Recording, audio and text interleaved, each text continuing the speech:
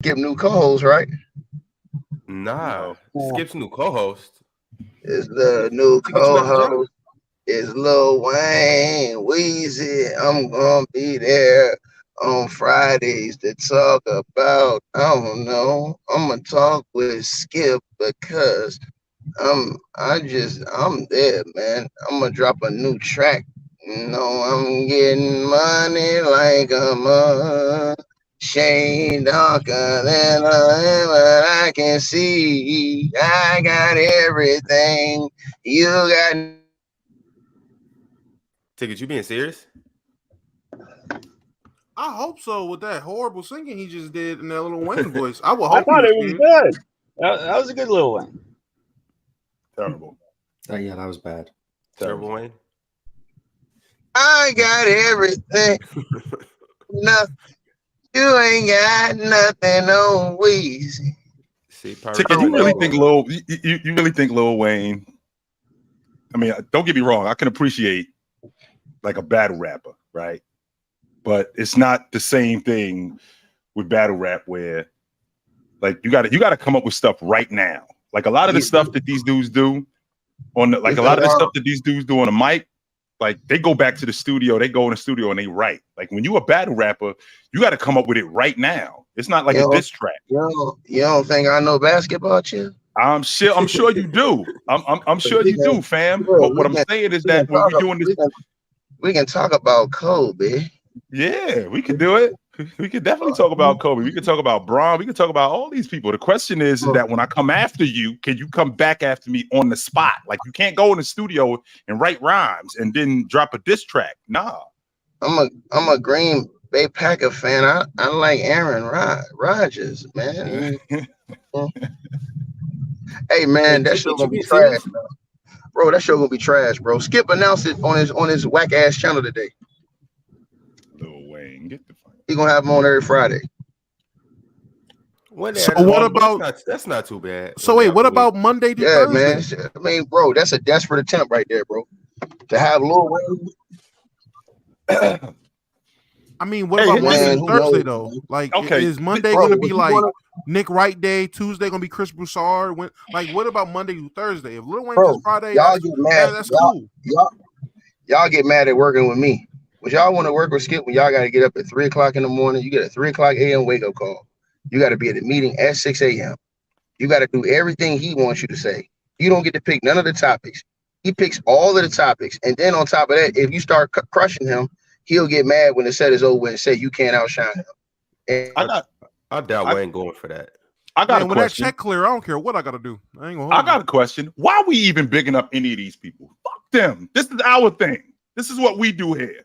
Fuck Lil Wayne. I'm not saying that. I don't know about that one. Yeah, I ain't going with that. I ain't going with that. But let me rephrase that. Let me rephrase that. Let me rephrase that. I don't mean Lil Wayne. I mean, yo, that's their thing. This is our thing. We don't care about what I don't care about what Skip Bayless is doing. I care about what we doing. And I want to talk about because Damo left yesterday, and I'm really interested to get into who Derrick Rose cleared because we went over this yesterday and it got a little spicy. I just want to put it on your mind. I want to put it on your mind. It got a little spicy. I didn't mean Lil Wayne. I want to make sure because I don't feel like that. Monday through Thursday though. Come see us Monday through Thursday. I really dig Lil Wayne. I don't mean Lil Wayne. We gon' I'ma let her lick the rapper. She ain't me like a lollipop. Shawty one of the yo ticket. bottles in. I don't care. All I'm saying is that we got our thing going on over here. That's all. That's all he brings to the show, though. So he gonna be up there, auto tuned up, ticket. Auto tuned up and lean down.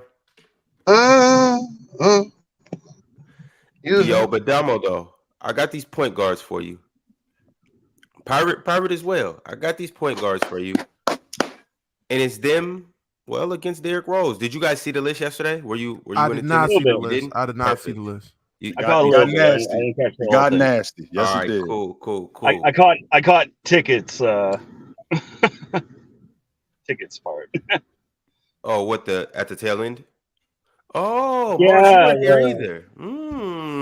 Yeah, let me. I want to see this Derrick list. Rose, I gotta see the this. Derrick Rose, Jamal Murray, Steph Curry triangle. Yeah, all right, hold on. Yeah, I've been informed about that. And to be honest with y'all, I know y'all think this crazy. Ticket made a really good argument about Steph Curry and Derrick Rose. I ain't buying it. I ain't buying it. Ticket, I love you. But he did make a good argument. But I base that off what you said. Hold on. Yeah. I base that off what you said because they said you was comparing his MVP season. So the season he won MVP, y'all all this dude got Hall of Famers on his team the years he won MVPs. According to y'all, he got multiple Hall of Famers. Derrick Rose ain't had one. He didn't have one. According to y'all, and do you believe it or not? He won 60 games. 62 games, actually. I'm just saying. Let me see the list. Steph Curry hit 400. Hold on, Pirate. Before we get into all of that, if you, I know Steph is your GOAT. That's your icon. I know you and Mars probably text on the side about Steph. Okay, we'll get to that in a second. First, let's get to this list, and I want to hear from all three of you guys. We're gonna go in order. We're gonna start with you, Mars, then you, Pirate, then Damo. All right, it's Derrick Rose versus the field. So first, we're gonna go Derrick Rose in his prime, whatever you may deem that as. It could be 2011 his MVP season. It could be other years. But Derrick Rose versus prime Ja Morant. Derrick Rose. Pirate. Yeah, Derrick Rose. Damo. If it wasn't for the guns, I would say Ja Morant, but Derrick Rose. That's crazy. The guns are the only thing? That's crazy, but it's okay, cool. Wow. Right. I like the guns. I mean, I give him bonus points for the guns. Oh, damn. Shout out guns, go pew pew. All right. Next, we got Derrick Rose versus Steve Nash. Steve Nash. I mean, I want to say Derrick Rose just to spite Mars. But I can't. No, it's Steve Nash. Nash clears. Nash does clear. Yeah. Okay. Nash clears. All right. Yesterday, Steve Nash and Derrick Rose was a tie. Before that, everybody up here took Derrick Rose over Ja, just like you guys. Next, we have Derrick Rose versus Jason Kidd. Jason Kidd clears. Yeah, Jason Kidd, easy. Not even a conversation, Jason Kidd. Okay. Let's keep it moving. Derrick Rose versus Penny Hardaway. Penny. Damo, like, why are we even having this conversation? Yeah, I mean, I'm trying to picture Derrick Rose in blue chips, and it wouldn't be the same. So I gotta go. Penny, like, what are we doing?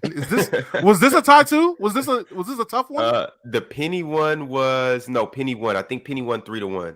And was Who Ticket was the one? One Derrick Rose. Ticket the one Derrick Rose. Penny out here. Penny's out here right now. I saw Penny last night at the game. Penny out here. Hold on. I saw Penny last night again. Did you discuss his career with him? What game? What game was he at? I said I seen Penny Hardaway last night. He's out. He in DR right now. No, okay. Memphis had a game last night out here against the Dominican national team. Oh, okay. Fire. Yeah, it's online. You can go look online. He was out here last night in his beach wear on the sideline looking crazy in a packed house out here, a packed arena. And you guys, I still ain't changing my mind though. So Ticket, Penny pulls up to your restaurant and he says, "Oh man, you the guy from that show." No, it was too many people. I was at the game though. I seen him right there on the sideline. No, I said, "What's up?" He pulls up to your restaurant. Oh, okay. Right. Nah. I went to go see the game last night. There was too many people in there, man. It was a cool game though. Yeah, it's online. That shit almost got like over 200,000 views already. The game was last night. Okay. I'll send you the link to the game so you can see it. He over here looking like Bahama Mama over there with the goddamn on with the flowers on and all the other stuff on his whole outfit. He beached out here, so yeah, he chilling. All right, cool. Shout out Penny, shout out Memphis. But in light of Penny Hardaway, you guys obviously know the next person that we had to choose was Derrick Rose versus Jamal Murray. Who are you taking? Derrick Rose. I mean, I do like Jamal Murray, but yeah, Derrick Rose. Damo, I don't know why your face like that. Why is it Jamal Murray because Jamal they won Murray. the NBA? Just because they won the NBA championship? Is that why? No, and why is it Jamal Murray? I feel like Jamal Murray because Domo thinks Derrick Rose is overrated. That's why. One, I do think Derrick Rose is overrated, but I do Jamal too. Murray I think he is too. In terms of defenders, and maybe I'm wrong. I don't remember Derrick Rose being the utmost best defender as a guard. So I don't think the gap in defense is like very clear, but the gap in offensive versatility and who's the better offensive player, like who's more skilled offensively, is Jamal Murray. Derrick Rose relied a lot on athleticism. He had skill, but that jump shot wasn't consistently always there. He was getting to the rim. That three ball definitely wasn't always there. He was getting to the rim, attacking the basket. That's fine. But Jamal Murray is the better offensive player, in my opinion. Playmaking, I'm going to have to go back and actually see what Derrick Rose is doing playmaking-wise. I know Jamal Murray isn't the best playmaker, but he's definitely an underrated playmaker, in my opinion. I'm taking Jamal Murray. Okay. Which means you think Hold on. What you mean Jamal Murray isn't the best playmaker? Wait, what'd you say, Mars? You think Jamal Murray's better than John Morant because you took Derrick Rose over John. Do I think Jamal Murray's better than John Morant? I mean, right now, yeah. Okay. Styles Wait a minute, fights, Mars. man. I was just about to say that, Ticket, because what Mars trying to do, Mars trying to trip you up with words. Because I think this dude better than this dude does not mean he better than that dude. No. Well, yeah, that's not the way that works. That is how it works. That is how it works. No, it's not. We're comparing you to one player and you're worse than this one player, but the other person's better than this player. No, that's not the way it works. That would directly make you better than the other person. That's exactly how it works. Yeah, I didn't like the style. That's exactly how that works. That's exactly how that works. Mars, if I think Dwayne Wade is better than James Harden, and then I also think that Michael Jordan is better than Dwayne Wade, I also think Michael Jordan is better than James Harden. That's just how that works. Like, I don't know what you want to say. That's how that works. Okay, that is fair, but I could also think that Dwayne Wade is better than James Harden, and Michael Jordan is better than James Harden, but Dwayne Wade ain't better than Michael Jordan. Yeah, exactly. That would be Michael Jordan 1, Dwayne Wade 2, James Harden 3. No matter how I spin it, James Harden will be the worst. Even if I never directly compared Michael Jordan to James Harden, I never said Michael Jordan's better than James Harden. I said Michael Jordan's better than Dwayne Wade. If Dwayne Wade is better than James Harden, that would mean Michael Jordan is also better than James Harden. Mars, I can give you a better analogy. Mars, I can give you. Listen, man, the bottom line is this, bro. Everybody doesn't compare all guards the same, bro. Like for some guards, you may think Jake Kid is better than some guards, and he ain't better than others. Ticket, your connection's bad. When you get to another spot, Ticket, you may think J.K. Ticket. I'm saying Ticket, when you get to another spot, Ticket, when you get to another spot, you're going in and out. You going in and out, Ticket. So when you get to another spot, this is just common sense. I'm confused at how we do it.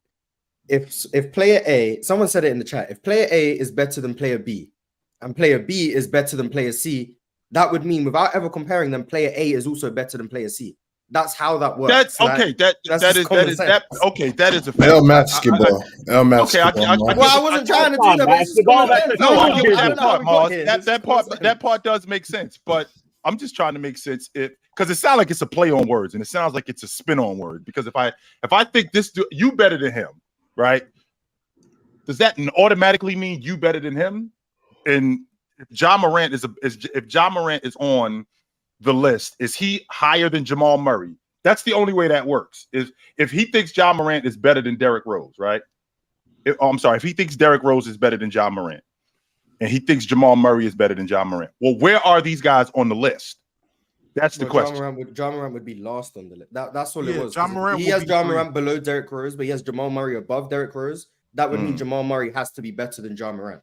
And that's all that's just how it has to work. More is like the logic is there. We all get it. The logic not how it works when you're comparing two guys. That is that's how it always works. I'm sorry. I'm not about to have this conversation. I'm sorry. That's how it works. I'm the one that said it works like that. That's how it works. I don't know why we're doing this. I don't know why we're doing this. We're actually breaking down two separate players, two separate entities. it doesn't always work like that. But go ahead, Damo. Yeah, because people are explain inconsistent. Well, no, I'm That just doesn't change saying, that's how it needs to work. I mean, I see what Mars was saying. It made sense when Mars asked me it. It made perfect sense. I had to think about it for a second. I'm like, yeah, it makes sense. Yeah. Derrick Rose, Ja Morant. Like, you see that? Ja, Derrick Rose.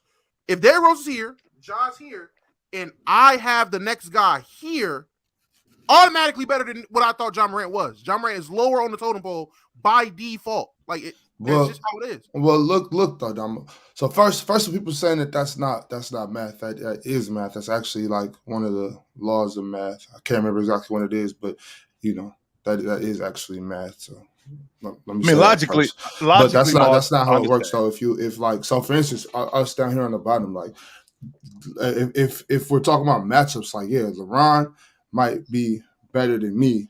He could beat me, and let's say I could beat Chilltown, but Ron can't beat Chilltown. You know what I'm saying? That happens a lot when it's matchups. So if we're talking about on paper, it looks like that, but that's not how basketball works. That's how we weren't that's talking about wait, hold on. Well, I mean, that's the better player.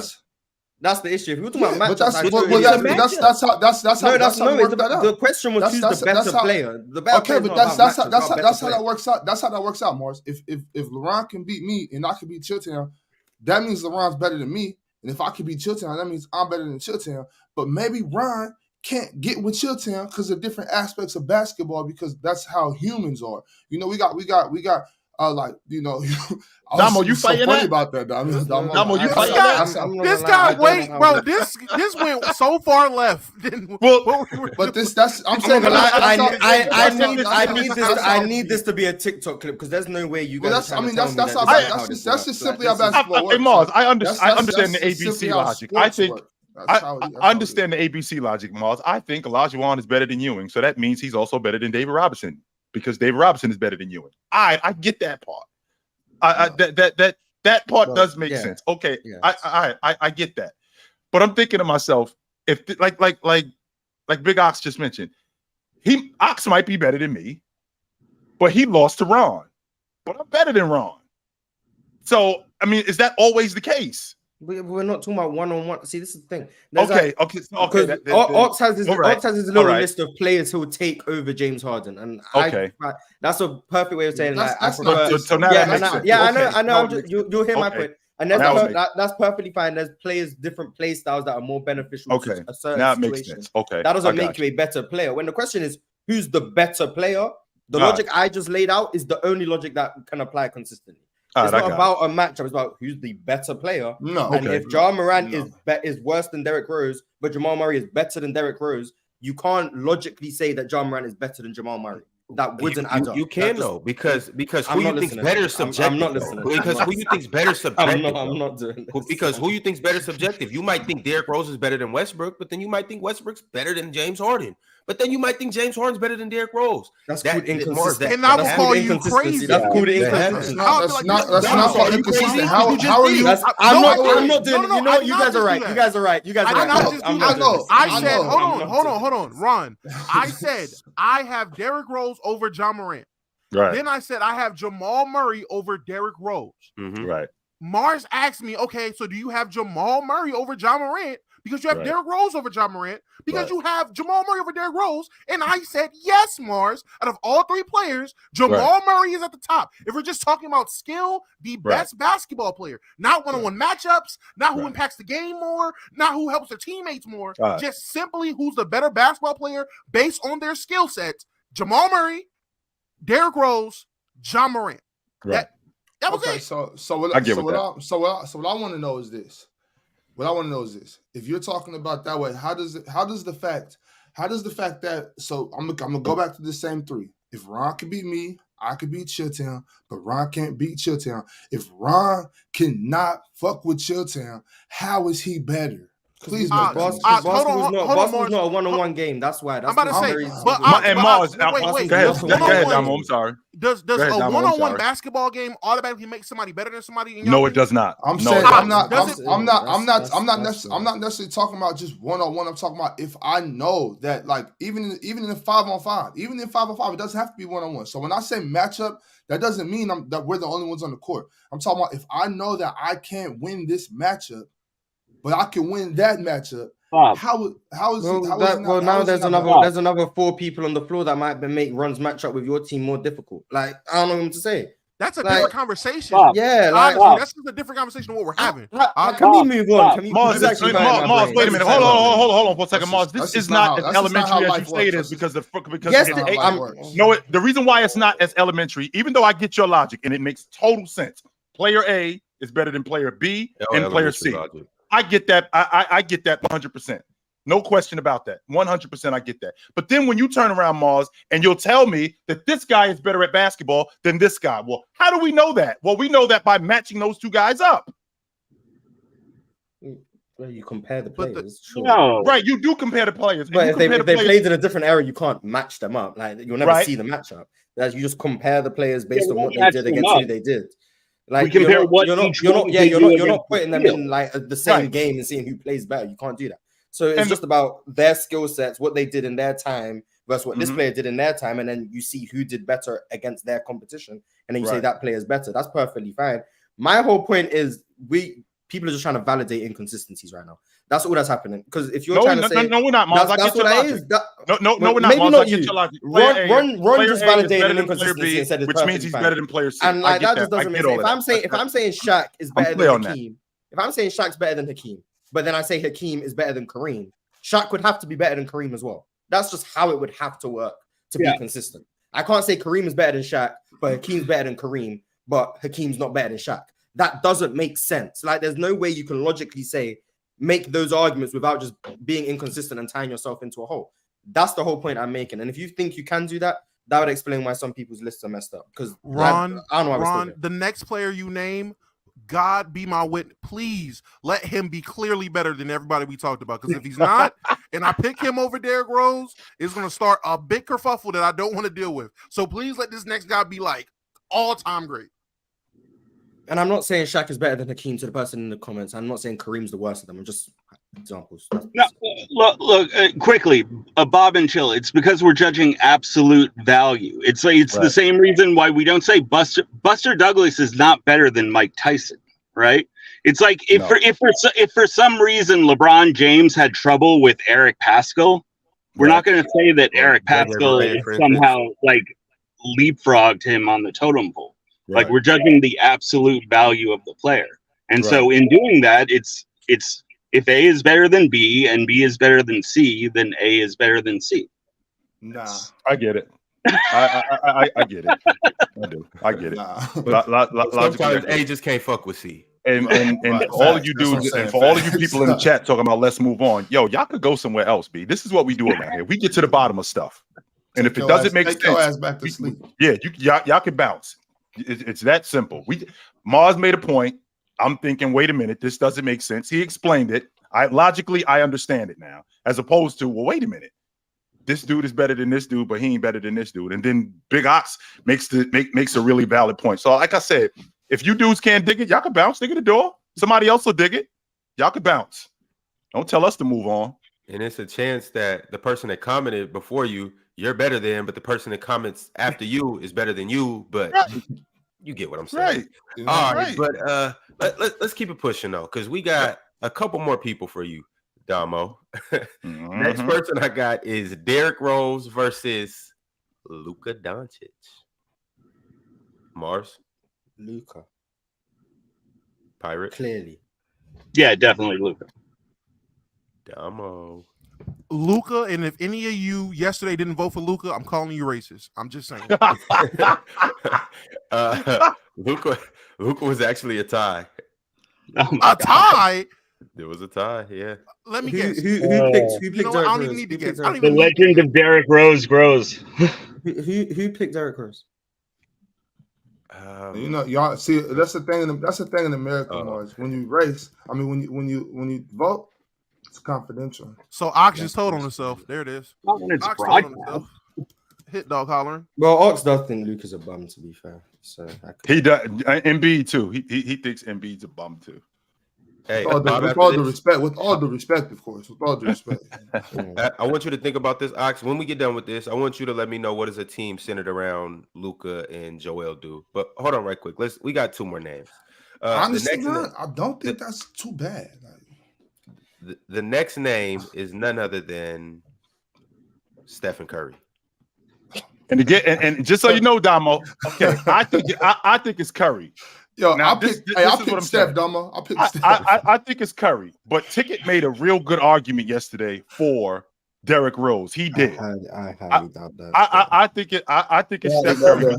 Ticket made a real good argument for Derrick Rose yesterday. Hold on, Junior. What the hell you mean you doubt that? The hell is wrong? I don't. I doubt there's a lot. I don't think there's a valid. Hold on. I don't think there's a validly consistent argument for. Hold on, Mars. Let me get your mind right real quick. Mars. Go ahead. Okay. Stimulate your mind, Mars. Yeah, I got an open mind right now. Hold on, Mars. They talking about Derrick Rose's prime.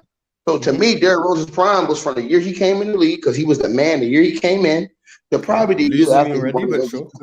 No. I'm saying probably to the year after he won the MVP.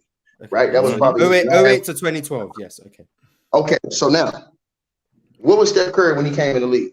Yeah, that's not. Wait. No. You asked the question. I'm going to answer. You asked the question. I'm going to answer. No, I'm asking you for a reason. Hold on, I'm building it up. You gotta let me build it up. Asking for a reason. What was Steph Curry? Can I answer what you asked the question? No. The anticipation makes it. I asked the question. I just want to build up the case real quick. When you're a lawyer and you trying to present your case, you don't just get right to the mix. You have to build it up so that everybody understands what I'm saying. Yeah, my fault. I thought when you asked the question, what was he when he came in the league? Am I meant to answer? No, I'm saying, was he the best player on that team? I guess it's Monte Ellis. I guess, sure. But hold on, he had 2 dudes that was better than him on that team, right or wrong? I mean, I'd almost say wrong. First of all, at that time, let me put this to you. No. I know. I didn't want to interrupt Ticket. Okay, let me put this to you like this. All right. The reason why I said what I said is because of this. When I told Chilltown yesterday, I said, Chilltown, think about this, because Chill has always said on his show that he thinks if Steph Curry went anywhere else other than Golden State, he wouldn't have never been Steph Curry, based off of the system that was played or the way they would have asked him to play. I agree with that because even before Steve Kerr went over to the Warriors, we still saw Steph Curry, but it wasn't Steph Curry unlocked like it was when he had Steve Kerr as the head coach.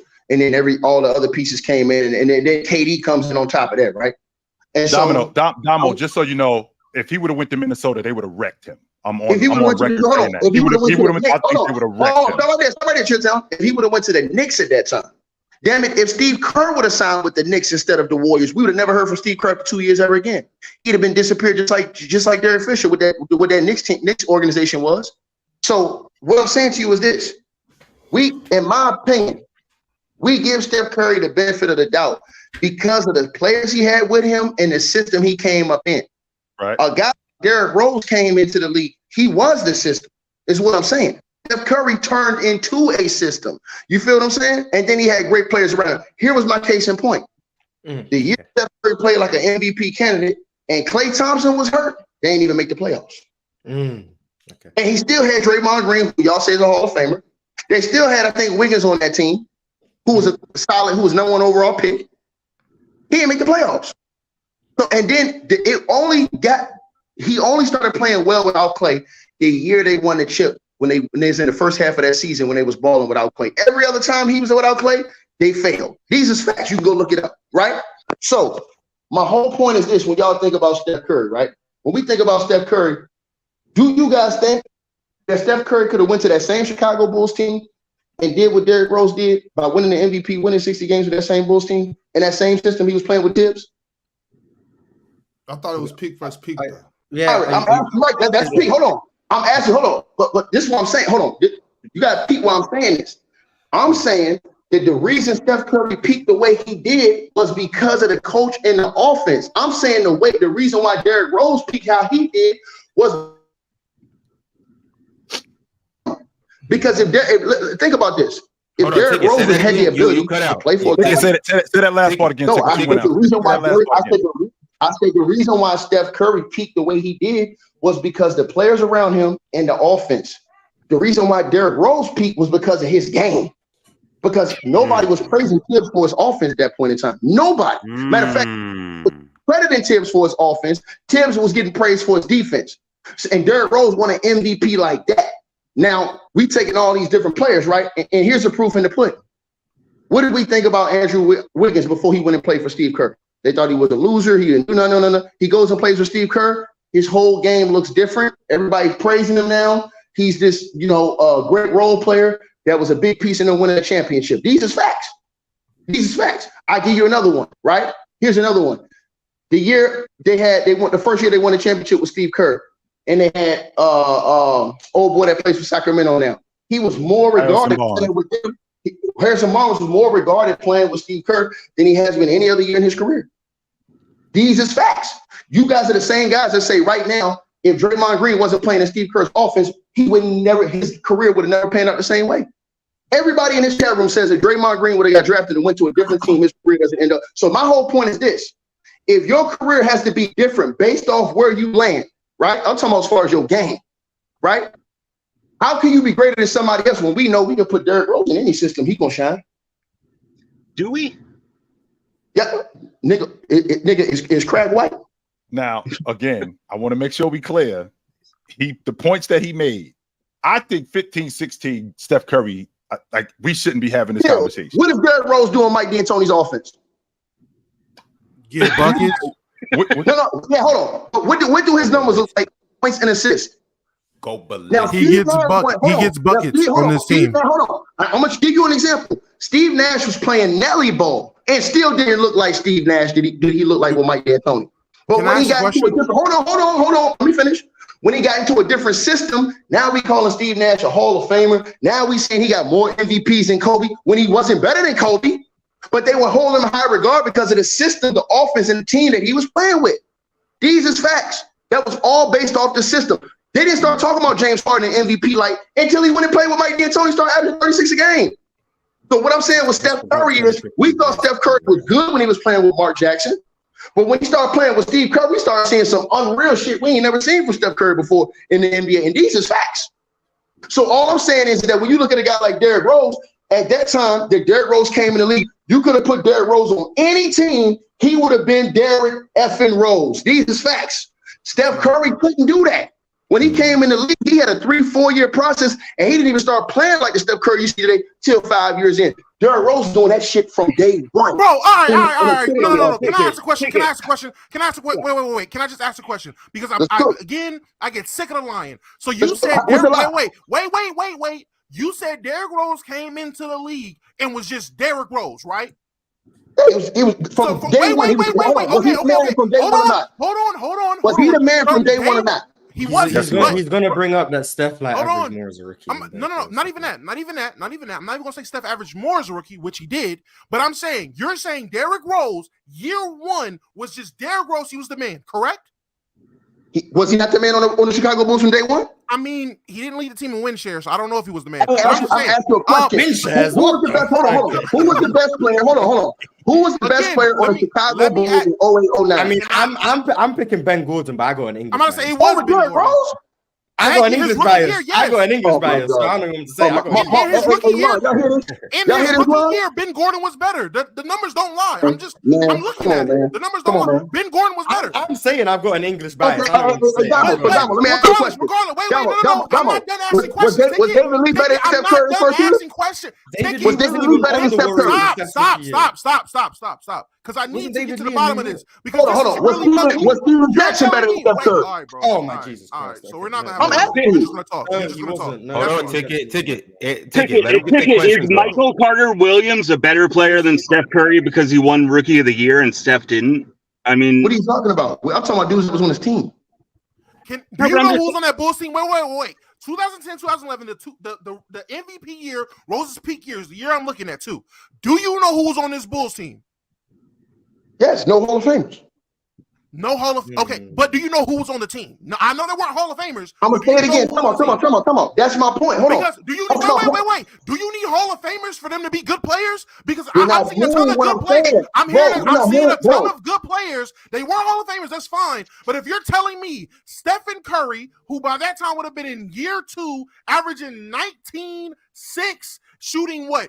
48 and 44 from the damn field, also shooting 93 from the free throw line, because I know you love your free throws, Ticket. You're a big free throw percentage guy. So Stephen Curry giving you those numbers, also playing 74 games that season, so he wasn't injured, and you're telling me you take off Derrick Rose and you insert Stephen Curry, and he's playing with Jakim Noah, Kyle Korver, Taj Gibson, Luol Deng, Carlos Boozer. You're telling me that team doesn't still do fine? That's still not a good team. See how after wait,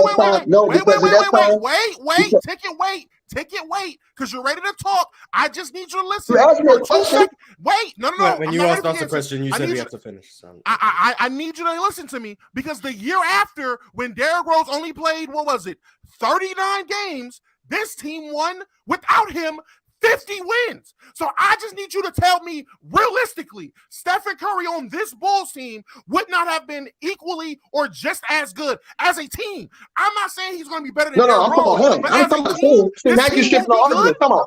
Now you're shifting the argument. I'm talking about the player. I ain't talking about the team. I'm telling you that Steph Curry was a byproduct of that offense. For example, I'm gonna say it again.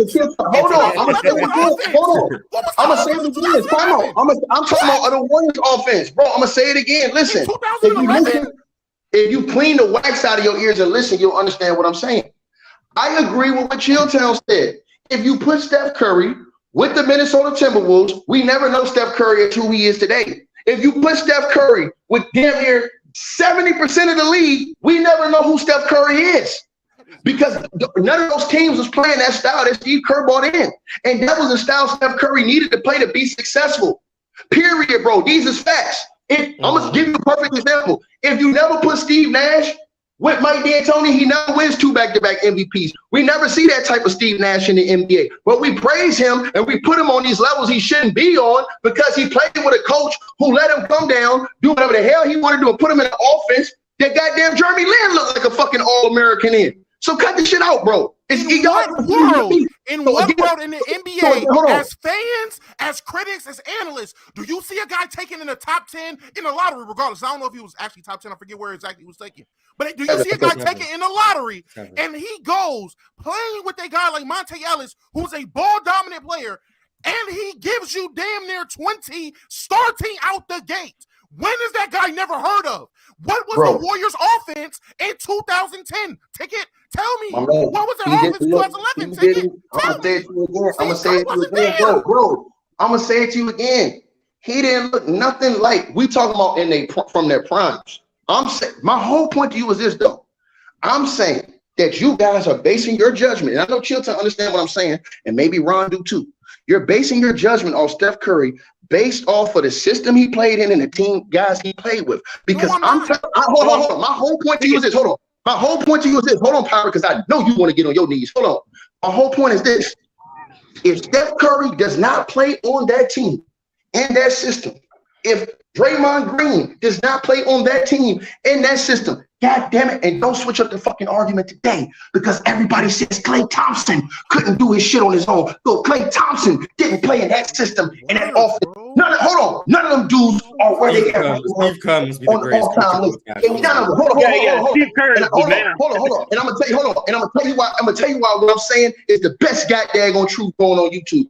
Because once again, I can prove to you that guys like Steve Nash, guys like James Harden, all these certain guys have to be in certain situations to be successful. I'm telling you that Derrick Rose's game, you could have dropped that Negro off in any situation, anywhere on God green earth, he tripled his worth. I'm saying, are you saying is success just winning? Wait, let me ask.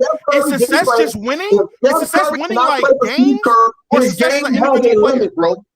If Steph Curry play for Steve Kerr, his game has a ceiling. With Steve Kerr, his game has no ceiling. Or as a team? Success I'm is talking about the winning or just individual players? Oh, I'm talking, bro. We talking about players. You're wrong. You're wrong, nigga. You're sitting here lying. Hold on. Here's the one question I'm asking you. Hold on, Damo. Here's the one question I'm asking you right now. Hold on, Dom. I'm gonna end you right now. I promise you, I'm gonna end you right now. Put us on the big screen, Ron. I'm gonna ask you a question right now. The way Steph Curry's been playing for the last 3 years, you think if he was playing with the T-Wolves, he'd be playing the same way? That's not the Yeah.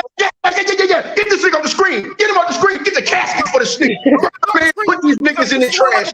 He's lying. No. Out of the door in the trash, man. Chill down. It's the dead body around here, chill down. It's the body around here. It's the body around here. Ticket. If you're going to sit here and say Steph Curry without Steve Kerr, without Draymond, without Klay Thompson can't be successful, I look at you, Ticket, and I say, do you mean winning or just individual stats? You said just as a basketball player. No, I'm talking about as a player. You're a liar. You're a liar, Ticket. Bro, you're not listening. We talking about players in their prime. You need to listen. You're not listening. Listen to me. In 2009, 2010, none of them niggas was there. Steph still giving you damn near 20. In 2011, in 2010, and who's offense? Hold on. None of the niggas are there. Steph is still giving you damn near 20. That guy was still able to succeed at some level without any of the people that you're saying, without the system that you're talking about. So if you're talking about what? No, he was not there. Hold on, you didn't hear what I said?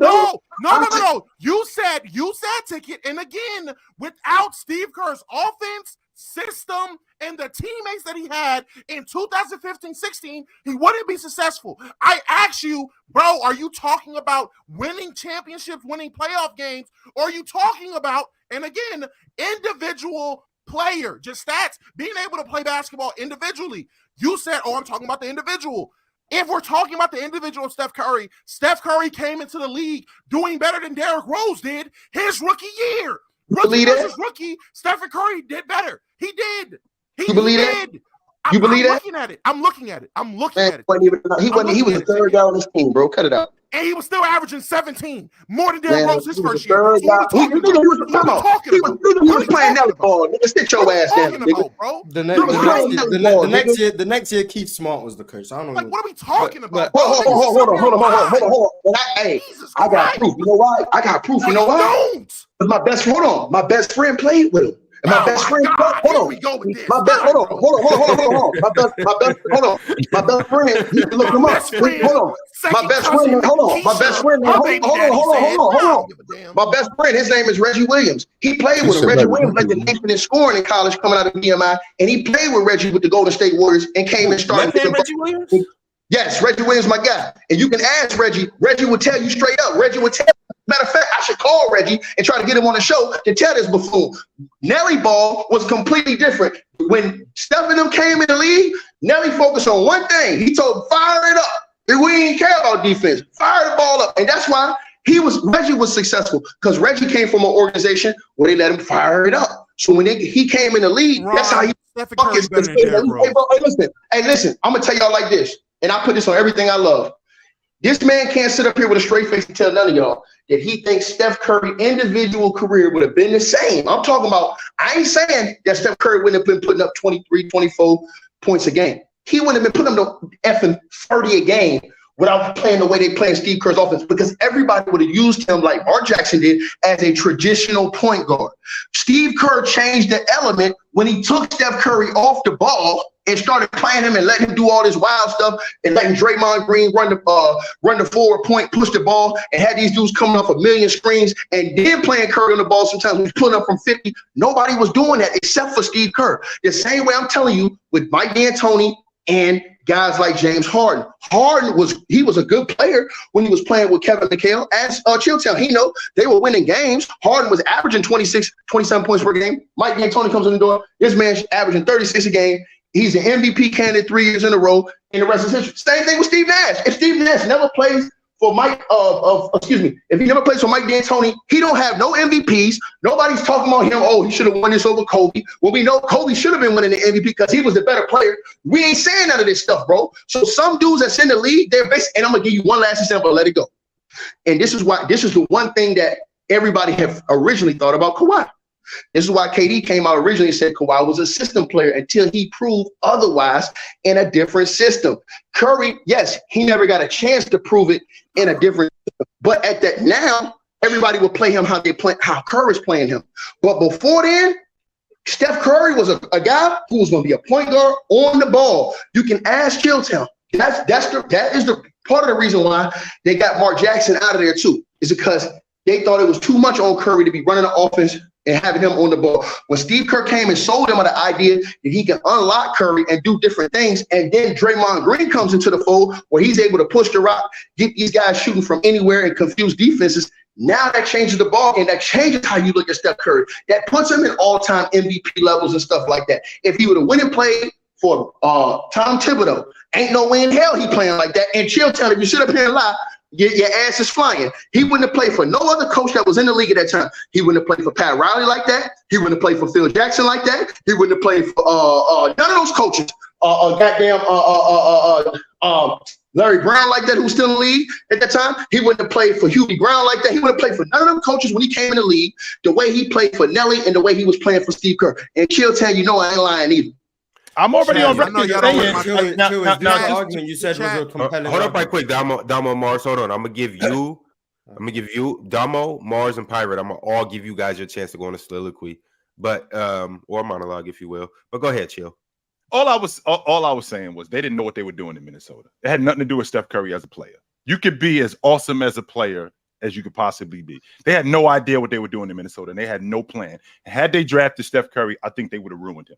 Same thing going on in New York City. I think that they would have ruined him. Hold on. Chilltown. How do you think Isaiah Thomas would have played him? Isaiah Thomas would have played Steph Curry. He would have played him like him. At the point, right? Yes, he would have played him like him. Which means Steph Curry would have had he'd have probably had a great career. He'd have probably had a great career. The difference between Isaiah Thomas, again, the difference between guys like Isaiah Thomas and what Minnesota was doing is completely different. He would have still been a baller if he played for Isaiah Thomas. Minnesota had no idea what they were doing. No. I'm not Chilltown. I'm not. Listen, I don't want nobody to say I'm not saying he would be a baller. I'm saying the way we look at these guys. I'm saying the way you look at James Harden for the years he played with D'Antoni, right, versus the years he didn't play with D'Antoni. James Harden's his whole career is built off those years he played with D'Antoni. That's the same thing with Steve Nash. It's certain players that when you get in a certain system, it unlocks your entire game. Yep. And this is facts. And it's especially has been proven with guys like D'Antoni and Steve Kerr. These is facts. If everybody in this channel know this, if Draymond Green is drafted by any other team in the Warriors, he's out of the league in 5 years. He goes to the Warriors, plays for Steve Kerr. Everybody say he's a Hall of Famer. Now, these is facts. So yes, coaching, a system, everything has a lot to do with how certain players turn out, bro. These is facts. Guess what? If LeBron James never would have traded Wiggins for Kevin Love, do y'all think Wiggins turned out the same way his career turned out? Wiggins might have folded under that pressure as a rookie, and we'd have never seen him again. These is facts. But he got to go in a situation, where there was no expectations off the rip. He could shoot all these bad shots and everything, and nobody have any kind of credit. As soon as he goes to the Warriors and does it, now he's a world champion. Everybody look at his whole game differently now. See what I'm saying? That's all I'm saying to y'all, bro. All right, Ticket. Let me let these three rebuttal. Go ahead, let them cook. I'm going. Then we're gonna get to the last player for the Derrick Rose versus, and then you see the title of the show. We're gonna get into the best duos in the NBA right now. We're gonna rank every duo based on every team. But go ahead, Damo. I'm gonna let you get the floor. Your Ticket. Let them cook. Or this is gonna be super fast. This is gonna be super fast. One. In every universe, Steph Curry clears Derrick Rose. There's no conversation.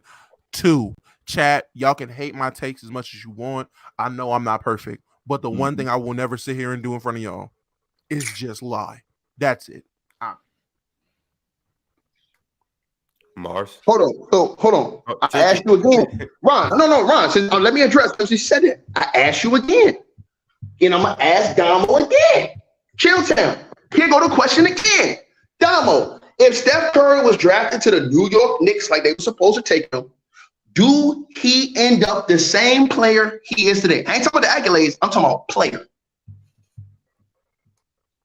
No, he ends up still an all-time great player, though.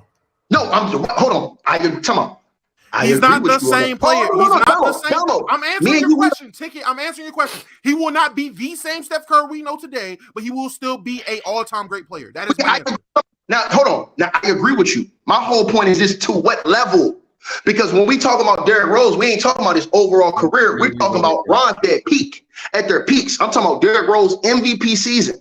And I'm talking about Derrick Rose playing with a coach that wasn't an offensive coach, and he still won MVP because of how bad he was that season. These is facts. So I'm saying, hold on. This is the last thing I'm saying to you. Damo, this is the last thing I want you to know. All-time great player. But Damo, this is the last question I'm gonna ask you. If Derrick Rose in his prime was playing in a guy like Mike D'Antoni's offense, what do you think Derrick Rose's numbers would have been versus what they were in his prime when he played with Tibbs, who was not known as an offensive coach? Probably worse because he can't shoot. Okay. All right. Mars, it's on you. What is your reply to this whole thing? I just want everyone to know the argument against Steph Curry is if you changed everything about his career and gave Derrick Rose everything that would benefit him, he then could be better than Steph Curry in his peak. Also, the argument was predicated on Steph Curry's start of his career, which is not his peak. I just want everyone to pay attention to what's actually happened and how this argument has been made. And somehow this is a compelling argument. I also want to say Steph Curry in 2013, Steph Curry in 2014 is already a better player than Derrick Rose ever was. And that's before Steve Curry even arrived. I also want to say in 2015, that's a lot. It's my time to talk, so shush. I also want to say in 2015, before Steve Kerr even put Steph Curry off the ball, because Draymond Green wasn't a starter, it was David Lee, then David Lee got hurt, and Draymond Green still wasn't the primary facilitator when he got put in the starting lineup. Steph Curry was still being used like a traditional point guard in 2015. Won the MVP, he wasn't an off-ball player. He was already better than Derrick Rose ever was. That's another year where Derrick Rose is not better than Steph Curry, and Steph Curry is not benefiting from this off-ball system like you seem to be implying. So I just want to let it be known to everyone in the chat so they can keep up with what's actually happened. And the compelling argument that was made is Derrick Rose in a better situation offensively, like with a Mike D'Antoni, and Steph Curry, if you take away all the pieces he's had around him and take away his coach and then change the way he has to play, then Derrick Rose can be better than peak Steph Curry, which is not the question. The question is just who's better in their peak. And we all know that Steph Curry is a better player, so you have to take away everything Steph Curry has done to try and make the argument for Derrick Rose. And I get it. We're in the off season. You have to make the hot takes. You have to get the views for TikTok and blah, blah, blah. Ticket's doing a great job at doing that. But if you guys genuinely believe this argument makes any ounce of sense, please get your brain. Hold on. First of all, boy, I don't use TikTok. So I have a TikTok. I don't use it. You see the clips. Hold on. Secondly, hold on. No, I don't see the clip. I don't see the clip. I don't see the clip. You talk about how the clips are edited all the time. I'm not on TikTok. I'm talking my girl. They get posted on TikTok. Hold on. They get posted on YouTube. Hold on. Secondly, let me address what you said again. My whole point was this. My whole point was a hypothetical. Hold on. My whole point is we judging a player who was in a better situation with better players around, with Hall of Famers around him. All I'm saying is this: if we're gonna judge Derrick Rose and off his best season and Curry off his best season, we also have to look at the different parameters, bro. We have to, bro. Listen, and this is the reason why I say it. And I'm gonna leave it at this, Ron. You can go to Pirate. We degraded Kobe Bryant for years that we counted off his prime because he played with Shaq. 3 years that Kobe Bryant won championships with Shaq, we discounted those years because we all said he played with Shaq. So that's the reason why Kobe wanted to get away from Shaq. Hold on. So that's the reason why Kobe wanted to get away from Shaq, was to prove his greatness away from that dude, because even though he had all-time great seasons with Shaq, nobody was giving him the credit because they were saying he was playing in a certain system that had Shaq in it. All I'm saying to you is this: Derrick Rose wasn't afforded to be playing with all those other Hall of Famers on his team. He didn't get to get KD for 3 years on his team and play with a guy like KD, with Clay, with Draymond, and all those guys that y'all talk about. So all I'm saying to you, and again, you playing with players at that level makes the game much easier for you. These is facts. If I got KD on the court, hold on. That's the reason why when they played LeBron James, it was no contest. People thought they was gonna win off rip. Because now what you did was you used the cheat code. You made the game so much easier for you, because now teams got to make a decision. Am I going to guard Clay? Am I going to guard KD? Am I going to guard Steph? That's a huge decision to make because Klay can go off and give you 35 in a quarter. He can give you 45 in a game. We've seen him do it. KD can go give you a 40-point triple-double in the game on that team whenever he wants. Steph gets hot. So Derrick Rose never had those options. So when he played, this is the same argument I had when y'all always used to kill me about having AI ranked so high. I rank AI so high because look at the teammates he played in, the system he played in, and the way he had to carry those teammates versus he wasn't afforded to be able to have guys like Klay, guys like KD of that ilk in their prime in that type of system to play his game. He didn't. He was playing with Eric Snow, got daggone Aaron McKee and guys like that. So we got to, all I'm saying is this, when we judging these players' games, we can't use the fact that they were in better situations to elevate them. We do that with Steve Nash when he was coached by Mike D'Antoni. Steve Nash should be nowhere near, and I don't give a damn what nobody say. He should be nowhere near being mentioned as better point guards. You got some people trying to put him on the same level of guys like Magic Johnson. You got dudes like Dumb saying Magic couldn't play in the league today. All this other stuff. You got dudes trying to put him on the level of He said it. Yes, he's. The reason why I said it was compelling is because the original idea was peak for peak. So Steph Curry, I'm convinced Steph Curry's peak season, I think it was the 15-16 season. I think that was his best season compared to Derrick Rose's best season. I don't think that it's close. Ticket's argument and Ticket's stances, how did we get there? That was Ticket's argument, was how did we get there? And he did make a couple of good points. He didn't move me, but he did make some good points to why this is why this is. I'm still not on the fence. Steph Curry, like a 6 or 7 foot, like a 6 or 7 foot bar that you see high jumpers clear. Steph Curry clears Derrick Rose, but Ticket did make up. He had me listening to him. That's the point that I'm making. I'm gonna leave it alone. I'm going on mute. I'm gonna say this to you. I'm going on mute. That's all I'm saying. Kill Town. Hold on one second. Everybody listening to this, and y'all be honest with yourselves, bro. Here's the effect that it has of what I'm talking about. Before James Harden played for Mike D'Antoni, he's good. He's leading the team over there with Kevin McHale. Thank you. Stop saying that. Hold on. Let me finish my sentence. No, I'm not going to let you finish this. I'm tired of hearing you with this nonsense. Respectfully, was just okay. No, Ticket. I'm not letting you do this. Because what's going to happen is, respectfully, Chill Town. After James Harden played with Mike D'Antoni, dudes was saying he was a better offensive player than Kobe and Mike.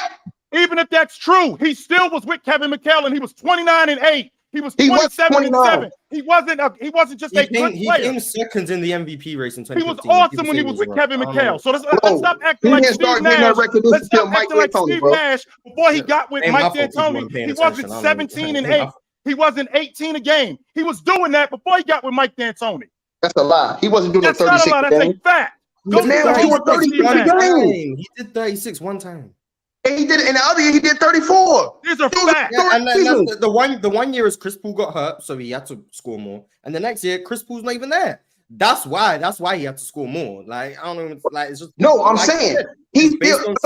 Be what I'm saying. He still did those seasons under Mike D'Antoni, and you can't just use him as a narrative. You can go to any point guard. Every point guard that plays for Mike D'Antoni, their numbers go out of the roof. My whole point is we're swayed off James Harden's history because he played with Mike D'Antoni. Now dudes is out here. They were saying at that time he's a better offensive player than Kobe. He's a better offensive player than Mike. All this shit based off a system he was playing with Mike D'Antoni. I ain't coming to bullshit. I'm capping, nigga. No, they were wrong. I mean, you using idiots' opinions to say, "Oh, this is proof that." He's an idiot. He's aficionados on national TV. Being on TV doesn't make you intelligent. I don't know. Like, we also, by the way, the biggest ether to everything Ticket just said. He said Jamal Murray and Derrick Rose were a toss-up. That there we go. Automatic. We're talking about system players and Jamal Murray benefiting from having superstars. He said they were a toss-up. This is just clear Steph Curry bias because he said Jamal Murray and Derrick Rose were a toss-up. That's automatic proof that he is just here to spew a BS narrative about Steph Curry. That's just the proof. No other evidence you need. He said Jamal Murray and Derrick Rose were a toss-up, and Jamal Murray has played in this Denver system his whole career with Michael Malone, played next to Nikola Jokic, has never been the best player in his team, and he said they were a toss-up. That is unequivocal evidence that he is just trying to spew nonsense against Steph Curry for whatever agenda he may have. That's proof. There's no other evidence you need. There you go, Pirate. You can do what you need. That's the unequivocal proof you need. There you go. The defense Pirates. All right, I mean, Ticket, I love your passion, but let's just cut to the chase. Steph Curry is the greatest shooter I've ever seen. Okay, Steph Curry is by far the greatest off the dribble shooter that I've ever seen. That's not news. On top of that, he has fantastic handles.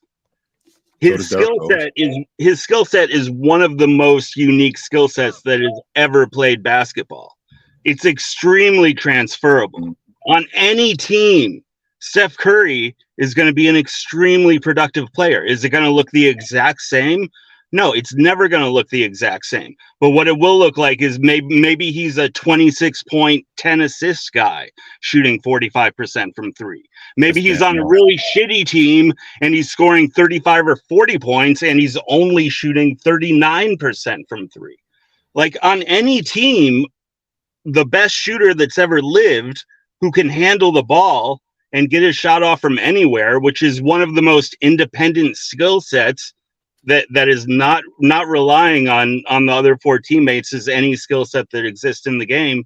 Hey, Power, I got heat for niggas like you. So let me ask you a question. If Ray Allen would have played in Steph Curry's spot, would we be talking about Ray Allen as the greatest shooter to ever play? Because remember, Steph Curry just passed Ray Allen a couple of years ago after all those years he's had in that Golden State Warriors offense. So if Ray Allen would have had all those years playing in the Golden State Warriors offense, Ray Allen's records would have been out of this stratosphere. Because remember, I love Ray Allen. Ray Allen's a great player.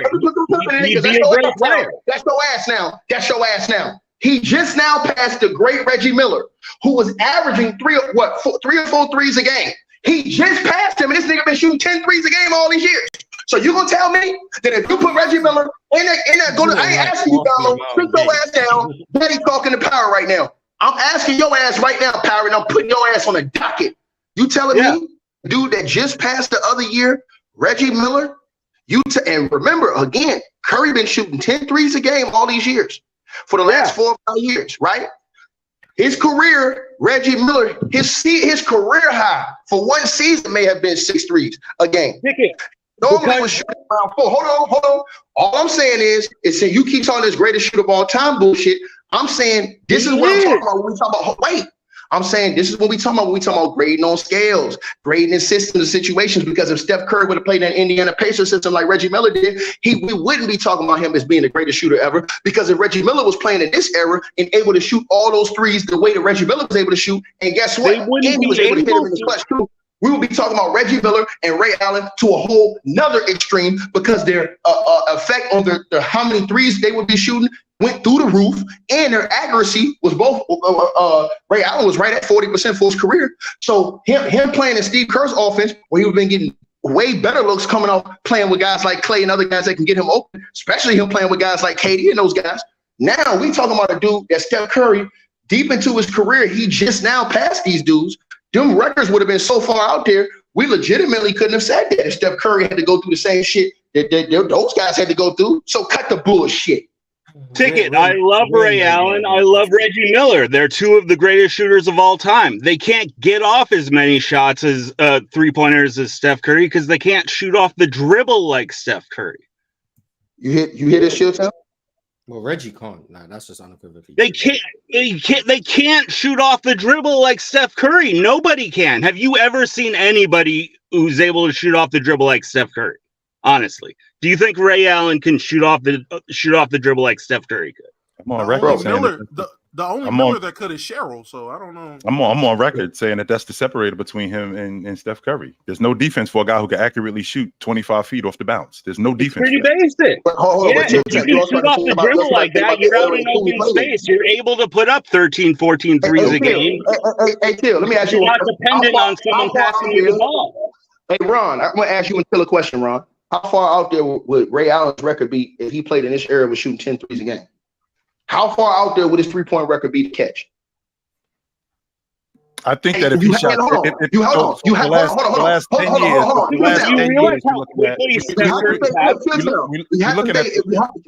we have to say if Because remember, when we compare players from different eras, we have to say, because you're judging on two different scales. You're judging on a game that was played at a slower pace in the 90s versus the game that's played at an extremely high pace today.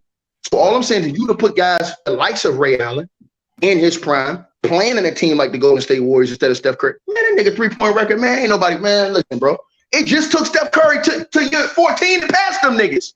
Pickett, do you think Ray Allen or Reggie Miller had the handles that Steph Curry's has? They ain't got to have the handles. Hold on. Do you think that Steph Curry had the clutch gene and will hit shots in the clutch like Reggie Miller and Ray Allen? I don't want to talk about. I know you don't want to talk about that. You want to talk about being the greatest shooter, except for when it counts, sucker. So sit your ass down somewhere, nigga. I'm trying to the sum of all parts. How you the greatest shooter, bro? Right? How you the greatest shooter but can't make them when they count? I know Reggie Miller, you can make them bitches when they count. I know Ray Allen hitting them bitches when they count. And since Steph Curry, the greatest shooter you ever seen, shooting them off one leg, coming out and all this shit. Why are you missing all them shits in the clutch when they count? Out of the 5,000 men who have played in the NBA, Steph Curry has the highest free throw percentage of any person who's ever played in the NBA. I asked you why he can't make them in the clutch if he's the greatest shooter you ever seen. Because I told you he ain't. Ray Allen, Jesus Shuttlesworth, the greatest goddamn shooter I ever seen, because he make them in the clutch too. Not only do we make him in the game. I love Ray Allen. We don't have to diminish one guy to build up another guy. You can't tell me this isn't just a gender pushing. Go ahead, Bob. My bad. I gotta go soon. Because I got a dentist appointment. I gotta go soon. I was hoping we was gonna get to the duels before. Yeah. We gonna get into that right now. I ain't trying to run the show or nothing. You know what I'm saying? No. We gonna get into that right now. Go ahead, Bob. What was you gonna say, man? I'm gonna be quiet. Go ahead. I don't got nothing to say. I was just hoping we was gonna get to the duels before I left. Because hey Bob, I'm gonna ask you then. If Ray Allen played in, hold on. If Ray Allen played in this era, do you think Ray Allen goes? Do you think? Because Ron didn't answer my question. I asked Ron and Chilltown, them niggas was quiet. Niggas act like church mouses. So I'm gonna ask you. Oh my God, Brett! We already been over this. Okay, I've already stated. I think Ray Allen is the best shooter of all time. I've already stated that. Thank you. So I ain't the only one on that island. And you're not the only one on this island. I think that Ray Allen is the best catch and shoot guy ever. But the separator, even if he's shooting 10 threes a game, he is not shooting the basketball off the bounce like Steph Curry. That's not my opinion. That is a fact. Period. No, even if he's shooting 10 threes a game, I'm not done. After he's shooting, after he's catching shooting, he's money. But he's not stretching the defense off the bounce like Steph Curry. Period. I didn't say that. I'm saying, but does that make you a better shooter? What you're saying. You can't just leave out what you can't do. Does that make you a better shooter? What you can't do is you can't leave out how you're doing it. You're talking about him making threes. So when you talk about Ray Allen, who again I think is the best catch and shoot guy ever, making it in the clutch. Don't act like Ray Allen has not. Don't act like Ray Allen has not folded in the clutch too, because I do remember against the Los Angeles Lakers in 2008, where he hit 6 threes. The very next game, he went 1 for 8 on a long ball. 1 for 8. So it's happened. Who you seen do it more, him or Steph? Here we go. See who you seen. That's what I thought. I can tell you what I have. I remember the 2012 Eastern Conference Finals when Ray Allen was playing for Miami, even though he had a Boston uniform on. I remember the other finals when Ray Allen saved LeBron's legacy. I remember the other game, when Ray Allen was hit to win that game. Man, y'all niggas some cat. Hey, just because y'all hate me, y'all can. Hey, nobody hates you, Chicken. Nobody hates you. Nobody hates you, Chicken. Nobody hates you, and I don't hate you. But when we're talking about Ray Allen, when we're talking about a shooter, I've said this and I'm on record. He's the best catch and shoot guy that I've ever seen. Nobody is better. The separator between him and Steph Curry is off the bounce. There is no defense for a guy who can accurately shoot off the bounce from 25 feet. And my response to that was my own last question. What to that was is since you said that, why Steph Curry always be missing them shits when they count? Why you keep saying? All right, y'all.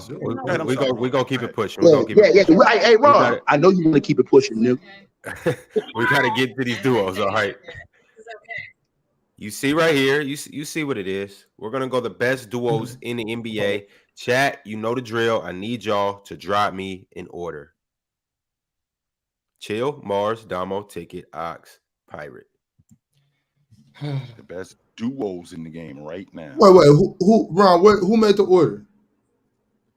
Someone's getting it from the chat. He was just saying That's the people who are. My bad. Y'all gonna hate me in the chat room. I'm the best bad guy you niggas ever seen.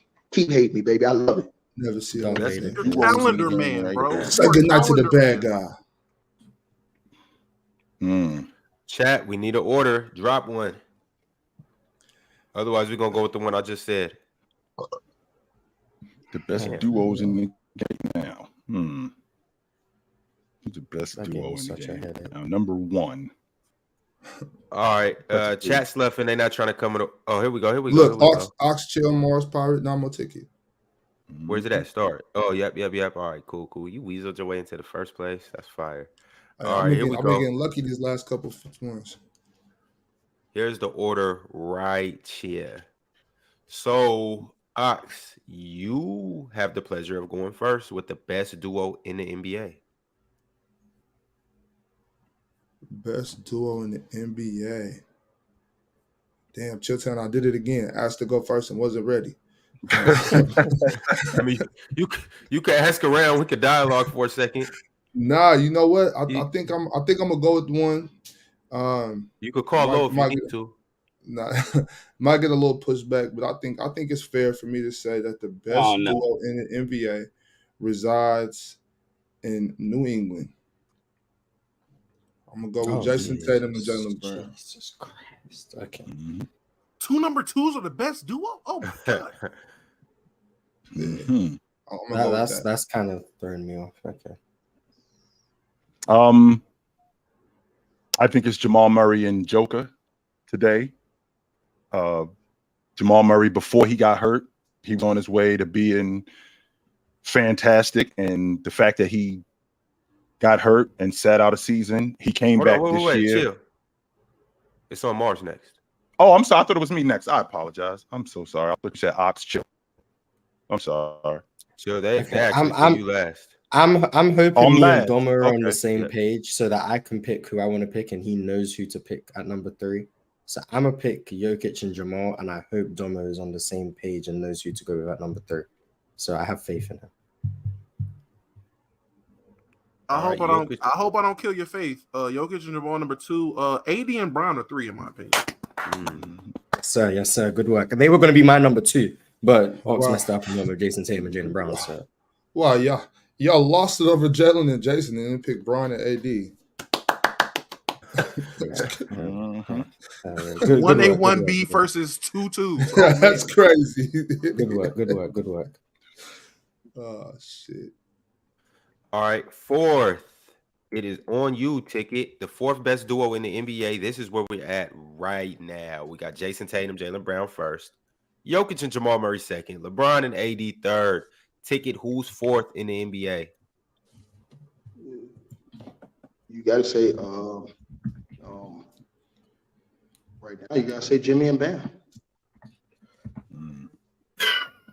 I mean, they've been the ones that have been in the conference finals 3 out of the last 4 years. They've been in 2 of the last 4 finals. You got to say Jimmy and Bam. I thought it was just Jimmy Butler carrying. Are we talking about the best duos since they've been together, or the best duos today? Best duos today. Really projecting into next season. Ticket, I wasn't getting at you. I was just saying, after I made that comment about AD and Bron, somebody in the chat said, well, they won one, but that was 3-4 years ago. So I'm just curious to know, what is the criteria so we can get – I want to get the criteria out the way right now so we're not arguing for the next 20 minutes. I'm using winning. I'm using winning in that too, as far as the success that those two have had together. Right. I could dig that. I'm just doing the 2 best players playing together. Today, or just 2 best players playing together today, though, right, Mars? Mm-hmm. Yeah, as of today. Not from the past 5 decades. Yeah, not 5 years ago. No. Okay, cool. Want to make sure we got that. Mm-hmm. All right, Pirate, it's on you next. I was thinking about it. I think this might be the era of duos because it seems like there are a ton of good duos. Like almost every team has a couple of good players. But like going in this next year, I don't think anybody's fucking with James Wiseman and Marvin Bagley Jr. Oh, I mean, you got 2 number 2 picks coming into their prime, no holes in their game. Yeah, told you, boss. James Wiseman, All NBA this season. He's gonna be All-Star. Yeah, I got a question. Why don't Mars get the same smoke for Pirate? You talk all that gangster shit with me, but you don't. Because I know Pirate's trolling. You just he just said KD and Book. I'll say KD and Booker. KD and Booker. Yeah, they would have been in my top 3 as well. KD and Book. Mm-hmm.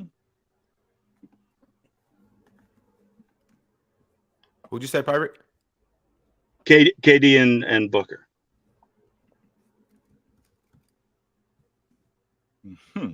KD and Book at number 5. That's disrespectful. Them saying putting KD and Book right there, that's disrespectful. Facts. Who you got, Ticket? Nigga, you know who I got. Yeah, exactly. Facts. You know who I got next. No, chill. It's on you. Giannis and Drew Holiday. There you go, right there. Freakily. They should be. Ticket, you said Jimmy and Bam. My bad. I didn't know you went already. My bad. Yeah. No, I'm saying KD. Giannis should have been over KD and Booker. Mm-hmm. I think it's close. All right. It's close to that word. Go ahead, y'all.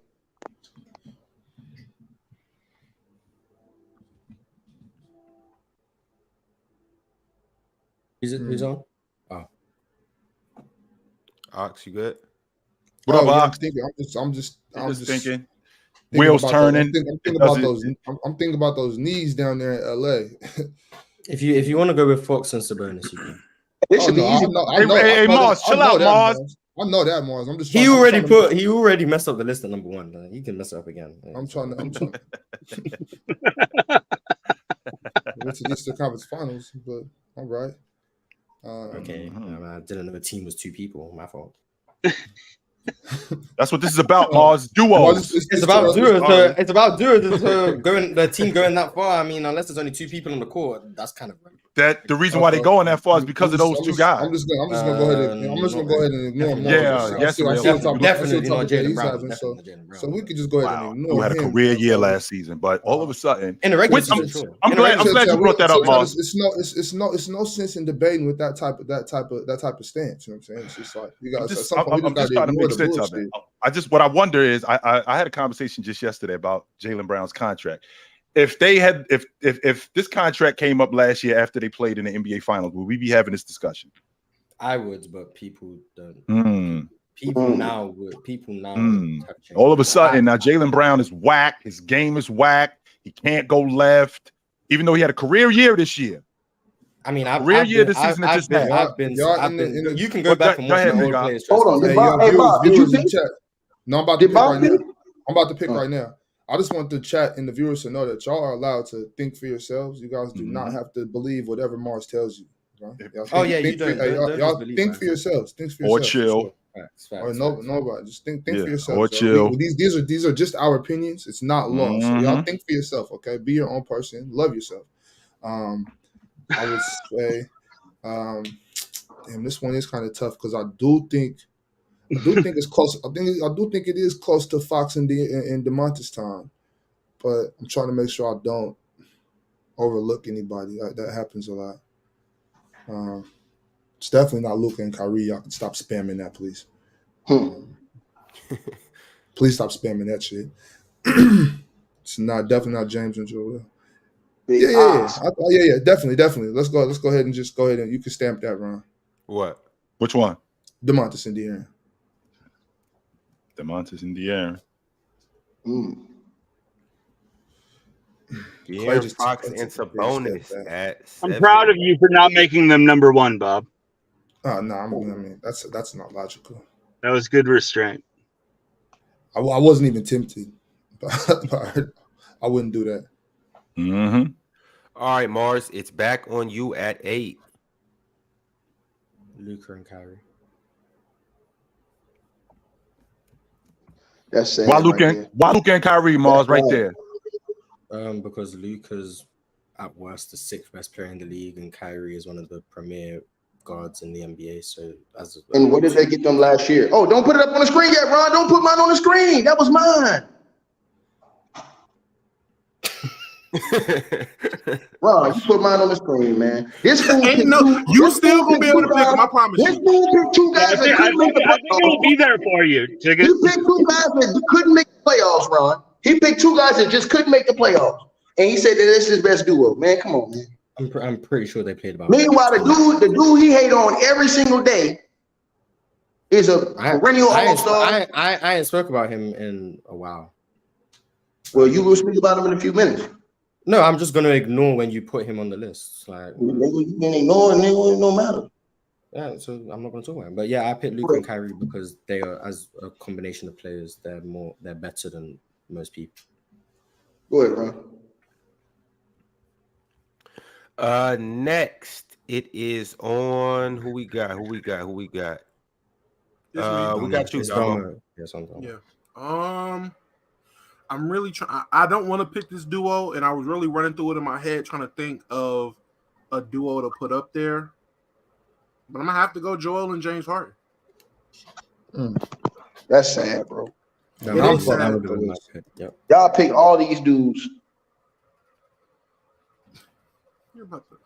I seen who you're about to pick. Please don't talk. Ron, I'm about to cook their ass, Ron. I'm about to fish fry these niggas for the cap they doing.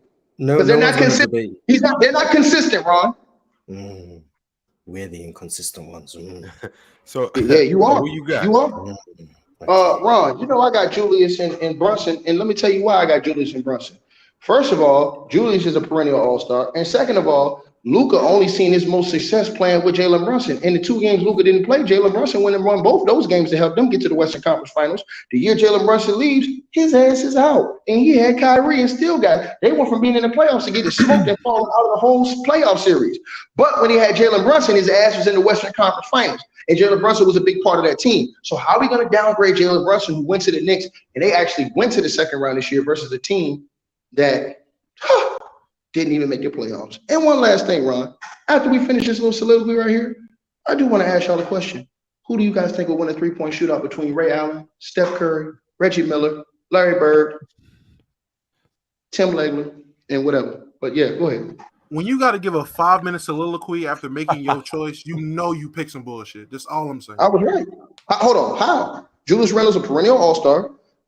That team I never knew a two-time all-star was a perennial all-star. That team turned the season around this year. Jalen Brunson was a big part of Luka Doncic going to the Western Conference Finals because the very next year he gets Kyrie and falls out of the whole playoff picture. I don't understand it. Kyrie, you can go to sleep. Dallas, just so everyone knows, 20 games. Right. In 20 games, they fell from being in the 5th seed to out of the playoffs. Luka didn't play every one of those games. There was about and Kyrie won the games. And Kyrie won the games. Luka didn't play. Now, what's your excuse? It's not an excuse. Talking about the duo, if they barely played next to each other, then falling out of the playoffs is not on the duo. Hold on. They did play next to each other. You know what happened when they played next to each other? They both was missing shots in the clutch. They both couldn't figure out who they wanted to get the ball to. They looked like absolute buffoons. He can go to sleep. Nigga, you want a bib too? You want a bib too for that water dripping out the side of your mouth? You're talking about one game against the Timberwolves. That's how you know it's good sleep. It's fine. Yo, yeah, I watched them lose multiple games together this past year. Go ahead, Ron. They played 16 games together.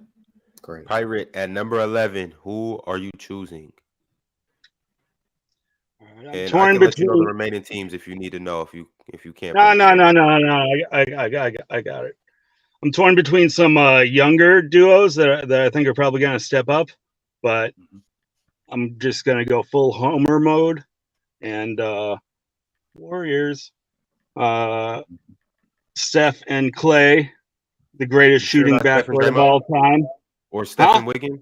You sure not Stephen Wiggins or Stephen Draymond? Maybe. I'm going with the greatest shooting backcourt of all time. The two guys that set up everyone else. Maybe Stephen Kerr? Yeah, Kerr and his wife. OC in the conversation. You say I'm a clown, but your mama ain't say that last night. Whoa. Nice. Whoa. Nice. Pirate. All right, let's keep it pushing. Let's keep it pushing. That's crazy. Chill. It's on you next. I hate to say this, but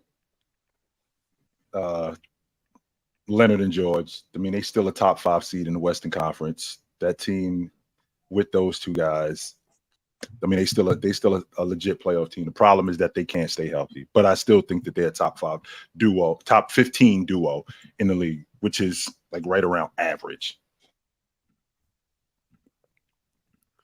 All right, this is what we looking like right now. Top 12, we got Jason Tatum and Jaylen Brown, Jokic and Jamal Murray, LeBron and AD, Jimmy and Bam, KD and Booker, Giannis and Drew at 6. At 7, De'Aaron Fox and Domantas Sabonis, Luka and Kyrie, Joel Embiid and James Harden, Steph and Clay, and at 12, Kawhi and PG. All right, Ox, it circulates back around to you. How you feeling right now?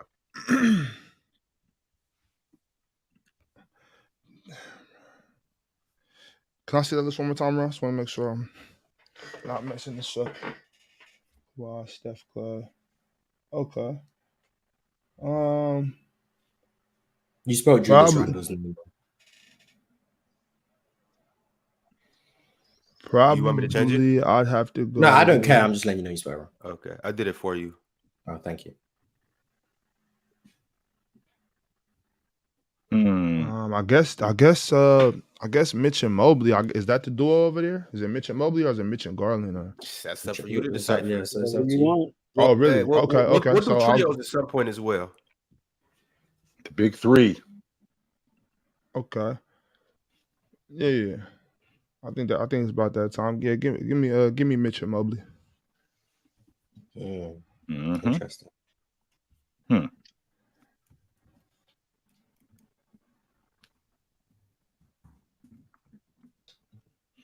Yeah, we say your mama jokes. Your mama head so big she don't have dreams, nigga. She watch movies.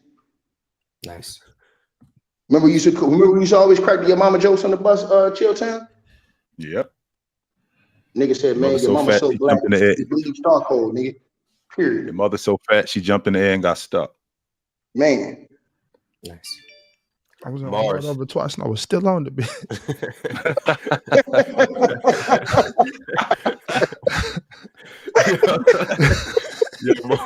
What you do this, man? This ain't show business.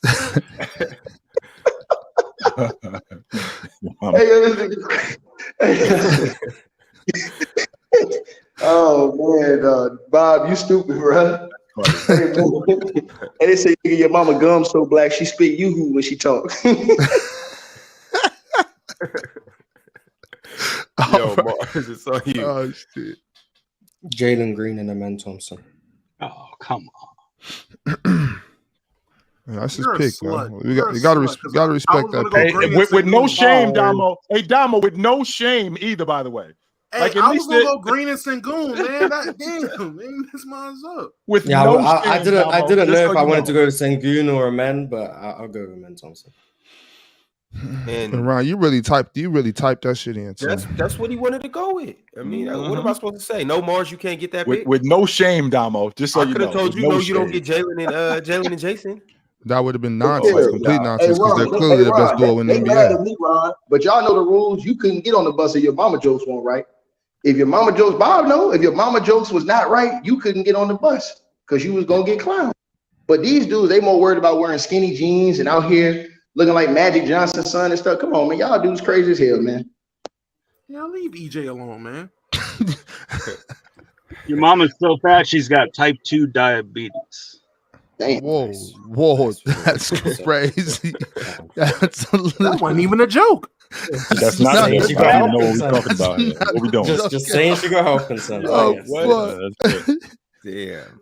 Yo, wait a second though, Damo. Was it that Shaw on Let's Keep It a Buck that was talking about EJ?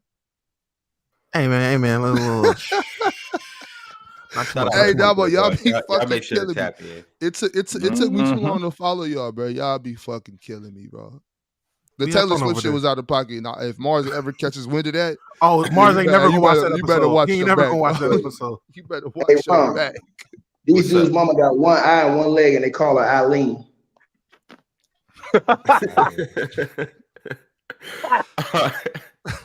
Yo, next is all you, Damo. And Cat. Eileen's and nuts. You said Anthony, and Cat? Yep, and Cat. Cat over Rudy. Oh, shake my head.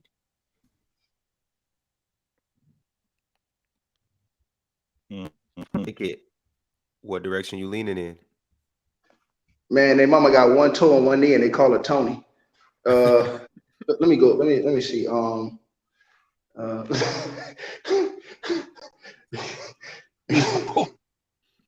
Hey, yo, what's the boy? What's the boy from? Damn, he switched teams now.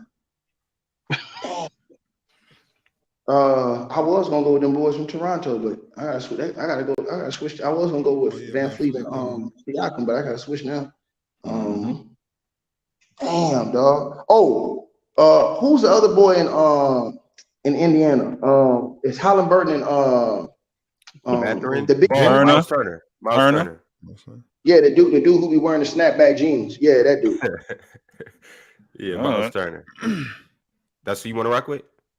Yeah, I think they're gonna be better this year. Yeah, I think they're gonna be a very good duo. I think they're gonna do a good job this year over there. Hold on, didn't they sign somebody over there in Indiana? Yeah, Bruce Brown. You know what I'm talking about, but somebody else. I think they got somebody else. Nah, I don't think so. Who's the second best player on that team? Is it Miles Turner? Yeah, I would say Bruce Brown now. I mean, they got Ben Mathurin. I expect him to take a leap. Buddy, but yeah. Yeah, I can't put no nigga who can't close his mouth. Oh, Obi Toppin. I think they traded for Obi Toppin. Damn, that's what they did, Damo. They traded for Obi Toppin. Oh, they gonna be nice this year, bro. I like Obi over there, honestly, running the floor with Tyrese, but I don't think it's gonna make him too much better. But I do like the pickup though. Makes for exciting basketball. Yeah, they got a top 5 point guard, so they'll be all right. Next on the list, it's on you, Pirate. All right. I think from the team I'm probably most excited to see this coming season, I'll go SGA and Josh Giddey. Mm-hmm. Nice. That's the wrong duo. It might be. Well, I see. I don't 100% SGA and Chet, but I get what you're saying. I don't want to factor rookies. I don't want to factor rookies too much. You know, you're gonna see. That's not. I'm a huge Chet fan, and I think it might be Chet, but I just don't want to. You know, I don't want to. I promise you, it's gonna be one rookie that makes this list. I meant Thompson's already made it, so there already is one rookie. So forgot John Wall was on this list. All right. You niggas are disgusting. I can't believe Mars Bourne's about to get in the fight last night. Y'all ain't see that run? Who? Look that shit up online. Dillon Brooks. He was in the summer league in Toronto, about to get in the fight last night. I don't know how that's my boy, but I guess he with the Rockets now. Ron, you don't think the Suns are gonna have 2 duels on here before the Spurs get one? I swear I was thinking that. I was about to say when he said that, I'm like, can I do 2 duos? I mean, technically we can do that. I mean, we should have. If that's the case, Devin Booker and Bradley Beal, or KD and Bradley Beal should have already been there. Well, no, I'm saying, I'm saying like Booker and KD already on the list, two different players. You can say Beal and Ayton before you say what Wemby and Devin Vassell. Yeah, Devin Vassell. Definitely. Bradley Beal out here getting cooked by 16-year-olds, man. He can't be up there, bro. Hey, and wanting to fight him. No regular 16. Hey, first of all, that. I don't know. First of all, he's nice, but I ain't seen no footage. I got to see that. Bradley, man, they told me Bradley Beal about to fight the boy. Man, that boy was cooking his ass. That boy busted. Hey, Damo, I don't care how good you are at 16 years old. You are not kicking my ass. No, that's fast. Hey, you know who can't say that? Bradley Beal. Did we see? Has anybody seen that footage? I haven't seen the footage of LeBron being young and in them runs with Michael Jordan, but Ron Artest told me the story, and I believe it. No way. I'm good. He's on. He's on show. Is it on me? Yep. I'm kind of torn between these 2 duos, but if I'm gonna be consistent and go with, I got to go with Triple J and John Morant. Oh shit! I can't believe they fell so far. I can't. John Morant. One is always in the system, and he ain't gonna be playing next year for 25 games. So how can you put him up there? We have Kawhi and Paul George up there, and one of them ain't gonna be playing for 40 games. So yeah, I wouldn't put them up there either. I'll tell you where it is, Ron. I'll tell you where it is. They probably trade one of those. This duo is actually on. I believe I got him number 1 as the top 5 duos of the next 5 seasons. So we're gonna have to take a trip down to Orlando, and grab Paolo and Franz. That was my Wagner. I like it. They should be higher on this list than 19, but it's all good. Why do you think that? Because it's on me. No, it's me. I think. Oh, is it me? Yes, it is you, Mars. Dama, you next. Scoot and Shaden Sharp. Mars, I'm not doing this. We did it last time. I swear I'm not doing this. And we could just so stop the race. Okay, so who Mars, should it be? Come on. Tell me who it should be. Mars, stop. Go ahead and tell me who it should be. If not, it's gotta be Dame. Dame ain't been traded. It's not even he's not gonna play. Okay, so we've got the Bucks have been taken, the Nuggets have been taken, Boston, Memphis, Philly, the Kings, the Cavs, the Suns, the Clippers, the Warriors, the Knicks. Brooklyn have who? Mikal Bridges. Zion and Ingram. No, Zion ain't gonna play. So give me Zion. Don't be naming people. I'm just saying. He told me like it's. Come on, Mars. That's his pick, Ron. Gotta respect it. You gotta respect his fouls on the court. Respect his pick, man. This is nasty. Every team's been taken. Right? We're only picking from bad teams at this point. So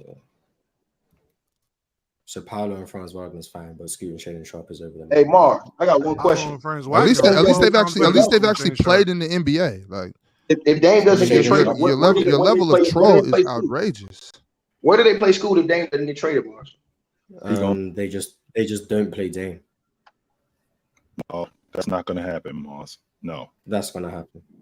No, he's going to play behind Damian Lillard, which Dame just won't. I'm actually welcoming that. I think that's a good thing for him. I actually wouldn't mind Damian Lillard being there so Scoot can play behind him. I'm not ready to just throw Scoot on the floor. As good as he is, as the competitor that he is, I think that he could benefit from playing behind Damian Lillard. And then you can, and I think you can actually raise Damian Lillard's value if they did that. They're not going to play. Why won't they play him, Moss? Because they're trying to lose. Because who? They're trying to lose. Well, they lost last year, so they did that anyway. So why would you? And on top of that, he hasn't gotten. You saw him last year. Not only did he not get hurt, he had a career year, and then this season coming in, he did get hurt because now 50-50. Well, it's a 50-50 with anybody. Anybody can get hurt. Yeah, but I don't think it's 100 to 0 if you don't play. If he doesn't play, it's 100 to 0 unless he gets hurt. And that's not going to happen, Miles, when you got a guy that's on your bench making $52 million. You're not sitting him on the bench. That's not happening. And Damian Lillard is not down Anthony Davis. The Pelicans sat down Anthony Davis, and I'm glad you brought that up too, Miles. When did they sit him down? Because in the beginning of the season, he played. He asked out late in the season, though. He didn't ask out. So they sat him down. They sat him down late in the season, though, Miles. They didn't sit him down right from the beginning, like what you're talking about. That's when he asked out. I'm assuming if he asked out at the beginning of the season and they didn't find a trade partner for him, they wouldn't have played him until they did. And I think the Portland will do the same. Well, I think if they don't trade Dame at the beginning of the season, they'll still be looking for a trade partner as the season's going on, and they won't play him until they trade him. I think that's what will happen. I don't think they're going to hold him the whole season.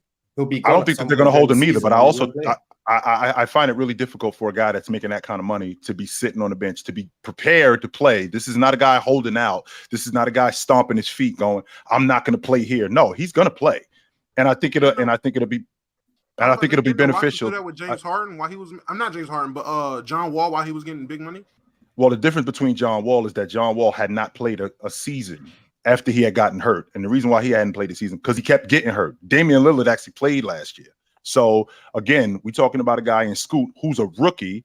Now, don't get me wrong, Miles. I understand the logic that Dame does need to move on, because there's nowhere where you pick a guy that plays the same position as the older guy and you're going to hold on to the older guy. Eventually, they're going to move on from the older guy. However, I think it'd be beneficial for Scoot if Damian Lillard played, because he could learn the game from him. And there is no remedy better than busting somebody's ass in practice like Damian Lillard would be doing for Scoot and teaching him the game. Dame can practice. I just don't see the benefit of a team trying to lose playing one of the 10 best players in the NBA. That just seems counterintuitive to me, especially when that player don't even want to be there. You might as well be like, we're trying to lose. You're not going to help us lose because you're too good. You don't want to be here anyway. So while we look for a trade, it benefits everyone. You don't get hurt. We lose games. And you don't have to play for the team you don't want to play for. It seems like it benefits everyone at the same time to not play. Only except teams don't do that, because the Brooklyn Nets didn't do that last year when Kevin Durant in the summertime axed out. Only except he showed up at training camp and he played. He ended up ultimately getting hurt, which is what you're afraid of. Yeah. He ended up getting hurt, which is what you're afraid of. But he did play, and they were really good when he was playing. They weren't trying to lose. I mean, I just think it's beneficial for Portland. I think it's beneficial. They ain't trying to lose because they don't have their picks. They don't have their picks. Portland have their picks. They can afford to lose and get their pick. Brooklyn don't. That's why. What I don't understand is I don't understand the hold up. Then, if that's the case, then why are we going into training camp? Why are we holding on to this guy for as long as we holding on? Because Miami are offering some BS trades, as they should. They asked Miami for Bam, and Pat Riley laughed at him. I don't know why. Because they should have. Bam, but I mean, I don't know why. Cade and Jalen Duren, Ron, just to get him out of the way while they're doing this. Cade and Jalen. Oh, when you say Damo, Cade and Jalen Duren. I love that. I love chill. What? You guys are nasty. Detroit gonna be a lot better this That's year. A nasty pick to you. He wants you to take Zion on Brandon Ingram. No, so Cade and Jalen are better than Zion in NBA. I don't think personally. I personally don't think Zion's gonna play that much. So you're telling me CJ and Bi? They're better than DeMar DeRozan and Zach LaVine. Yes, they're better. Yes, everybody. Don't start it, Mars. Don't start it, Mars. Don't start it. As a duo, and you might feel as disrespectful. I personally don't care. Yes, I think Cade and Jalen Duren are better than Trey and DeJounte. Stop naming everybody, Ron. I would say yes. Yo, Bob, you hosted. I'm gone. You hosted. Damo has a point. Ron, Damo has a point. Damo has a point because not the Smoothie King, but the Booty King, Zion. He probably don't play but 15 games with Booty King. Only thing I would say, like Damo, I'm not mad at that pick. I was shocked that you said Duren instead of Ivy. But I do like Jalen. I like the big fella a lot though. So I'm not mad at that. I just don't know. I wasn't expecting it. I don't know how Cade and Jaden is going to work together. The problem with the Pistons, I feel like they have a ton of talent, all stacked in the same positions or the same areas. So I had to pick like two guys that actually complement each other. I don't know how Jalen and Cade are going to complement each other. I have to see that, but I do know Cade and Jalen are going to. Jalen Duren is going to work perfectly well. I think they're going. I do think they're going to complement each other really well. I want to let y'all know that Ron's not in the lobby. Like he actually really left. He can leave. That's fine. That's fine. Well, no, I'm not. Ron was the one typing in like the list so we could see it. Now he's not here. We don't have. So that. So that means I'm gonna just go to super chats real quick, y'all. Let me just start with super chats. Come back, Ron. Oh shit! Look at this. The first super chat. I'm not gonna. Yeah, yes, I am. From Deshaun Smith, respectfully, Big Ox killing Ticket TV 1v1. I got 10 bands for him. Deshaun. Hey, hold on. Tell Deshaun pull it right now. Deshaun, chill out, man. No, Ticket, no. I love the smell. No, chill. I love the smell of money. Yeah, hold on. No. Tell that brother right now. Hold on, chill. Tell him right now. Send his email. I'm gonna drop him a link. He pull up right now, show 10 G's and send it. I'll file tomorrow. I don't give a damn. We'll stop everything. I'll file tomorrow. Go get that 10 rack. I'm dead ass serious. Yo, Bob, you trying to put his email down there in the chat room right now? Ticket, I got it, bro. Chill. I got it. Let's go. Nigga, put that money up. I'm gonna show y'all how to host this. Ticket, I got you. Deshaun, if you serious, drop your email. You know, show the money. We could talk about it. No money, no game. Next super chat from Taquay White. I'm sorry. If the comparison is apples, oranges, and bananas, if you like oranges over bananas, apples over oranges, it don't make sense to say bananas over apples. What about the texture? You know, the bananas, I just can't fake that texture. Golly. What y'all think? Y'all, does that make sense to y'all? I'm not a banana guy. Nah. Yeah, that's what I'm saying. I love bananas. Well, you don't have to agree with the order he said. I'm just saying it makes perfect sense. I mean, I don't know why you guys are like, oh, I prefer banana. I'm like, okay, cool. It's relevant, but I guess. Nick Tri-State. So you think if Jamal was put on Chicago in 11, they still the 1 seed? Hell no. Yeah, they win 62 games. I'm pretty sure they do. Yeah. With Jamal Murray? Like the best version. Jamal Murray. So the best version of Jamal Murray is this season. Do you think this is the best version of Jamal Murray that you saw this year? Shit, after that playoff, hell yeah. That's what I'm talking about. Okay, so we'll take this version of Jamal Murray and we're gonna put him with Carlos Boozer and Luol Deng and Ronnie Brewer and Ronnie Brewer, and Noah. all them guys. We're gonna put him with them, and they basically running through the East. Well, they still have the best defense in the league. Yeah, I'm about to say the defense doesn't change. Right. That's why There's no sacrifice defensively. Offensively, they're more versatile because, again, Jamal Murray can score in more ways. Right. I don't know why they couldn't. Now, I don't agree with the offensively part, but I'm thinking about Jamal Murray in the way the game is today because he's playing off Joker. That's why things look the way they do in terms of. I'm like I said, he's playing off a Joker. That's why his shots look the way that they do. So now he's got to play off of Joakim Noah and he's got to play off Carlos Boozer. Now, Jamal Murray is a tough shot maker, no question about that. But those shots are going to be a lot tougher now because he doesn't have a distributor like Joker. There's a reason why those shots look the way that they do because he's running with a guy like Joker, running with a guy like Joakim Noah, who, by the way, I think he was in year 4. I think he was in year 4. And Carlos Boozer, who played primarily on the box, does not pass the ball like Joker. That's why that offense looked the way it did in Denver. So, I mean, and on top of that, when you talk about the Eastern Conference with the Miami Heat during that, I ain't going to say that the Eastern Conference wasn't whack because it wasn't great, but to win 62 games, I ain't saying that the Chicago Bulls wouldn't make the playoffs, but to win 62 games. You only playing the Heat 4 times. You playing the Heat 4 times. That's it. Right. Other than that, you're playing the rest of the East, and right. I'm pretty sure Joakim Noah and Carlos Boozer can do a dribble handoff or not even dribble handoff. Jamal Murray can run and get the ball from them, do a simple handoff, and come off the screen the same way if he decides to play that way. And if not, he is creative enough on ball to get a bucket if he needs to get a bucket. And those teams, it was a different era and a different way of playing basketball. So I mean, it's super hypothetical, but his game could definitely work back then. Like I don't think his game is just a product of today's NBA or just because he plays with Jokic. Jamal got game. I do think he has game, but I do think that he does benefit from playing with Joker as opposed to playing with Joakim Noah. Very fair. And I believe Derrick Rose benefited playing from all them. Yeah, I mean, he was a pretty good passer. Are we talking about Joakim Noah as opposed to a dude that's averaging? Joakim Noah was top. Joakim Noah was top. No, because the defense. You could argue there was a time where Joakim Noah was the best center in the league. You can make that argument. You could never argue that he was the best center over Dwight Howard. That was never a conversation. 2014, you could make the argument that Joakim Noah was the best center. He was the best. About that. Wasn't DeMarcus Bigs Cousins was running around. Dwight Howard was running around. There was no. Joakim Noah was unequivocally a better defender than DeMarcus Cousins was. Dwight Howard was he a better player than DeMarcus Cousins? Was he a better player than DeMarcus Cousins? He did win the Defensive Player of the Year, but so did Tyson Chandler. You can't make the argument. I will give you that too. Yeah, you can make the argument. That's what it is. I will listen to the argument. I will definitely not. I'm pretty sure 2014 DeMarcus Cousins probably going out winning about 27 games.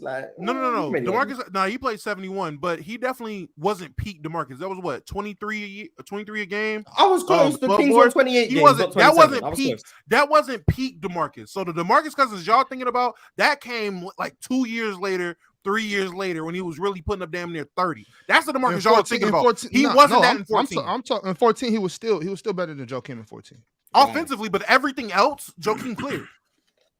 Joakim Noah was a better passer. I'm just saying all around basketball. I want DeMarcus. Yeah, DeMarcus is a better scorer. Hold on. But real quick, Ron is back. He's back from his hiatus. I get it.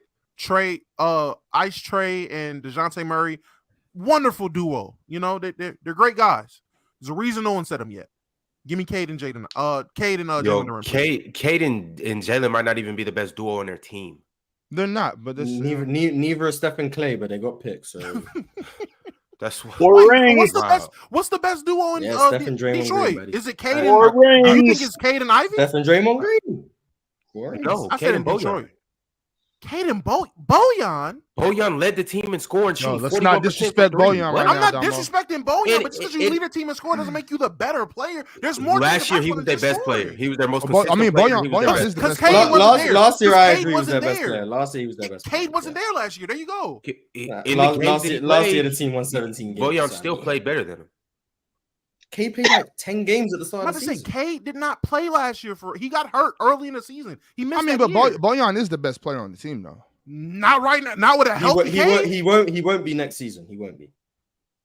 Like looking into the 23-24 season, Cade is going to be their best player. With the healthy Cade and Jalen getting consistent starter minutes, he won't be the best player. But I'm just disappointed. I'm disappointed that Jalen all of a sudden get consistent starter minutes and he didn't. Yeah, I'm expecting him to be gone some point. Why does what?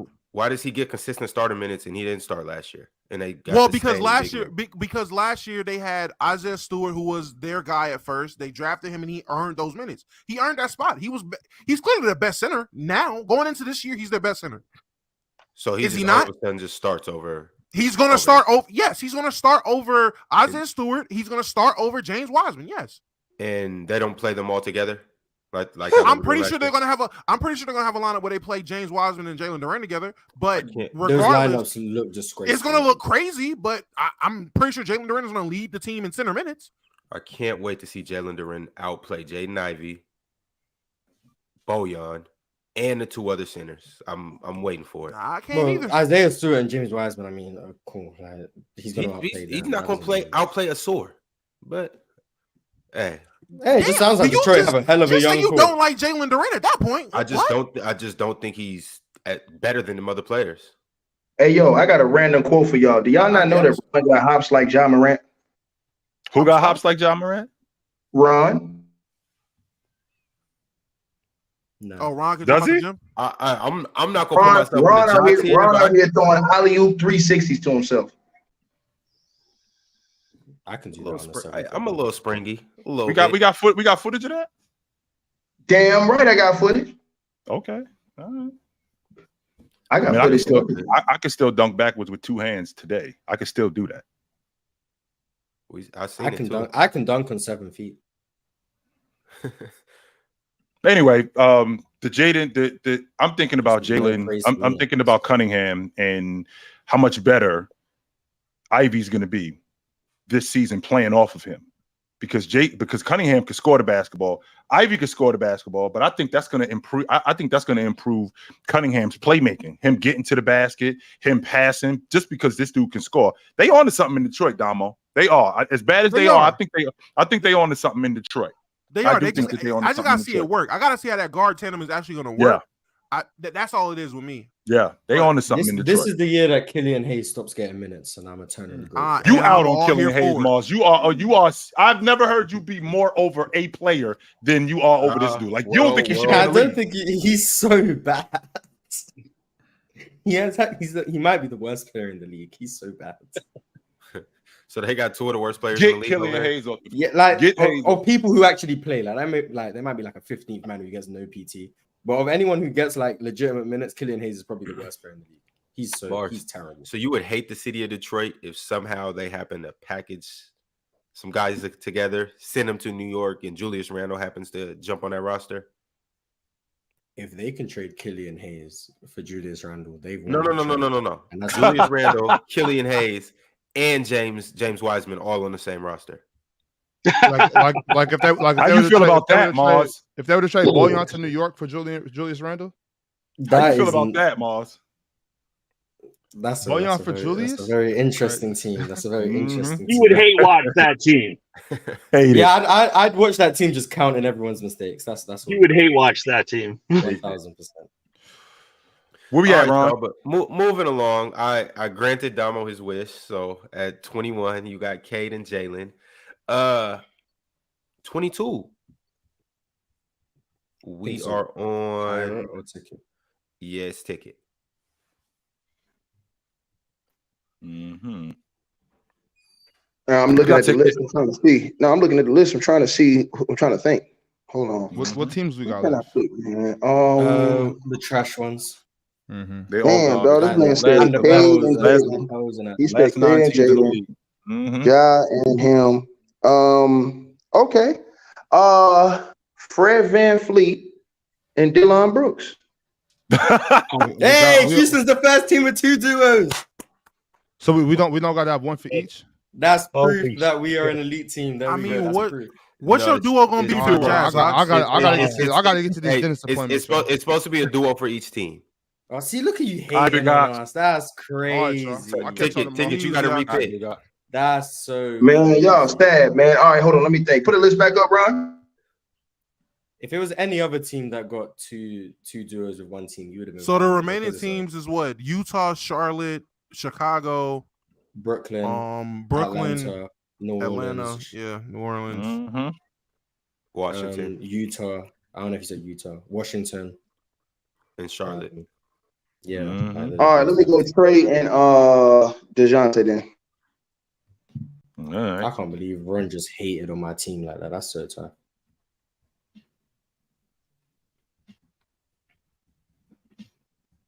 Mm-hmm.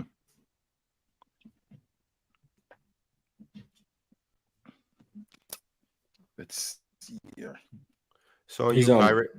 Pirate. I mean, I don't care if Zion plays 10 minutes next season. I got Zion Williamson and fucking Brandon Ingram. You guys are putting Pistons and rookies up there. Yes. That's ridiculous. Who you got? No one else was going to pick Jalen Green, so I had to. I literally was going to pick Jalen Green. I literally was going to go Green and Sengun before you, like right after you. Oh, thank you. Who'd you say, Pirate? I said I would have picked them if I had the last pick. See, this one I mean. That's unacceptable behavior. Mm-hmm. Who's next? Chill. So Pirate. No, he picked Zion and Brandon Ingram. Yeah, he just picked Zion and BI. Zion and Brandon Ingram. Yeah, he picked Zion and Brandon Ingram. Did we? Ron is so over it. He wasn't even listening. He's so over. He was over it after the Pistons pick. Man. It's actually Brandon Ingram and Zion, but it's fine. Did we already pick SGA? Yeah, SGA and SGA is already off the board. So I'm gonna go OG and Scotty Barnes, the defensive tandem of those two guys. OG Scotty Barnes. Scotty. I'm trying to see how long we can go without picking this Chicago, Joe. No, this is nuts. They about to move off of Siakam. Well, Ox is gone, so is it on me? Yep. Yes. Mikal Bridges and Nicholas Claxton. I'm cool with that. I'm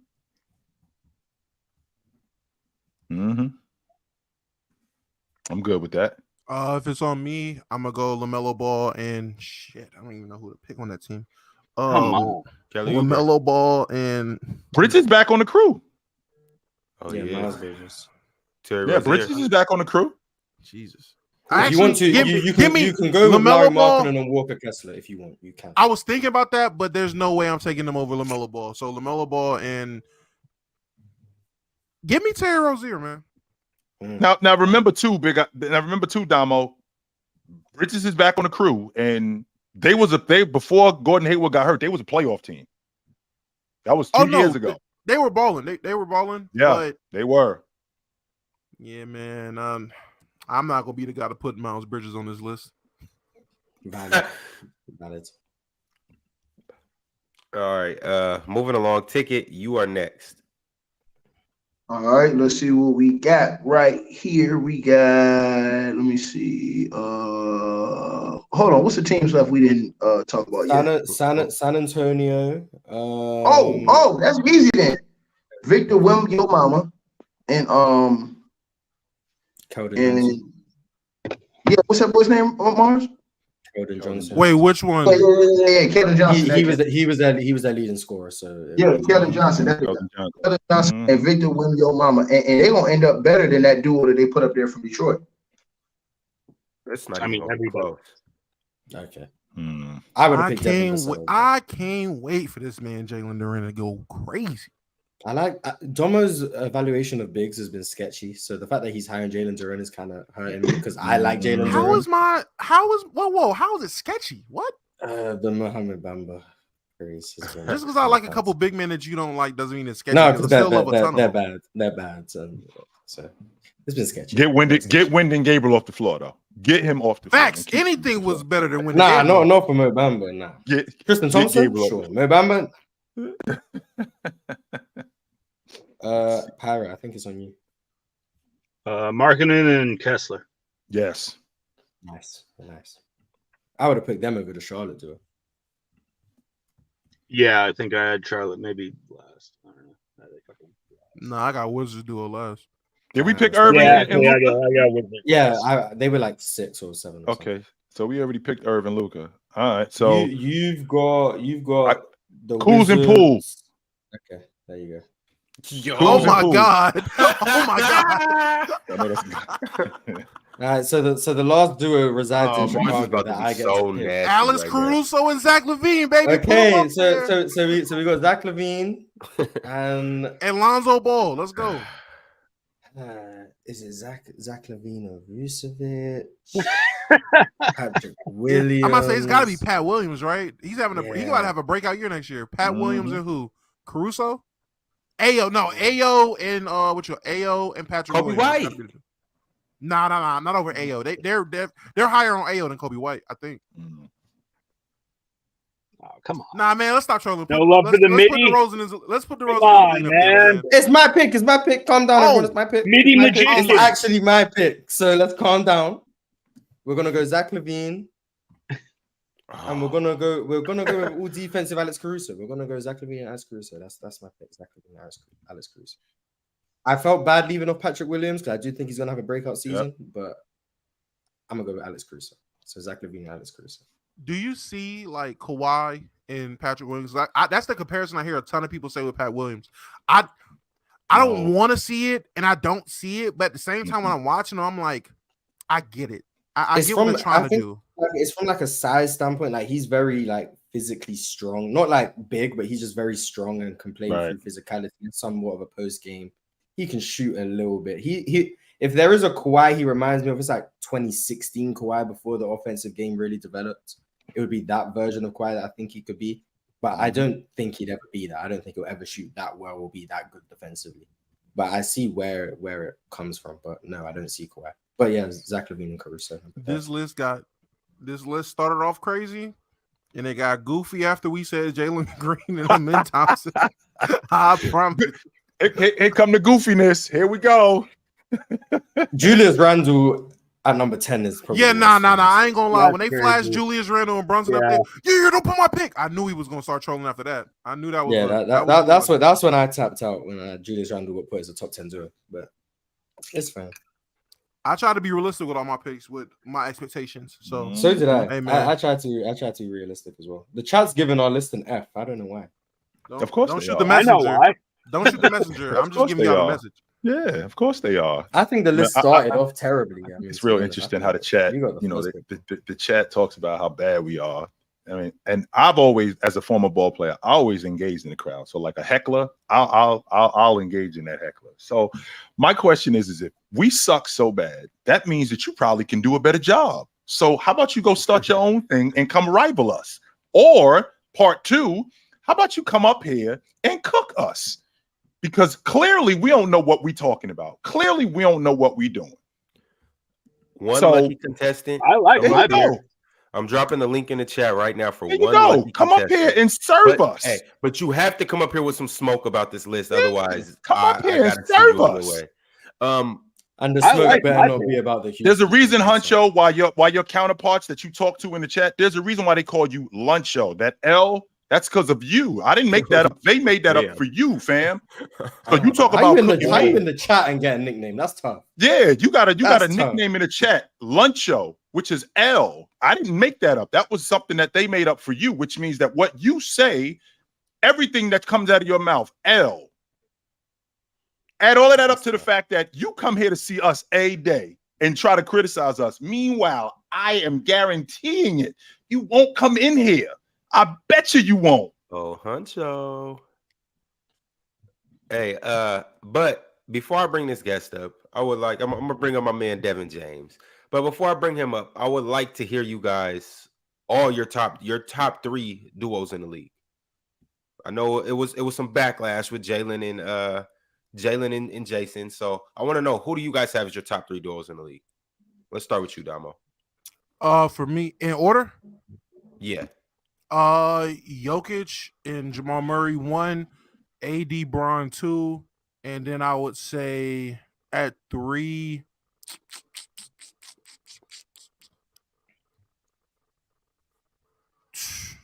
I really am gonna say this, huh? Yes, you are. Say it, Damo. Say it. You can't, Damo, stop it, man. Just say it. Okay. In my opinion. Here we go. Even though I don't want to say it. Say it, Damo. Caden Durant? No. Say it, Damo. He's gonna say KD and Devin Booker. KD and Devin No, he Booker, can't. bro. It actually is. KD and Devin Booker's 3. Okay. Pirate, what's your 3? Jokic and Murray, KD and Booker, and Giannis and Drew. Mars? Can I pick 2 from the same team, or is that not allowed? No, that's not. Oh, come on. Mars, come on. So if I wanted to pick KD and Book and KD and Bill, is that not allowed? Like, I just want to know. I thought you were gonna do Houston. I did too. But I'm just asking, is that allowed? Can I pick 2 from the same team? No. Okay, I can't. Cool. Jokic and Jamal Murray, LeBron and AD, Jalen Green and Amen Thompson. There we go. Chilltown. I agree with what Damo said with Joker and Murray at the top of the list. James and AD, and I wanted to say Jason Tatum and Jaylen Brown, but what Giannis and Drew Holiday have done over the course of how long they've been together, I would have to go with them with Jaylen Brown and Jason Tatum literally right behind them. When did Drew Holiday just surpass Chris Middleton in the duo hierarchy? When did he? Well, Yes. when he started playing better, when he's making an all-star team, when they were winning. So I when mean, Chris don't get me Middleton wrong. got hurt. That's what happened when Chris Middleton got hurt. That's what happened. Okay. I thought after Jimmy did what he did, some people kind of took him off of there. But I'm glad to see that people ain't gonna just hold that over him, because that was nasty. I mean, I would say LeBron and AD, but it's like LeBron is going to be 60 years old, man. Like he's old, and I don't know how long the supplements are going to keep working. Right. You've probably been saying that, Pirate, for like 5 to 6 years, bro. Yeah, those PEDs have to wear. And when you and if you're living by the law, I mean, at some point I gotta be right, bro. Just accept the fact that he's just that great. Is that so hard? Just accept but that he's old. He's really old, and he's really productive. So he's still good, Damo. I can appreciate the fact that he's still really good, but you're not winning an NBA championship if your best player is 39 years old. That's not happening. Exactly. Really you're going to win an NBA championship with your best player being 40 years old. That's how it works. Oh my God, that's terrible, yeah. Kodak Black. That's crazy. Ticket, can I get your top 3 duos ticket? But before we talk to Devin, yeah, you can get Weezy top 3. My number 1 is going. Shout out to Weezy. Denver Nuggets. Top 5 dead or alive. It's going to be Nicholas Jokic. Yeah, the Joker. And it's going to be, Jamal Murray. And the second one is going to be from the MIA. It's going to be Jimmy and Bam. And the last one from Louisiana is going to be Giannis and Drew Holiday. Mm-hmm. 2 out of 3 ain't. There you guys have it. Yo, Devin, what's going on with you? What up? How you feeling today? Kodak, what's up, Kodak? Is there anything that's going on up here that frustrates you? Is there anything that you disagree with? Is there anybody up here in particular that you just want to punch a hole through their screen? Nah, I don't want to. I'm not a violent person. So I don't want to punch no one. I don't want to punch no one. All right, great, good. I do think like Jalen Green and Ben Thompson, even though I do think they're potentially Mars. They'll be a great duo in the future. I'm very high on them, but I think they're too high right now, especially since we haven't seen Ben Thompson play an NBA game yet. Kodak. I have a question. Do you guys still think Klay's the second best player in Warriors right now? No, he's the 4th best player. Yeah, maybe 5th. No, I would have put like Steph and Wiggins or Steph and Draymond. Nice. That's me. Now we're talking. Now it's talking. And then Flash Bros. I think Jokic and Jamal Murray should be number 1 right now based off production. And I think they work off each other as a duo. Even though Jamal Murray's not a better player than like Jason Tatum, 80 or LeBron, I just think they kind of like coexist better, if that makes sense. Coexist better off each other than like Jaylen Brown and Tatum. And I'll put JB and Tatum number 2, LeBron at 80 at 3, Katie and Booker Dent, and then Jimmy and Bam at 5. See, you were making sense. The only thing you didn't make sense was your Houston hate. Everything else makes sense. I think Randall and Brunson got to go down. Okay, there we go. And then I'll put the Steph Kawhi duo up. I'll put the same thing with Scoot and Shane. I put Scoot and Sharp down and put Trey and DeJounte over. Now, like it's still projection. Devin, I see you grew a mustache. Say she wanna look the rapper. I have a question. Even though passed away, how come we didn't put Pascal Siakam on it instead on there? Is it because we about to get traded? I think you're getting moved. That's why I said OG and Scotty Barnes. Hey, Ron, it's really what Wayne gonna sound like on Undisputed. Yeah, man. Skip. Ask that. What you doing? Shout out to Weezy F Baby. Please say the baby. And listen, I know how you feel about DeMar Mars. I know you're just hating on all my picks at this point. Jesus. No, I still. Actually, matter of fact, I can leave Cruz. I'll leave Cruz. There we go. Good work. The list, honestly, I would say like you got the right names. I'll just say the top 10 needs some fixing. A little bit like that. Only thing my top 10 just move Randall out, and then just move some of the rookie tandems down, and move some of the other tandems up. I'm not gonna lie. As a biased OKC fan, I would put SGA and Chet if we was projecting. I do think Chet will be a better. That rookie's fine, I guess. Cool. No, listen, Thompson. Oh, how dare you? Listen, that's just the biasness coming out of me. John and JJJ is good. Paul, actually. What about Zion? Zion Ingram. I think Zion Ingram's a little bit too low. Then, if we're going based on health, they are a little bit too low. I do think they're a better duo than like Julius Randle. Them and Paul and Franz. And then I'm surprised y'all didn't say Cade and Ivy instead of Jalen Duran. I think Cade and Ivy is going to be more of the focal point of the Detroit Pistons. 41% shooters. Okay, that's kind of okay, I guess.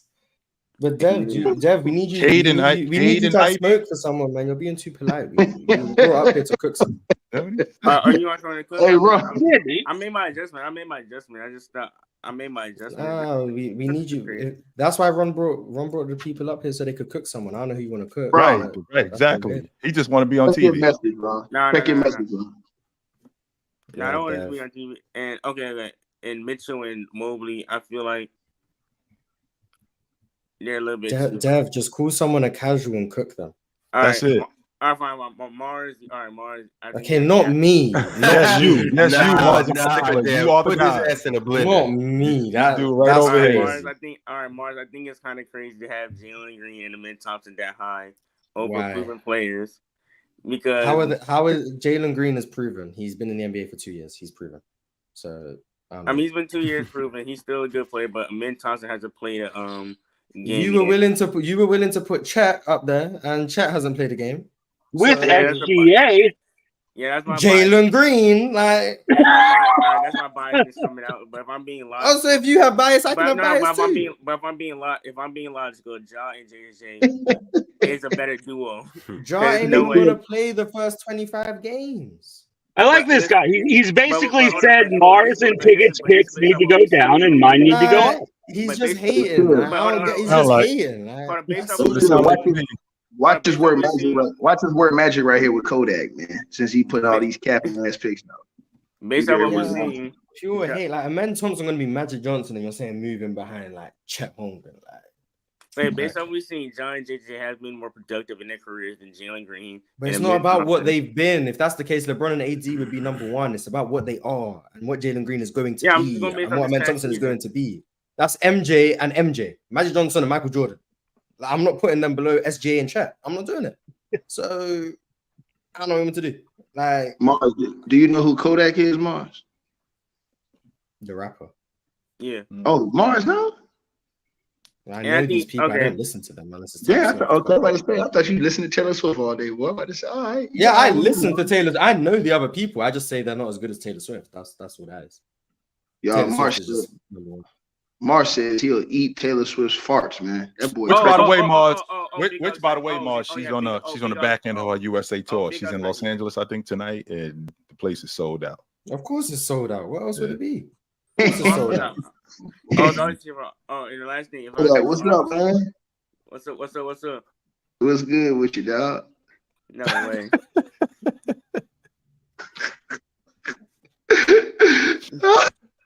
No. That is crazy, Dev. No. Dev, now, that's nuts. But I forgot Ox right here. I already talked about Ox. I thought he overrated Fox's bonus pick. There's no way they're better than as a duo than Luka or Kyrie. And I'll say Embiid and Harden is a better duo than them. And then they're better than Randall and Brunson. Nice. And then if I'm being nasty, I can argue Mitchell and Mobley over Sabonis and Fox. You are being nasty. Yeah, you're a casual, Dev. And yeah, you're definitely being nasty with that. Yeah, you might need to pack it up for that one. If I was being nasty, I'll be that. But other than that, I think the list is pretty fun. Yeah, other than half the changes he would have made. Yep, great.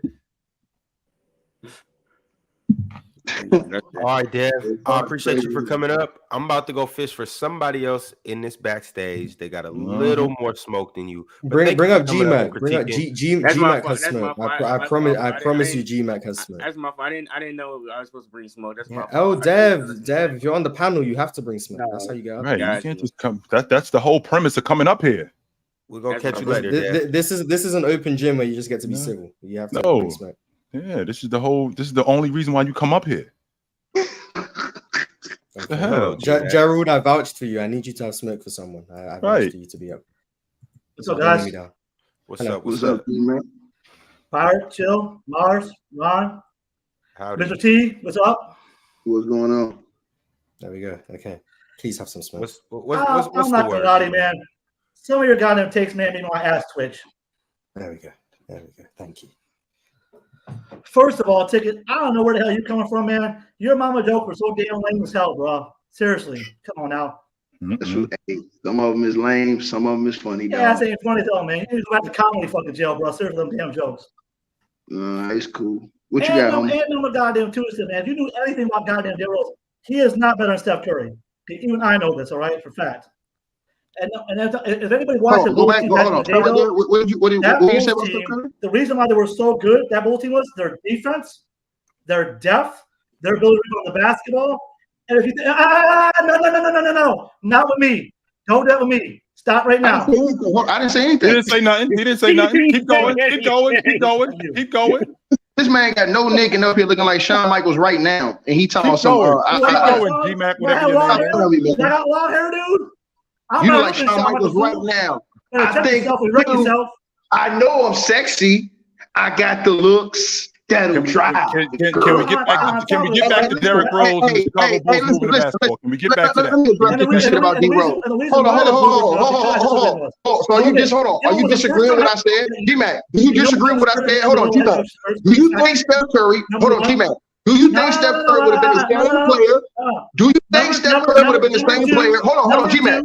No King was 30 plus. Look, hold on, wait. I'm muting both of y'all. I'm gonna wait, G-Mac. I'm gonna give you 30 seconds, and then Ticket, I'm gonna give you 30. Actually, G-Mac, I'm gonna give you a minute. Go ahead, G-Mac. You on? Go ahead. G-Mac. You on? Go ahead, brother. What you got? You got a minute. Starting now. Go. Okay. The reason why that Bulls team was so good, then was number one, they were a good team. They were an excellent rebound team. They had a lot of depth on the team. Don't forget, they had 8 to 9 new players on that roster. Boone is 20 plus games in the injury, which no one makes mention. No one was 40 plus games in the injury. People forget. Keith Bogan was a starting shooting guard. Watson and Cole Brewer come off the damn bench as well, too. People forget this well, too. That, to me, is one of the reasons why Derrick Rose won the MVP award that year. Not because of the way he played those stuff. It's because the guys he had in his roster, though, were good players, but they weren't like superstar all-stars. I agree with you that though too, but I still don't believe that Derrick Rose was better than Steph Curry because Steph Curry was a generational shooter though that literally was able to take the game of basketball, and everybody went to threes basically because of him. This reason though, as well, and that's why some people are jumping threes nowadays like they are like 30% per game now, as well. All right, Michael, Ron. But for people to discredit Derrick Rose's MVP award, I think is wrong.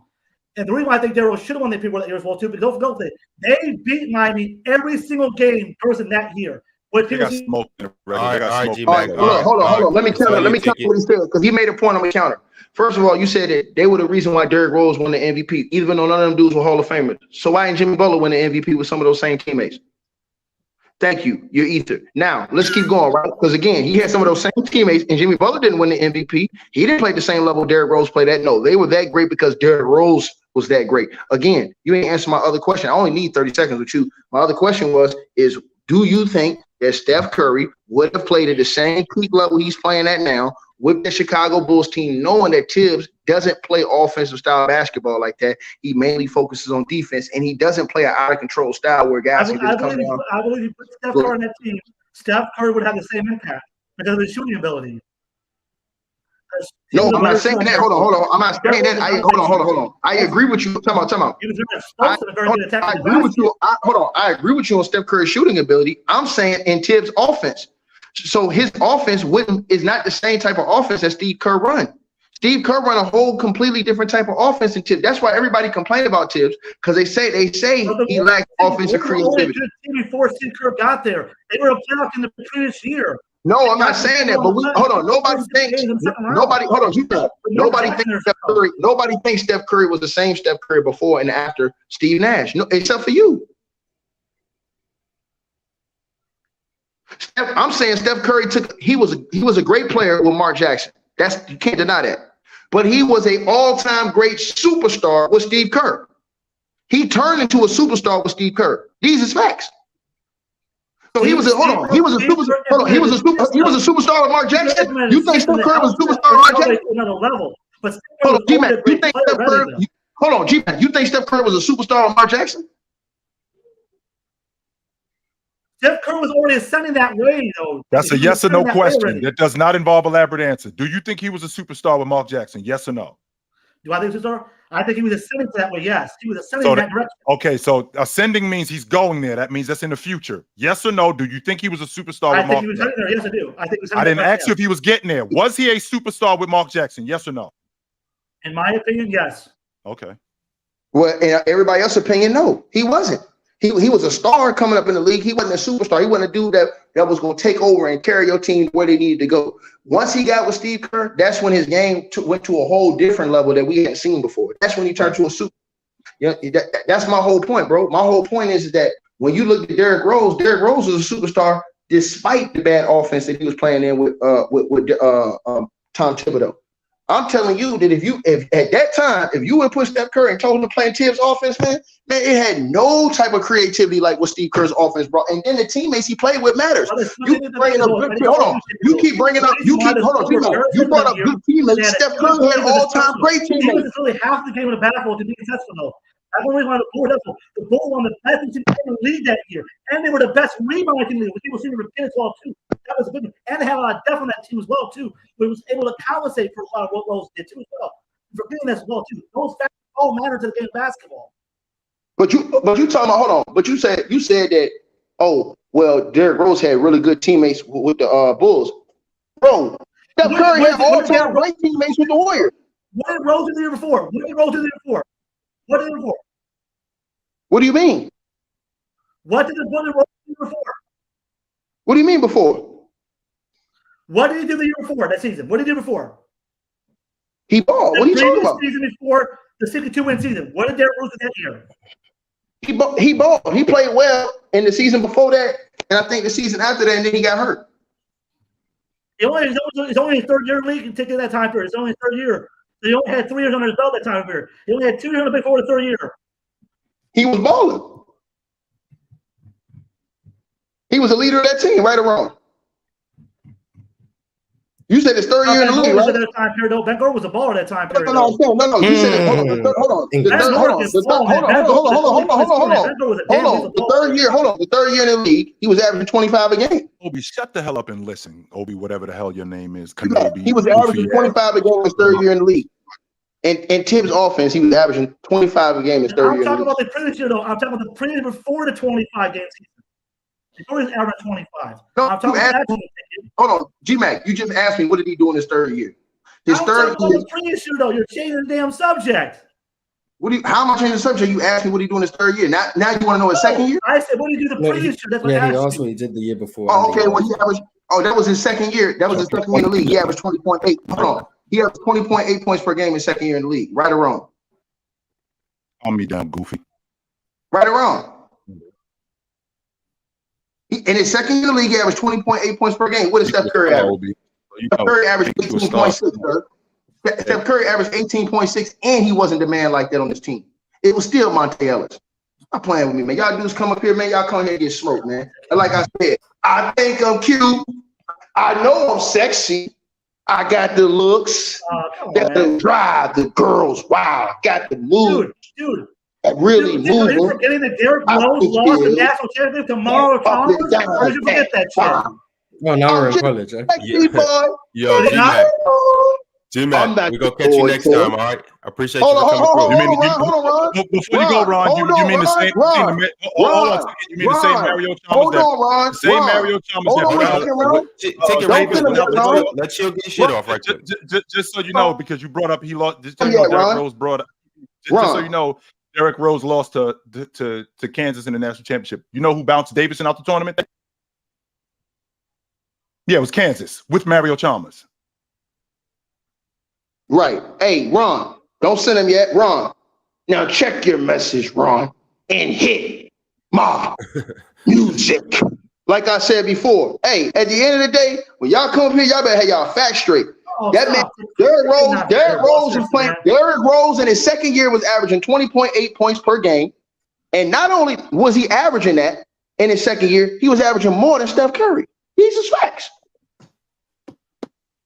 In my opinion, Steph Curry is a better ball player than Derrick Rose. He would have been a better ball player. No, okay. Hold on. You talking about? Hold on. Time out. I agree with you on that, but that wasn't what we was arguing. We was talking about their primes. Yes, but don't look at Derrick Rose wasn't in his prime though. You can't. He was in his third No, year. he was in his prime. Hold on. That was his prime. Hold on, that was his prime. I'm gonna ask you one more time. So Ron already dropped the. Come on in here, my man. That's how we can get to the bottom of that. So whatever your name is, come on in here. That literally wasn't. We're the most from the first championship. Steph Curry won the first title. G-Mac. 26. That literally, hey, G-Mac. Hold on, G-Mac. That literally, G-Mac. That literally was his, hold on, G-Mac. That literally was his prime. Hold on, that literally was his prime because he won MVP the next year. He won MVP the next year, sir. That's when more mature as a ball player. That's why. He won, come on, G-Mac. He won the MVP the very next year, and then after that, he got hurt. That was his prime. Now put him on the screen, Ron. Put him on the screen and hit my music. Sit in the hell. I think I'm cute. I know I'm sexy. I got the that'll drive the girls wild. I got the moves. Is that what you got? That's really move them. I said bills. I don't look anything like the man. First of all, I'm not bald. First of all, I actually have more hair on my beard. Thank you very much. I'm not your boy, Toy. All right, G-Man. Community. I'm just in that gated community. Thanks, brother. Misunderstood shit. Thanks, Toy. We'll see you soon. Coming through, G-Mac. I appreciate you, brother. I'll listen to your logic. Thanks, brother. Beat your heart out, girls. Hey, Ron, hands off the merchandise. The heartbreak hits y'all might get them again. Next. All right, fellas, it's time to go ahead and dive into these super chats. We got a ton to get into, and let's do it. It's no better time than now. Mars Blackman in the house. Let's do it. Shonen Goat Takes said, if you're comparing two player skill sets, then yes, I agree. But when you are gauging if a player is better overall than another, then what Mars says is true. Yeah, that's what I said was true. Yes. Elijah D said this kind of correlates to yesterday's topic, but have you seen the video of Jason Tatum speaking about load management? Love the panel. Keep it up. And it's the same thing. The boy say you want smoke with Chill, pull him up. But we ain't got nothing. It's the same thing that Ticket been talking about. What Jason Tatum was talking about. Yo, on a Tuesday night in January, then we in Charlotte. I gotta play. We only come down to Charlotte twice, and there's somebody that paid money to come see us. So hell yeah, I gotta bring it. I'm not gonna just not play because Charlotte is the worst team in the league. These people watch us when we ain't playing Charlotte. I got people who dig me in Charlotte. So when we come down here, I got to give them a show. Absolutely. I 100% agree with Jason Tatum with that. Yeah. Marge, can I ask you a quick question? If Derrick Rose doesn't play with Tibbs and get ran into the ground, maybe he has he plays with Kurt and he gets to play with other guys where he doesn't have to take all the responsibility. Do you think that helps lengthen his career? Like prevent him from getting all those injuries? Because we've seen a lot of dudes that played with Tibbs, they got ran into the ground. Like Zach LaVine got his knee tore out.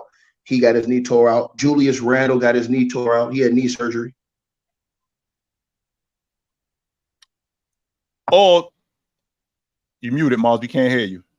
Oh, yeah, I do think it extends his career. I do think he was destined to get hurt just with how he played. He was very reckless in the air and the way he landed. Like, I think it would have happened eventually if he never changed. But I don't think it would have happened in year 4 because of a playoff game where they were up with 1 minute left. I don't think that would have happened. But why was he still in the game, Miles? I do think he would have got hurt at some point. I do think it would have happened. It just would have been later down the line, maybe like after like year 8 instead of year 4. We would have had a much larger sample size at that point. And that's all I'm saying, bro. Yeah, but he wouldn't be as 2011 was an outlier season. He wasn't as good in 2012 as he was in 2011. His numbers did go down that next season. Yeah. Shout out to Mute it, Ron. Can't hear you, Ron. Mute it, Ron. Can't hear you. I said, Chill, to your point, that kills me with coaches. Like, I can't stand that. When you're up 15 with 3 minutes to go, man. No reason for him to be in the game. No reason for him to be in the game. It's for 2 reasons. Obviously, the getting hurt logic. But it's also too like, yo, this is the perfect time for you to get your bench players in so they can get some skin in the game and they can be ready just in case one of your players gets hurt or somebody gets in foul trouble and you might need those guys to play. But I'm like, it just always kill me when coaches do that. Now, I'm not for the load managing, but at that point, that is the time where you should technically load manage your players, get them some rest, save them some time, and obviously, you know, avoid the risk of an injury. Ron, Tibbs literally had 4 dudes that tore their knee out. Him, Levine, ain't nobody talking about old boy that just tore his knee out for the Knicks. He just had surgery on his knee. Julius Randle walking around here in crutches. And other old boy tore his knee out too. I can't remember his name that played for them too. He messed his knee up playing for Tibbs over in Chicago. I forget his name, man. Zach LaVine? Nah, not Zach LaVine. I think it was Lou Aldine, if I'm not mistaken. He might have. I don't remember. He had knee surgery. He ran Lou Aldine in the ground. He for sure ran. Nah, it was hold on. It was one other guy. I'm trying to remember who it was. I can't remember if it was Taj Gibson or him, but one of them other guys tore their knee out too. Tibbs had 4 guys tear their knee out now on his watch. All right, though. Moving on. G King said, "Ticket. What was Jamal when he came in the league? Was he the best player?" No, absolutely not. I know one thing though. Without Jamal Murray, Jokic was going home in the first round and the second round. With Jamal Murray, conference finals, NBA championship. I put that in your pipe this morning. And Ticket did not say that Derrick Rose was the best player in the league when he came in. He did not say that. That's not what he said. Well, he never was. So. Well, MVP season, somebody might say, "Oh, well, he was the best player that year." Yeah, they would be wrong. But yeah, it took Jamal Murray 5 games to make a shot. So I mean, it took him 5 games to do what, Mars? To make a shot. When he first came in the league. Yep. He didn't make a shot his first 4 games. That's insane. Jamal Murray. Yep. That's a good stat, Mark. I didn't know that. Yeah, that's pretty. I did not know that neither. You learn something new every day on the panel. Him and Anthony Bennett. Yeah. It took Anthony Bennett exactly 5. I think Anthony Bennett was 5 games. Anthony Bennett was 5 games as well. That's crazy at Anthony Bennett. I mean, it's crazy at Jamal too, but Anthony Bennett just. Ron, who's the next step up? We doing these super chats right now. Okay, let's get it. Brian Holiday said, "I love that Mars is using transitive math property to compare NBA players. Grad student couldn't help but notice. LOL." Nice. Very nice. Check you out, Mars. Nerds. G King with a back-to-back super chat said, "This was peak versus peak. So why is Steph's rookie season being brought up? 2016 or 2011? 2016 Steph or 2011 D Rose? Simple. Ticket whole argument is a hypothetical." Ticket, hold on. Ticket. If you don't mind, Ticket. If you don't mind, okay. Once again, we were talking about peak seasons, and Ticket's logic was what brought you to your peak. That's his whole logic. How did we get here? On all of that. Now, again, I got Steph Curry over Derrick Rose. I want to make sure we clear on that. But Ticket's logic was how did we get to this point? And his logic was with Derrick Rose, who we played with, him being this from the beginning. That was his logic. That was it. Steph Curry is better than Derrick Rose because Steph Curry is better than Derrick Rose. No, see, hold on, Pirate. One thing we don't do around here, we do not do because I said so. That's not good enough. No. I already did everything. His skill set. He's better. He's a better basketball player. Yes, that I could get with 100%. You won't get an argument out of me out of that right there. But because I said so, no. Doom in Wonder said Curry was a top 5 talent ready for Kerr. Was a top 5 talent ready for Kerr. He developed in spite of Smart and Jackson being bad offensive coaches. Nelly, my guy, but Dubs were a bad organization. Bad offensive. You agree, Pirate? Bad offensive. You being a Warriors fan? I'm tired. What did he say? Once again, he said Curry was a top 5 talent ready for Kerr. He developed in spite of Smart and Jackson being bad offensive coaches. Nelly's my guy, but the Dubs were a bad organization. They were a bad organization. Yeah, I mean, he was absolutely, dude. As a rookie, he was shooting 45% from 3, just like all the time. LeBron was going to see him play in college for a reason because he's a great player. LeBron was probably trying to recruit him to make another super team. Yeah, he's a point guard that's like the best shooter with great handles. I mean, that works. It's good. And just so you know, the bad offensive coach's logic doesn't work. The year before Steve Kerr got on the crew, the Golden State Warriors had a top 10 offense that year. So I just want to put that out there. And absolutely, I'm just talking about how Steph Curry played personally, and Klay Thompson. I ain't talking about the team. No, I'm just talking about Steph individually. I was just talking about Steph individually. I didn't think he was the same player. I didn't think he was the same player after Mark Jackson. I just don't. I don't know what Chill feels like, but I don't think he was the same player. I think they opened up levels to his game after Mark Jackson left, and I love Mark Jackson. He was a top 10 player under Mark Jackson. He wasn't. He could have been a guy who averaged a little less points, but more assists. He could easily be a 10 assist. Hold on, say that again. In 2014, before Steve Kerr was there, Steph Curry was a top 10 player in the NBA. That's a goddamn lie. Name 10. Name 10 and 20. What year you said? 2014. Name 10 players better than Steph Curry. Hold on, look, we can get it right now. LeBron. Yep. AD. Yep.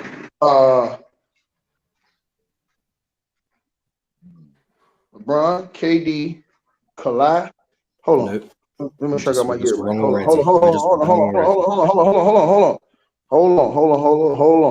on. I got you right now. Okay. All right, so LeBron, right? Hold on, 14, 15 or 13, 14. 13, 14. Yep. He said, okay, he said 13, 14? 13, 14. All right, the players, hold on. I'm about to get it. So the players better than him that year were, and don't be saying I'm capping and shit, but the players that was better than him that year were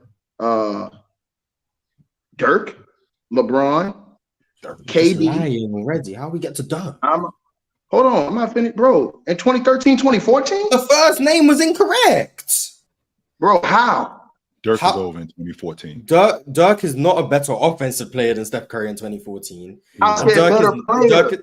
Okay, you talk about offense. You never let me finish the explanation. Dirk is not a better offensive player, and he damn sure wasn't a better defensive player than Steph. He wasn't better on either side of the ball. So how is he better than Steph? It was equal on defense. Hold on, that was Dirk even in on 2014 defense. could have moved. Mars. I mean, so let me ask you this, Mars. Right? I'll ask you this: was he better than Durant? No. Harden. I'll give you James Harden. Was he better? James. No, he wasn't. James. He wasn't better than LeBron. No. Paul. No. Tony Parker. Okay, Jesus. Yes, he's better than James. Just in this season, Mars. We're not talking about overall. Okay. Yes. Okay, so we'll take Tony Parker. How about Blake Griffin? I'll give you Blake. Okay. How about LaMarcus Aldridge? How about LaMarcus Aldridge? I'm not giving you LaMarcus. Okay, so we're at 5 right now. How about Kevin Love? I'm not giving you Kevin Love. Mars, Kevin Love's out. No, how about that's the one Mars where I gotta step in. What? K-Love was going ballistic. Yeah, Kevin Love was pretty fucking sick. K-Love was 26 and 12. And Steph Curry was 24 and 8, shooting 40% from 3. So what do you want me to say? Nah, so what do you want me to say? Steph Curry was winning 51 games, and Kevin Love was winning 21. So hold on, he wasn't. I got K-Love with that year. He wasn't better than Carmelo. I'm not mad at you. I'm not mad at you. I'm not mad at you. Again, Mars, I'm at 5 right Kevin Love was not better than so I'm not. So you're not gonna give me Kevin Love. You're not gonna give me LaMarcus Aldridge. Okay. Can you give me Paul George? Paul George. Sure, we'll go with Paul George. What you call it? Hold on, what about Carmelo? Okay, that's 6. Sure. That's 6. So 7. Mm-hmm. So who's 7? So where are Carmelo? Sure, Carmelo. Will you take? Okay, so we're at 7. Sure. Right. Let's see who else. Who else am I thinking about? Was he better than Damian Lillard that year? No, Damian Lillard is not better than Steph. Damian's not better. Hold on. What about Carmelo? Kobe was over in 14. Well, he said Carmelo. He Kobe said after his torn Achilles. Kobe in 2014 played like 6 games because he had a torn Achilles. So yeah, he was over. Kobe was over. In 2012, you said 20. Hold on. Oh, you said 2013, 2014. Yes. Okay. I got you. I thought you were talking about 22 or 2013. Yeah, 2013. I would have said Kobe. Okay. No. Okay. Go ahead. So we're at 7 right now, Mars. Right. So we're at 7. Right. Sure. So you got DeMarcus. You'll take Cousins. Oh no, I'm not giving you Boogie. Okay, no 8. No. Okay, so you're not taking DeMarcus Cousins. Okay, so I don't even know what Boogie averaged, but the Kings won 28 games and Boogie was like 22. Like that's not better than Steph's 24 and 8 and 51 wins. Like I could just use the same box score arguments and Boogie was 22 and 11, and Steph was 24 and 8. Hold on, did you say LaMarcus? I didn't give. I did say LaMarcus Aldridge. He's not better. No, he didn't give me LaMarcus better than Steph. No. I'm not gonna, I feel like you guys just don't. I just want to make sure you guys just didn't watch the Warriors before Steve Kerr arrived. No, I watched the Mars, and I felt like they was on their way. I'll give you Russell Westbrook for the sake of argument. I'll give you Russell Westbrook. There we go. So that's 8. Okay, so that's 8. So you gave me KD, you gave me Harden, you gave me James, you gave me Chris Paul, Isn't this the year you gave me Blake. Yeah, you gave me Blake Griffin. I'm still giving you Russ to try and maybe get to 10. Right, you gave me Blake Griffin, you gave me Paul George, you gave me Russell Westbrook. Let's see. Did you give me Damian Lillard or no? No. You're not going to give me Damian Lillard in that year. No. I'll give Paul George. I'll maybe give you Anthony Davis. You did give me Anthony Davis. Yes, you did. You did give me Anthony Davis. So that's 8 guys. That's 8 guys. But you're not giving me Leonard. Most of these I don't even fully agree with. I'm just trying to get you some names. So you're not and again, so you're not giving me Leonard, right? You're not giving me Tony Parker, right? You're not giving me Dwight Howard, right? You're not giving me Al Jefferson. And just in that year, just again, we're talking about 2014. Just in that Al year Jefferson was an All-NBA player, I think, that year. Right. I think he was too. So Steph Curry, he's like you said, he's the top 10 player. He's on the back end of the top 10. So like 9-10. And that's me giving you Paul George and Blake Griffin, even though Steph was better than them. I'll just give you those games because I don't want to argue. But yeah, Steph Curry is undoubtedly a top 10 player in 2014. undoubtedly. It's not even close. Yeah, I mean, for anyone who doesn't know, Steph averaged 24 points, 8.5 assists. Yeah, that was his shooting best 42% from three on eight attempts a game, and 47% from the field. And the Warriors won 51 games. That's what Steph did with Mark Jackson in 2014.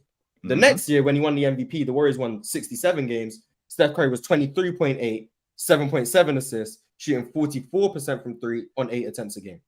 So statistically, the way a lot of people do it, the box score and stuff, Steph barely changed. And he went from not top 10 to an MVP in 1 year. Sorry, no, he was top 10 anyway. You guys just weren't paying attention. He was a top 10 player. Yeah, people actually forget that was really like Steph Curry's breakout season. The year before that, they did do good. They weren't as good as Steph did good individually. They just weren't as good as of a team. But it was really that 13-14 season when we were kind of looking like, oh, okay, Steph might actually, he might become one of them. No, yeah, he was a top 10 player. I don't know why that was even arguable, but sure, yeah. So if you want to say a top 10 player is a superstar, you could say he was a superstar. But he was a top 10 player, and he was probably the second best point guard in the league as well. But yeah, shout out to Steph Curry, man. People need to wake up. Hold on, second best point guard in the league behind who? That's cool. Oh, we didn't mention John Wall either though. So you have Chris Paul over him that year then? Yes, probably yes. Mm-hmm. So then that would be 9 then, right? No, I already said Chris Paul. We already said Chris Paul. Yeah, we already. Hold on, what was the names you said? LeBron, KD, Chris Paul, James Harden, Blake Griffin, Paul He's George, one of the best players in the league. I mean, anyway, it's like Russell Westbrook and hold on, Power. How many is that right there, Phil? LeBron, KD, James Harden, Chris Paul, Blake Griffin, Paul George, Russell Westbrook, Davis. Those were the 8 Anthony Davis. Those are the 8 Chris guys. Paul. You're not giving me Damian Lillard. You're not giving me Al Jefferson. You're not giving me Tony Parker. Kevin Love averaged 26. Kevin Love averaged 26 and 12 and a half that year. Bro, he's not giving me Kevin Love. He's not giving me Kawhi. He's not giving me Kevin Love. He's not giving me Kawhi Leonard. How many wins did the Timberwolves happen to have in 20? Look who he had on his team, Mars. Come on with that shit. I'm just asking, how many wins did they have? Because I don't know. Mars, you full of shit, bro. I think that year they won. I think they won like 32 games or some nonsense like that. They won 40 games. They were 40 and 42. I just pulled out. Right. Okay. So they was right under 500. Yeah, so they were right under 500. So Kevin Love, let's just look at these box scores again. 26 points, 12 rebounds, 4.5 assists. 12 and a half rebounds. Yeah, 12 and a half rebounds. 12 and a half rebounds, 4.5 assists, shooting 46% from the field, 38% from free. Versus Steph Curry averaging 24 points, 8.5 assists, shooting 42% from 3, 8 attempts a game on a team that was substantially better. And then in the postseason, Steph Curry played pretty well against the San Antonio Spurs, who were the best team in the league as well. But Kevin Love's a better player because he averaged 2 more points and some rebounds. Kevin Love was a better player that year, bro. He's a better player. He's better. Kevin Love as being one of the best big men in the world that year, bro. Yeah, because the big men were trash in the NBA. Yes, correct. Yes. So LaMarcus Aldridge was trash. Pau Gasol was trash. Pau Gasol at that point, yeah, pretty trash. Yeah. Right. 2014. Hey, hold on. Al Jefferson was trash. Give you 20 and 10. Okay, ticket. This is what I'm going to say. I'm going to cook your ass. I'm going to answer. If Al Jefferson, I'm going to answer the question. Hold on, Mars. You can't ask questions and not let me answer. You can't ask questions and not let me answer. You can't ask questions and not let me answer. He cooking, boys. Was Dwight Howard trash? Was Dwight Howard trash? Al Jefferson is the standard for good bigs. You can't say the bigs today are trash. If Al Jefferson is the standard, you can't say Dwight Howard was averaging 18 and 12. Al Jefferson was averaging 20 and 10. LaMarcus Aldridge was averaging 23. If these are the big, bro, you said they was trash. Al Jefferson is good, then Domantas Sabonis is LaMarcus Aldridge was averaging 23 and 11. Is he trash? Bear is good. Then is LaMarcus Aldridge trash, sir? Jarrett Allen is good. You can't. LaMarcus Aldridge was hey, Dub. See what happens when he get cooked up? You can't do that. Dub, see what happens when he gets cooked? I'm cooking your ass all the way into open. You're just not listening. You're not cooking, bro. Yeah, Dub. Hey, Dub. This is the thing. You can't say the bigs today are trash and then say Al Jefferson is an elite big man. Mars, hey, Ron, let me present my case before we finish. It's my only case to you, Mars. You said, I quote, the big men were trash in the league. So I'm gonna ask you one question. After I ask you this question, I want you to answer it. So that year, you said the big men were trash, right? That same year, Kevin Love was 26 and 12 and a half. That same year, Blake Griffin was 24 and 10. That same year, DeMarcus Cousins was 22.7 and 11.7 rebounds per game. That same year, LaMarcus Aldridge was 23 points, 11 rebounds per game. That same year, AD was 20 and 10. That same year, Al Jefferson was 21 and 10.8 rebounds. That same year, sir, that same year, sir, Dwight Howard was 18 and not Dwight Howard, that same year, sir, Al Horford was 18.6 points per game and 8.4 rebounds per game. That same year, Dwight Howard was 18.3 points and 12.2 rebounds per game, sir. So how was it? And that same year, Pau Gasol was 17 points. That same year, Pau Gasol was 17.4 points per game, 9.7 rebounds per game. That same year, sir. I mean, since you want me to keep cooking your monkey ass, I will keep cooking your ass the hard way. I'm waiting for you to be done so I can talk. So just take as much time. Okay. Hey, look, and Mars, just for shits and giggles, that same year, David Lee was 18 points a game and 9 rebounds, sir. Put that in your pipe. What? Okay, so you're done. So you're done. So you're done. Just want to make sure because I let you talk. So I let you talk. You're gonna let me talk.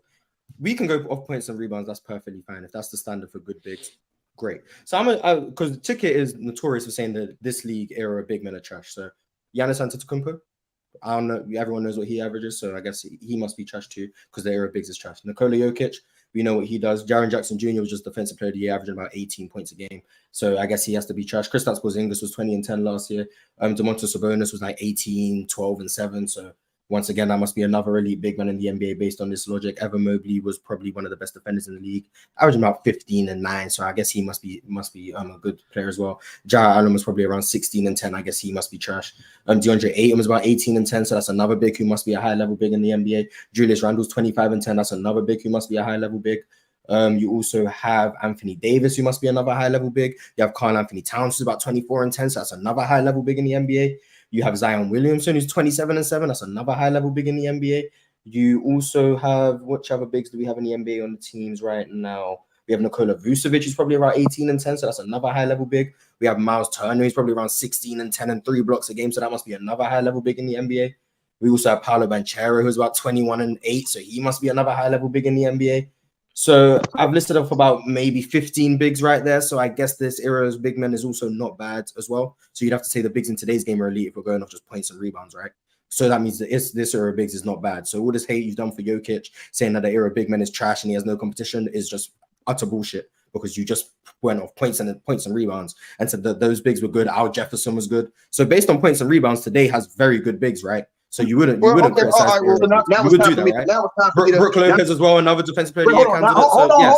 Now it's time for me to late great Macho King Randy Savage off the top rope on your bitch ass again. So now here's the difference right here. Half the guys you name played 45 or less games. Talking about AD, talking about the other dude that's on stilts that's out here ain't really playing. Hold on. Wait a minute. Let me put some pimp in it. You lied. I'm not just gonna let you lie because you want to talk. I didn't cut you off, sir. I didn't cut you off. Yeah, but I never lied. AD played over 45 games. I did not cut your boy off, Doug. Yeah, you didn't. Because I never lied. AD played over 45 games. So don't use his name. Hold on, Mars. I didn't cut you off. Respectfully, I didn't cut you off. Because I never lied. You don't like to get cooked, boy. You don't like to get your ass. I did not cut you off. AD played over 45 games. I did not cut you off, sir. I did not cut you off. I'm going to cut you off if you like. Let him go. No, don't let him lie. So what? Let him finish his argument. He's lying. He lied. Let him continue to lie. Let him continue to lie. Go pick it. Hold on. How many games did Anthony Davis play? That boy's cut me off. He's cutting me off because he don't like when I cook his ass. Once again, here's the difference between here and now. Back in that time, we talking about, first of all, we know pretty much all the big dudes I just named, they all were pretty much on winning teams except for Kevin Love. These is facts. Because you had LaMarcus Aldridge with the Spurs. They were a winning team. No, he was in Portland. You had, hold on, I'm not fit. He was with the Spurs. They were a winning team. He was in Portland. In 2013, 2014? Yep, he was in Portland. So another. Oh, well, they were still a winning team in that year. Oh, that was the year they went to the playoffs. They were, but you lied. Hold on, that was a year they won 50-some games. Okay, so let's keep going. So he was a winning team. Blake Griffin, they were one of the better teams in the West with the LA Clippers. Janet Jackass, he was on a great team. Also, let's keep going. Al Jefferson was on a winning team. Since you tried to act like those were empty stats, that was one of the years Al Jefferson had a really good team. They was on a solid team, sir. So I'm gonna keep frying your ass the way I do. Also, let me finish going. Al Horford, who was averaging 18 and what 8 that year or 9 that year, he was on a very good team, sir. Let me keep going. And these are some of the lower big men that I named, sir. So then you can go to Dwight Howard. They were on a team that won that same year, I believe, was the year that Kobe Bryant tore out his Achilles, and they had made it to the playoffs. They were a winning record, and he was coming off back surgery that year, and he still was giving you around 18. So no, was that the year that he was in Houston? He was in Houston. Okay, yeah, they were still a winning team. Cool, no problem. Whatever. They still was a winning team with James Harden down in Houston. Now let's keep going. All the big men I named to you, except for probably Kevin Love, were in winning situations. So their points and rebounds weren't just empty stats, sir. And them dudes was playing the majority of the games.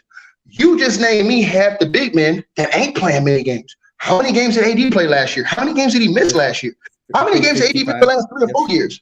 Right, hold on. And keep going through the bigs that you just named. Half of these bigs ain't even really playing the games like that. It's just so you counted Zion. Zion played 17 games. He's averaged 29 games per season. So we can't give dudes credit like that when they haven't been playing the games, Mars Jr. So like I said before, again, I win, you lose, and your partner said I was kicking your ass. Believe that. So no, both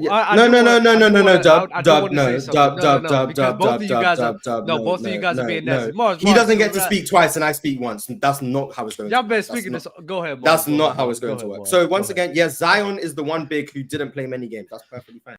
I also didn't name bigs that were losing. Giannis wasn't losing. Jokic wasn't losing. Jaren Jackson wasn't losing. Kristaps Porzingis was losing. I'll give you that. Kristaps Porzingis. Mars is so mad today. Joel Embiid was not losing. Domantas Sabonis was not losing. DeAndre Ayton was not losing. Jarrett Allen and Evan Mobley were also not losing. Brook Lopez was not losing. Nicholas Claxton technically wasn't losing. That's another big I forgot to mention. Julius Randle was not losing. Which other bigs did I say? Anthony Davis was not losing. He also played above 50 games. So I don't know where you got that 45 games from. I don't know where that came from. That was another lie. Rudy Gobert was not losing. Karl Anthony Towns was not losing. They both made the playoffs. I will give you Zion Williamson as a player who didn't play many games. Nikola Vucevic was on a team that was 500. They lost in the play-in. If you want to say they were losing, perfectly fine. I don't really care. Bam Adebayo was not losing. So of all the bigs I named, the only bigs that were losing was Kristaps Porzingis, and I guess I'll give you Nikola Vucevic. That's 2 bigs. Sure, I also never said Al Jefferson was putting up empty stats. I never said that. I just said he wasn't elite. But if you want to use that guys like Al Jefferson is elite, then I guess based on the points and rebounds, we have to say guys like Nikola Vucevic are elite. And that is why I think it's inconsistent, because you call this era big men trash all the times. Every single big I named besides 2 were playing and were on winning teams. So that would not be an applicable argument. So either call this era big man good, like you're trying to say for 2014, or call the era 2014 big men trash. You don't have it both ways. I'm sorry. I do have it both ways. I mean, we're going to talk about playing. We're going to talk about playing. They're changing the rules for those guys. Oh, now if you want to talk about game, that's perfectly fine. You said I'll talk about game all day long. You said playing, Mark. This is why y'all both are being nasty. Your ass whooping like a man, and it is what it is. No one agrees that you were right about this. Y'all both are being nasty. Number one, Tigger, you nasty with the whole games thing and everything. That was disgusting. And then just running all points and rebounds. Mars, you're being nasty. Hold on, Mars. I didn't run my points and rebounds. I gave you results too. Gave you results. That's fine. Hold on. What was Al Jefferson not winning that year? Was Al Jefferson not winning that year? But let me hold on. But I'll ask the question. Was he not winning that year? They just put up those numbers. They went to the playoffs. So hold on. So he wasn't putting up empty stats. That's all I wanted to accomplish. No problem. And Mars, you're being nasty because you said that era of bigs was trash, and instead of owning that take, you transitioned to be I stand on it. I think the era of bigs was trash. But the reason why Ticket was cooking you because that era of big man was not trash though. Based on what, points and rebounds? No, they had Zebo. They had Zebo that he forgot to name off. They had guys like. He didn't mention Blake DeMarcus Griffin, either. DeMarcus Cousins. He said DeMarcus. He did say DeMarcus Cousins. He didn't. You talking about 2014? You talking about 2014? He said he didn't know because he was talking about winning big men, and he didn't. No, he said DeMarcus was 22 and 11. That was another big who was losing, who he just left out of the winning part. He did say 22 and 11. But yeah, okay, Dub. I still think that era big men is trash. Sorry, but then your opinion's just wrong. Your opinion's just wrong. I'm sorry. I'm not calling these below all-star caliber bigs a high level caliber of big men in the NBA. I think this era of big men is trash. It's Joel Embiid, Anthony Davis, Jokic, and then everyone else is just so how many all-star caliber and below. How many eras? The era of big men has been trash since the 90s. It's been trash. I've been saying, if you watched Open Court yesterday, by the way, Open Court on Master Sports every week. If you watched, we were actually having this discussion. Other than the 90s, the bigs have been on a steady decline. The 2000s was not high level. It was Shaq, and then it went into Dwight Howard and Yao Ming. They were like the only elite centers in the NBA. Hey, if you want to consider Amari, so why the bigs the ones winning the MVPs? Why the bigs been the ones winning the MVPs? And then in the 2010s, bigs been winning the MVPs? That's what happens. So your opinion is just blatantly wrong because even the 90s. Zach Randolph is the standard of high level bigs in the NBA. Just sit down and listen for a second, Mars. You're just being emotional. Go ahead. Number one, your opinion is just blatantly wrong because the 90s bigs was probably the peak for the bigs. That was a big era, right? So you comparing everything to the 90s is ridiculous because that's the peak. Right, I'd say the bigs really got trashed probably in like 2018 to like 2020, but then we're seeing a resurgence. You're talking about Pascal Siakam, Jaren Jackson Jr., Evan Mobley, Jared Allen. Like now there's a bit of a resurgence coming back. So but the era in which you're talking, no, you guys were talking about 2014. The era but you said it started getting trash in 2018. So 2016. Let me finish because you don't like to interrupt you. So sit down and listen for a second, sir. No, I'm going to ask a question. No. That's not how debating works. Then don't answer the question. I'm still going to ask it. Okay, then sit down and you wait to answer your question. That's how the debating format works. So sit down and listen. Don't act like chicken right now because you don't like that shit. Okay, in case you open gym is coming up next, you will get to see this in 2016. Who Mars, this is a sneak peek of what open gym looks like. Mars, just sit down. 2016, just sit down for a second. I'm sitting down, Dub. You can see I'm sitting down. So now the era which you're talking about, which Ticket was talking about, was Joe King Noah, DeMarcus Cousins, Zach Randolph. He brought up David Lee. Bogut was good. Gortat, Blake Griffin. Like that's not a trash era. Big Greg Monroe, Monroe. That's not a trash. That's not a trash. Greg Monroe, everybody. That's not a trash Greg Monroe. That's not a trash era, Morris. Greg Monroe. Martin Gortat. That's not a trash era bigs, Morris. Yeah. This is the good bigs, guys. Greg Monroe. Who are the elite bigs in 2016? 2016? Hassan Whiteside, DeAndre Jordan was making all NBA first. I think Drummond was probably in that. Andre Drummond. What are you talking about? I'm not even talking about elite bigs, guys. This. Andre Drummond. Mars. Dub, just so you know, this whole conversation started. Good work, guys. Andre Drummond, elite big man. Steph Curry, a top 10 player in the 2013-2014 season. That's how this conversation started. This is the guy who said I was trying. Andre Drummond, elite big man.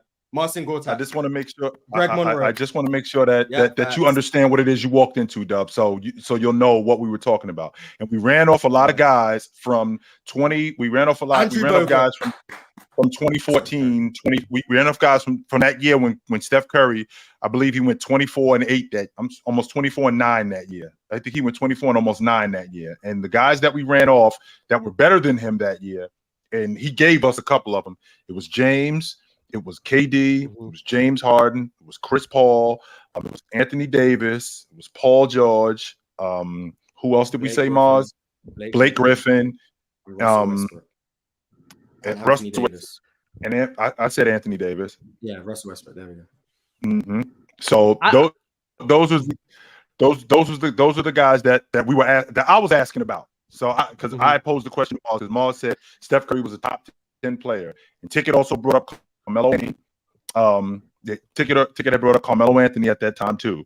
So Mars and Mars also passed on Kevin Love, and that's how we got into the argument of. And Mars passed on Kevin Love. He passed on LaMarcus Aldridge also. He said he'll give you Anthony Davis, but he passed on Kevin Love and he passed on LaMarcus Aldridge. And then that's how we got into the conversation of big men during that era. If they were good during that era, but whack during this era.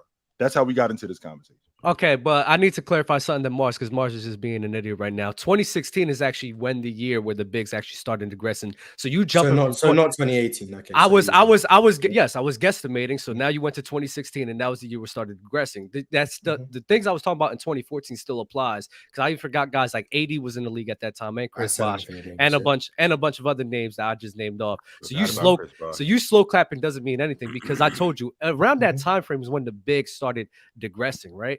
So regressing, it doesn't matter. All I'm saying, Mars, you were just being blatantly wrong in that 2014 year, and you just named non-elite bigs to tell me the era bigs was good.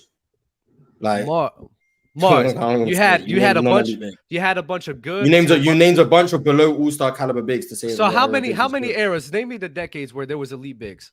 Name me 60s and 90s. So that's it. So they had a you wouldn't say the 2000s. No, so every other 2000s were power forward. Are we talking? Yeah, that's what I'm saying. Because I had this discussion. We were talking about centers. Now, if you want to include power forwards, the 2000s as well. 2000s were the era of the power forward. We for sure been talking about power forwards this whole time. That's fine. LaMarcus Aldridge as well. The Marcus, they were all playing power forwards. 60s, Kevin 90s, Love was a 2000s. power forward. There you go. 60s, 90s, and 2000s. Okay. So every other era that was trash. No, that's why I said listening. I said it. No, I'm asking. Yeah, and I'm going to answer. Since the 90s, it's been on a steady decline, and in the 2010s, and from the 2010s, since when Dwight Howard really went out of his prime, around 2012 to about 2018, 19-ish, that's the worst era of bigs we've ever had. When DeMarcus Cousins was by far the best center in the league, and then the best power forward was Anthony Davis, and then beyond that, it was just below all-star caliber. Blake Griffin for a couple of years. And then everyone else was just below all-star caliber. You got Greg Monroe getting brought up. Chris Bosh was on the decline. Pau Gasol was on the decline. DeAndre Jordan was making all NBA teams. That era of bigs, trash. That era of bigs, trash. Terrible. Egregious. You can go back and read articles. They were writing articles. What happened to the big man? Where did all the elite bigs go? That's what they were talking about. The big man was dying out.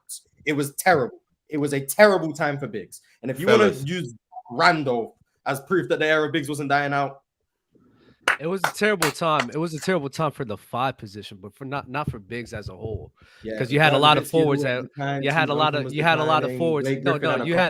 a lot of forwards. But what about the 70s and 80s, Mars? What do you have to say about that? I'm gonna let the era, the 80s I spoke about. I'm not high on the era of bigs. I gotta bounce. It's Kareem and then Moses. And then Fluent and chill with Playmaker Haley tonight. 9 o'clock. So I've never argued against the 70s bigs, even though I think the 70s. Mars, Dub. Goodbye, bro. Be safe, chill. So what? Yeah, I've never argued against the 70s. I wait. You have a whole show next. Last point. Right after this. Last point. It's literally the same stream. Let me read these. Just make the point in 10 minutes. Just make the point in 10 minutes. Read these super chats. This argument's not going anywhere. You niggas is finna be on stream for the next fucking 5 hours. Just last point though. Just make the point in 10 minutes. Go ahead.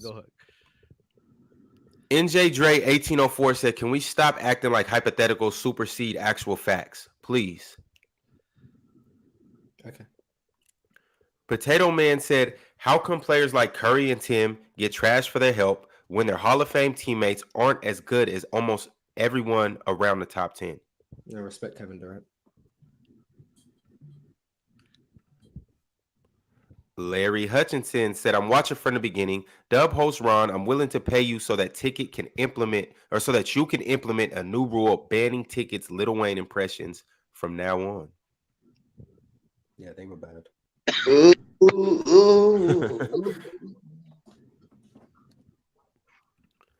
Darren Gordon Hill said, "When did quote unquote the greatest shooter ever become a thing? Ray, Reggie, Larry were respected shooters, but not defied like Steph."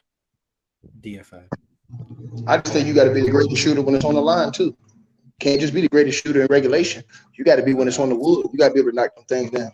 Yeah, having the most threes in playoff history and finals history, just not doing it when it matters. Well, yeah, especially when you're missing them when they count the most in certain situations. Shooting 40% from 3 in the playoffs, man. Just you got to do better, Steph. Come on, Steph, you got to do better. Having 3 of the Hall of Famers on your team is better than what Ray Allen and what Reggie Miller had most of their careers. Facts. No. Super chat from MF said, "Who was more of a threat in their peak to Bron, Rose or Curry? Rose gave Miami problems where Curry would get bullied by Bron." The Warriors beat the Cavs 3 times in the finals. Steph Curry's played better in every series except 2016 than the one series Derrick Rose played against Miami. So once again, that's just BS and a stupid narrative that you just tried to push. That's terrible, egregious, abysmal, bad, dumb. Julius Irvin said, "Ticket. Steph is the reason the NBA shoots so many threes. He changed the NBA into what it is today. If Ray shoots better, he would have changed it when he played." That's a lie. That's a lie. That's a lie. And they didn't play that way. They played inside out because you played through the big men. That's how you really play basketball. The person who changed the three ball was Mike D'Antoni. It wasn't Steph Curry. Mike D'Antoni with the spread them out style of hitting and shooting the threes was Mike D'Antoni. Only thing Steph Curry did was take it to another level. Cut it out. I agree with that. Do you agree that before the Warriors won, the narrative was a jump shooting team cannot win the championship? Nobody said that. Now 8 years later, the only thing anybody talks about is spacing. Nobody's saying that. I'm saying he said that Steph Curry changed the way that they played. No, they didn't change it. He revolutionized it, took it to a different level. But the person who introduced it was really Mike D'Antoni with the 7 seconds or less offense when they were jacking up all those threes around Steve Nash. I mean, yeah, nothing happens just all at once. But 8 Gates Lee said, "Gotta put the league leader in assists and the league leader in points on this list." Harden and Embiid. They were top 10. NJ Dre 1804 said, "Pirate, you got an extra vape because Randall and Brunson in the top 10 got me stressed, and I'm a Knicks fan." True. But hey, well, hold on. Well, then you ain't no Knicks fan because Knicks fans was the happiest I ever seen.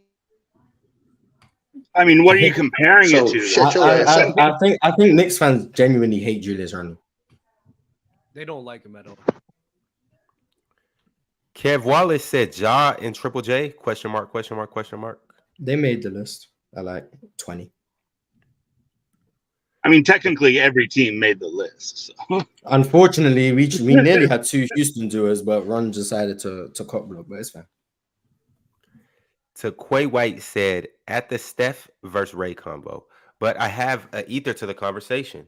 Steph passed Ray in less attempts, laughing my ass off. Ticket is just chatting." He had more open shots. They played real defense back when Ray Allen played. Man, the hell out of here. Exactly.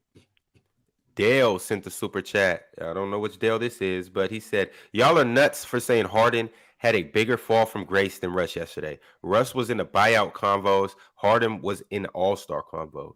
Bro, Harden is out here with full-blown titties, man. Cut it out, bro. Harden should have been an all-star, but it's fine. Johnson Eugene said, "When Ticket don't let his emotions get the best of him, he be cooking and making good points." Everybody lets their emotions get the best of them. Mars just did with Dub. You ain't saying about that. That's a fact. My emotions got okay. Because you're still blatantly wrong, but okay, we're gonna get there.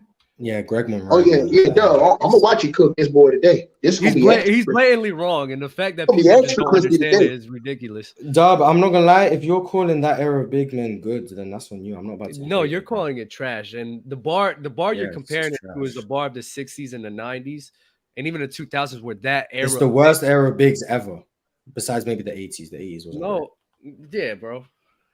Okay, second worst. I'll call the 80s trash too. You happy now? No, it wasn't. Then I disagree with you. Yo, everybody, this concludes the panel. Appreciate y'all for tapping in. Like, comment, subscribe right now. We will be back at the same time tomorrow. Y'all tap in. We out. Oh wow. Dub, go ahead and host Open Gym, Dub. There you go. There's actually already people. There's already people in the background. Yeah, I see it. No, but Mars, you're blatantly wrong because it's that in that time frame which I'll give you. You got that second half of the 2010s where I will give you. I think that shit was trash.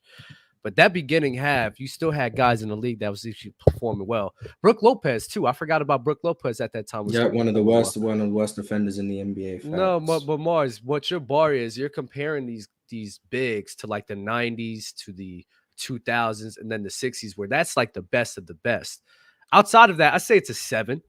That era right there, that window of a 5-year span was probably like a 7 or a 6. That's not trash. What 5-year span? From 2010 to 2014, 2015. Well, 2010 still had Dwight Howard. I was talking about the years when Dwight Howard had regressed. So I said 2012 to like 2017, 2018. Well, like I said, that's the years I was talking about. So. The years where it really started getting washed out was from 2016 and onward, because that's when the game really started changing to more small ball lineups and things that. That's when Jokic and Embiid started to ascend, and Boogie was still healthy, and Anthony Davis was still there. I'd say it actually started getting better then. 2016. No, but 2016 is trash. 2017 onwards, it started getting better. Joel Embiid came in as a rookie. Jokic was in his second season. He was overtaking Yusuf Nurkic. You had Karl Anthony Towns was a good big man at that time. You still had DeMarcus Cousins, who was healthy. You still had Anthony Davis. That's already better than what they had in 2014, 2015, 2016. It's just already better. No, that's not already better. I disagree. Marc Gasol was still there as well. Jokic wasn't Jokic yet. He wasn't that good. I think. Well, I never said he wasn't. Of course, he wasn't Jokic. Jokic now is an all-time great. He wasn't. Well, we're ranking them. We're ranking them on what they are, not what they was gonna be, right? I'm saying he was an all-star caliber big at that time. Not all-star because bigs have to make it, like DeAndre Jordan. He was a legitimate top 25 player in the NBA. All-star caliber big. That's what he was. Well, shit, all-star Tim Duncan was all-star caliber in 2014, but you want to be going. Yeah, I'll give you Tim Duncan. No, you never brought him up. I'll give you Tim Duncan. Okay, so how many guys you had? Joakim Noah, all-star caliber. LaMarcus Aldridge, all-star caliber. Zebo, all-star caliber. Tim Duncan, all-star caliber. Lost me with Zebo, but I guess Zebo, you're not going to disrespect Zebo. I'm not disrespecting Zebo. You said all-star caliber. I don't agree. All-star caliber. Kevin Love, Chris Bosh, Chris Dwight Bosh Howard. 2014, Chris Bosh losing me. Dwight Howard. Well, I'm talking about from 2010 to 2014. But I'm not. I'm then not. We're just talking about two different. I'm talking about 2012, 2013 to 2017. I said that many times. Like you wanted to bring up. You're catching it, but you're catching it in a time frame where that's. I'm talking about the time where I said they were trash. I'm not saying half this from 2010 to 2015. Like I didn't do that. I said they were trash at this time. If you're talking about any time other than that time, I don't care because that's not what I was talking about. 2012, 2013, 2014, they weren't. But then 2015, and you're catching it on the transition phase. That's what I'm trying to get to you, Mars. Where the transition started around 2014, they were trash. I just have to heavily disagree. Yeah, that's fine. You can disagree. I mean, Greg was Andre Drummond trash? He's not elite. He's okay. He's good. Adequate. He's adequate. Right? He's adequate. DeAndre Jordan? Adequate. Kevin Love? Decent. Dwight? Decent. DeMarcus? Decent. Joakim? Decent. I'll say Joakim was good, but Joakim was good. Al Jefferson? You better say decent. I'll say decent. I don't want to say adequate. I'll say decent. Please. AD? Great. Tim Duncan? Good. Pau Gasol? Decent. Blake Griffin? Good. Marcin Gortat? Adequate. David Lee?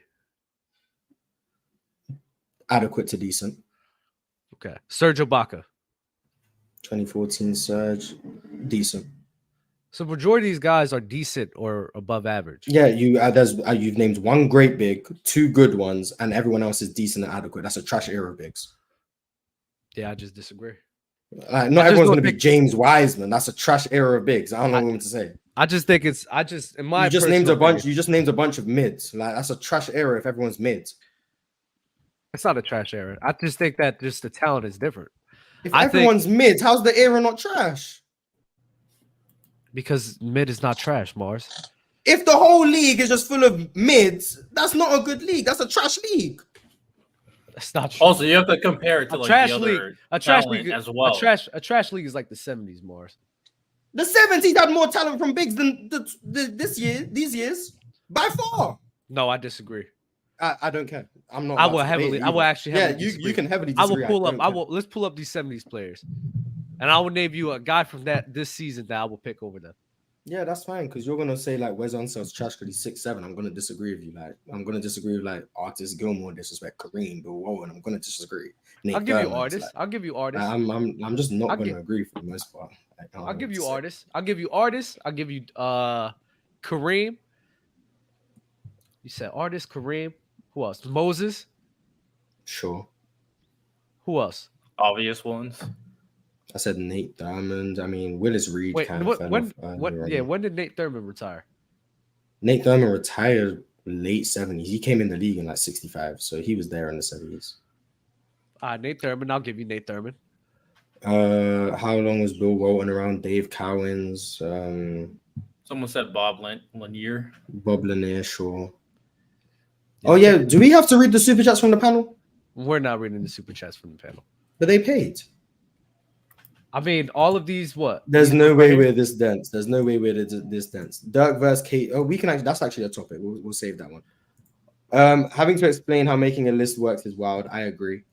Tickets. Oh, yeah, that was crazy, bro. Not gonna lie. That whole logic thing. The crack I've seen look like Steph Curry. W crack. Hypotheticals can't be facts. Stop lying, Ticket. If you put D Rose on Minnesota, he's just Ja Morant. There's nothing wrong with being Ja Morant. Ticket is really our Skip Bayless.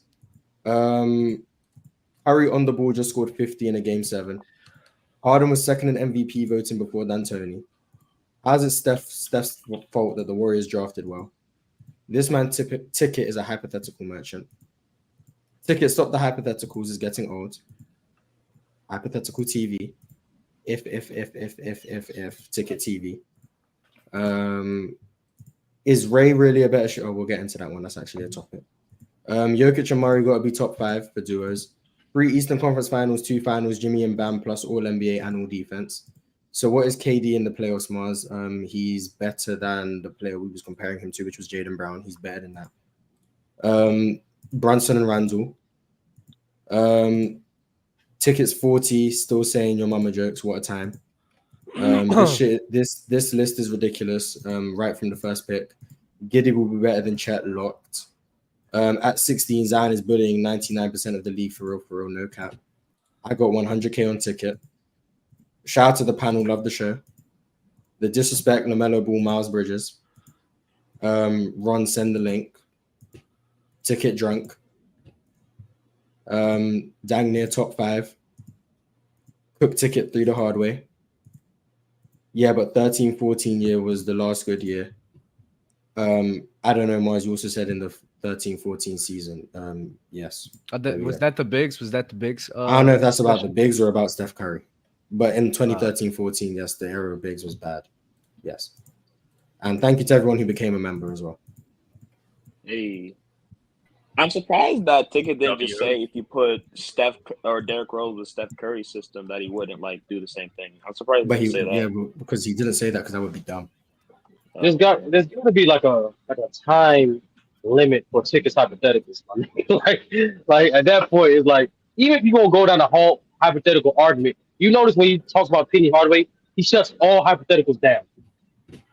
But anyway, that's not the point. Oh, it's inconsistent. That's nothing new. Inconsistent. I mean, it is what it is. And Dub, I was going to say for the 70s bigs, you also forgot Bob McAdoo and Elvin Hayes. But yeah, forget about Bob McAdoo. Yeah, but Mars is 100% right. Between 2014 and he was being generous by saying 2017, but that time period does not compare to the 70s. I don't know what to tell you, but it's just bad. It's notoriously bad. Like I'm everyone was talking about where the bigs went. Like, I'm including the 2014 season. There were still some dudes in there. I just heavily disagree with that year. I think it really literally started happening that year after, or like 2016.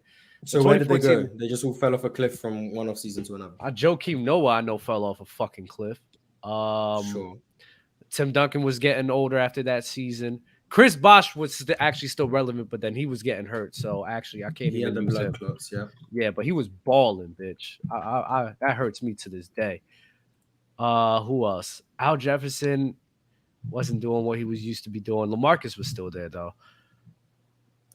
Let me see. When did Dirk stop being all-star caliber? David Lee was getting hurt that year. For real? Then was that Dirk Nowitzki like last 6 years he was just there. Yeah. I remember he played pretty good in the 16 playoffs that one year. No, after 2012, he was done. He was done after 2012. He was cooked down. He had 2011 though, so shout out to Dirk. Yeah, man, he did his thing. That's the most overrated ring ever. I hate when people put that top five. Are you a LeBron fan? Are you a LeBron fan? No, I'm a basketball fan. But no. What makes it overrated? I'll do a perfect example. Do you mean your top five? Just a question. Is it overrated for Dirk or overrated for Dallas? It's overrated the way people describe it. So I'll get straight to the point because I got a beautiful setup. But I like to set up better. But for dudes, just ask me that question. Just give me off the top of your head. Give me the top 5 greatest championship runs in your opinion. The 2011 get brought up every time. But top 5 championship runs. You mean the whole run in the playoffs? Probably 2011. Probably 2011 Mavs is one. Houston Rockets when they was a 6 seed. 95. I always forget the year. That's 2. The third one. Mars, don't help him out. I need pure answers. Yeah, I'm hearing his answer. I'm just gonna say the year if he doesn't know the year. That's it. And Raider, you can join in too, Raider, if you want. Championship run. I was a LeBron fan. Yeah, right. I'm not gonna put the LeBron. Definitely not a LeBron fan. Like I don't see how. Prove that I am LeBron. Like, you try to downplay that team. So it's not that bad. He lost. I'm about to get to it as soon as Dub, you can help his list too. If you were a LeBron fan, you'd uplift Dallas to make it seem not as bad that they lost. Is the 06 is the 06 Heat run? Is that Dub, however you want to answer the question, is your list. And I noticed the other guys not helping you either, but they want to have an opinion. Yeah. I'll go with those 3, like the best runs. Because I don't know what. No, give me 2 more. Give me 2 more. Oh, you need 2 more? So I'll give you 06 Heat. Probably the 2001 run just off of pure dominance. Mm-hmm. Okay, that's what I think. Because dominance versus competition, competitive competition, really I'm going off of competition. However you want to do it. However you want to do it. Brandon, you just give me a 5. Yeah, I'm going off. I know how Dub thinks because me and Dub had this combo already. But can you give me a 5? I wonder where you're going with this. Yeah, no, I know. I'm about to go with it. Then we name 5 already? Yeah, I don't really have a 5. Well, Dub named 4. Okay, so for the guys who just want to comment and don't have opinion, the point is this. You notice most of the time when people list the top 5 greatest runs, they list 2011 for some straight reason based off the names that got eliminated. Not dominance, not individual greatness, strictly the names that got eliminated. But no one ever brings up 1989. No one ever brings up any of Bill Russell runs. And for those who don't know, Pistons in '89, they eliminated Bird, Magic, and Jordan. Oh, they got hurt though. Can I counter that? No, it don't matter. Can I counter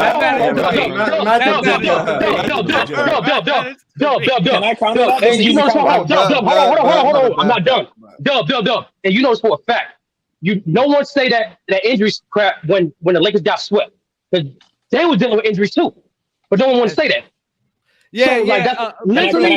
I hear your point. And Dub, you said this already. Literally, the only reason why 2011 is even considered in the top 5 run is strictly based off names. Really, particular the finals. Let's be honest. Can I Go ahead. No, I hear your point. Oh wait, I do want to say this to Sturdy. Like, I guess it's not pertaining to me, but like everyone else, like they're not going to sit here and pay attention to. Oh yeah, Magic. They probably didn't even know that Magic Larry Bird got hurt. So the fact that 89 doesn't get brought up for a lot of people doesn't make sense. So I hear that's the point. But can I counter that? Okay, so Bill Russell, right? Obviously, when you're talking about Dirk, like you have to figure out factor in expectations, right? With the Bill Russell Celtics, for the most part, they were expected to win. So that was a dumb point right there. Wrong. Second, wrong. Hold on. Mars. Correct me if I'm wrong. The year Wilt went to the Lakers, they were favored to win. Got their ass that 1 year. I'll give you that 1 year. No, it wasn't just 1 year either.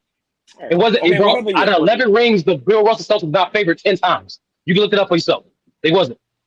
Okay, so what exactly makes it overrated? Though? Are you saying like it shouldn't be a top 5? Okay, but that means even one. It shouldn't be. One of Bill Russell's runs should be. If your only argument for 2011 is names, it should not be top 5. That's not true. Dirk had an incredible run. Like I mean, a lot of people. 1968. The Celtics came back from 3-1 against the Wilt Chamberlain 76ers, and then beat Jerry West and Elgin Baylor and them in the finals. On top of my head, and I know for a fact, on top of my head, at least 4 times Wilt's team was favored to beat the Celtics. At least 4. 4? What year? At least 4. 70? No, 1970. Will wasn't even there in 1977. He wasn't there. A question for you two then. If when you're comparing competition to the Bill Russell Celtics and Wilt Chamberlain's team, would you say okay, it can go either way, or would you say okay, more than likely Wilt Chamberlain's going to win? No, I'm just saying. I'm just saying. I'm just saying. At that time, I mean, I know, like, but if you're just trying to look. No, I'm saying based off expectations, they times their best. They were favored to win. That's simple as that. Right. I don't care about like a 51% who's favored to win. I'm talking about a relative expectation based on the talent on both teams. Because obviously the reason why people like the 2011 Mavericks is because they went up against the Miami Heat, who's supposed to be like the most dominant team ever with LeBron, D-Wade. But they wasn't. But that's what I'm saying. It's based off names. Because I think in the league. What are you talking about? Hold on. The 20. How does the 2011 Heat was the best team in the league? Explain that to me. What? They were by how were they the best team in the league? They were by far. Did they have the best record? How that's not the best team in the league, bro? So once again, because of favorite and based off names, Jay, you think that makes the team better? You don't think the best team in the league? As a team. So if LeBron played how he played in the finals, do you think they win the game? They win. Bro, I'm not taking. I'm not taking. I don't do hypotheticals. Wait, so you don't think they're the best team in the league in 2011? So before the finals, were they the best team in the league? Before the finals, were they best? Okay, so who was the best team in the league? What made them the best team in the league before the finals? Then before the finals, I think really they were still the best team. I think LeBron just choked. I think they're still the better. So once again, you're proving my point. Only based off names, not based off how they played. Not based off how they played. Not based off the record. Not based off dominance. Just strictly names. You're saying this. And talent. They were talented enough to be the best team. Okay. I think they're the best team in the league. Did you think the Mavericks? You didn't give me an answer. You didn't give me an answer. Just because clearly the Mavericks. So just because the team. No, it's very simple. Just because the team's more talented don't make you better. So even with Caron Butler being injured, you still think that Dallas team is a better team than the Heat when it comes to a talent and just being a better overall team. Is that what you're telling me right now? The reason why I remember this so vividly, because I was in school and I made the most money of my day of that fucking series. I knew the Mavericks was the best team in the fucking playoffs. Without Caron Butler. Because of how they played. Without Caron Butler. You knew that LeBron was going to play so bad. I don't know how good you think. No. Once again, you're twisting everything. What'd you say? Without Caron Butler, did you think they were the best team in the league? So I'm repeating. Okay, I thought I answered your question already. Yes, because I would not make nearly $300. And your opinion, nigga. That's your opinion. How does the team lose their third best player and they're still the best team in the league? It doesn't make any sense. Like in no other world is that reality at all. If the 2017 Warriors lost Klay Thompson, they probably. Well, apparently, I wish he was there so I made money off you too. In 2017, if you was there, I would have made money off you too. So just so I'm clear on your side, do you think when it comes to them playing, do you value the winning part, or do you purely focus on the how they play and the talent on the team? Which one is like priority for you? How our team plays. Like we seen throughout NBA history, even if you haven't never played, even if you have never played pro or ever nothing like that, you ever play any form of organized sports, you've seen more talented teams get beat. Being more talented does not guarantee a win. It's always been how you play. Always. So I'm my bad. I'm doing two things at once. I'm kind of lost in the sauce right now. So what's the point you're making, Ace 30? No, I'm reiterating what you did, Doug. You said it, and from one perspective, I'm just being factual in terms of the only reason why 2011 get that much clout is strictly based off names, not off dominance, not off record, not off historical playoff run in totality. It's strictly based off the names who got eliminated by that team. That is it. But that's all. Hold on. Those same people never bring up the '89 Pistons. They never bring up the Bill Russell team that beat the quote-unquote super team Lakers back in the day. They don't bring up none of that crap. Okay, we already know why they don't bring Bill Russell. Like a lot of guys don't even rank like. But don't you, in terms of the Bill Russell thing, don't you think that's more towards like we've seen it more recently, so people just forget about the Bill Russell thing. And then the 89. But the thing is with the Dallas Mavericks, I mean, the defense that they were playing throughout that one was actually exceptional. It was amazing. Exceptional.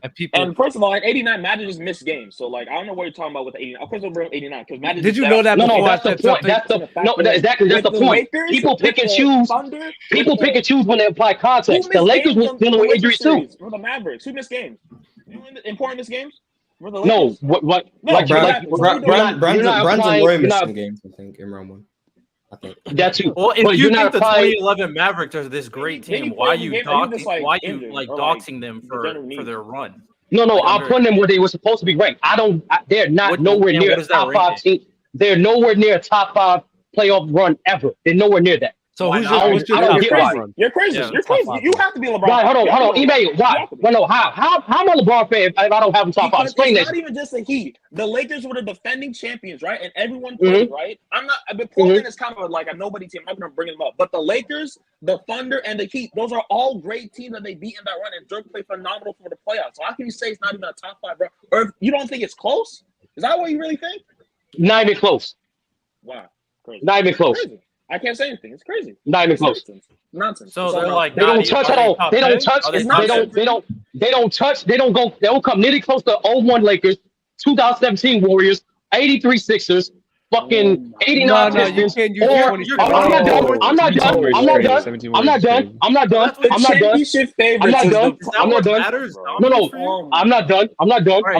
They're nowhere near the 2014 Spurs. They're nowhere near none of them 5 teams I just said. None of them. 14 Spurs. Spurs was actually none of them. So what do you value as like an elite championship run? how good the team is, right? How good the team played. Talking about how impressive it is, or like the actual. So how good the team played. That's how I determine a player's run. I don't give a fuck about the names of who they eliminated. I don't care. You can't control who the fuck you play against. Do expectations matter to you? No. What the fuck? So you don't care about the competition? That doesn't matter. How can that not matter? No, I don't let the media speak for me. I don't let the media think for me. Basically, okay. I don't. Wait. So if the Miami Heat from an 8 seed won the title and beat the Nuggets, that's not hell of impressive. That's not out of this world. Once again, bro, I'm not ticket, bro. I don't do hypotheticals. No. The 8 seed should never win a finals in their lifetime. We should never see it. And if it does, we never saw it. You're right. We never saw it. But if it does, you're telling me that's not like an insane feat? Once again, bro, I'm not ticket. I don't do hypotheticals. That's not even ticket. That's just incredible. You said if. You literally said if. If an 8 seed wins, that's a hypothetical. All right. So let's not go off hypothetical.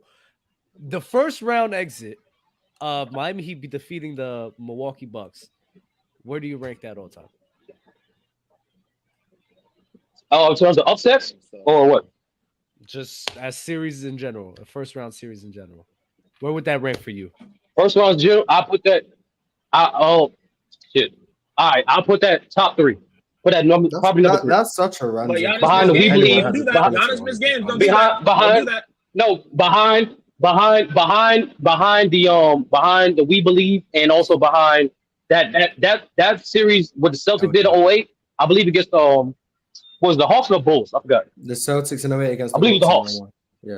Yeah, it was the Hawks. That's the greatest first round series I ever watched in my fucking life. Wait, why is the Heat top 3 then? Yeah, Giannis missed games, so by your law, they shouldn't be there, right? Because that hampered the result. No, because based off how you guys really didn't listen. You're definitely cooked. You didn't listen at all. No, didn't listen at all. I'm trying to hear why he has a top 3. No, I'm about to explain it because I don't know why this Emmanuel dude getting a problem. But the reason why I had that thing ranked up until the first round because how the Heat played. They shot historically well from 3. Jimmy Butler played his best series of his fucking life. And on top of that, no one will give the Bucks credit. Even without Giannis, they still, that one game they played was historic as well. So based on how the teams played is how I rank the fucking teams. Fuck the names. But you ignored the way the Dallas Mavericks played and how they shut down LeBron and how Dirk played throughout that whole playoffs. You just ignored that and just, oh no. No, I said comparison to everybody else in NBA history that had a great playoff run, they're nowhere near top 5. That's what I specifically said. Sure. I didn't say it was trash. I didn't say it was overrated. No, I did say it was overrated. They're nowhere near the top 5 playoff runs. The only reason why people got top 5 playoff runs is strictly based off names. That's not true. I just said that's not true. That's not true at all. The way they shut down LeBron defensively, so that's how they played, and the way Dirk played throughout the entire playoffs. That's two other reasons. Give me three great games. Give me 3 great games that Dirk did during that whole playoff run. It was so historic. Off your head, go. Great games. Oh. I have to go. Yes, it was so historic. Go ahead. Right, it's easy, right? All right, bro. Okay, go to Basketball Reference and thank you, because you don't know. You only know based off names. I looked at the numbers finals. before. They were great numbers. Like, bro, like. Okay, but you can't come up with a single game. That's the point. You can't even come up with a single game. That's the point. Bro, I looked at the numbers like a year ago. They were great, great historical. Okay, but the point is you can't come up with a single. It was such a story. It was such a story. You couldn't come up. You couldn't give me a single game. Hold on. You couldn't give me a single game now. Since we're not idiots, let's go by his whole run, because we don't go game by game. That's retarded. No, you said he was the stronger player, bro. But you can't even give a game. I'm sorry. You can't even give a game. It was such that historic in your mind. Okay, you can't even give a game. Okay, I'll give you a game. You can give a game now because you broke Basketball Reference. Bro, like, why do you care so much for one game versus a whole run? I'm saying we're gonna care about the run more than one. No. You think his run was that historic? You think Dirk had a top 5 historic run? Are you insane? Oh, top 5 individually? Hey, sir, I don't know if you as a team. I'm talking about as the team. I didn't even say they're. Oh, now it's the team. Now it's the team. Now it's the team. I don't know if you answered this before. So go ahead, Red.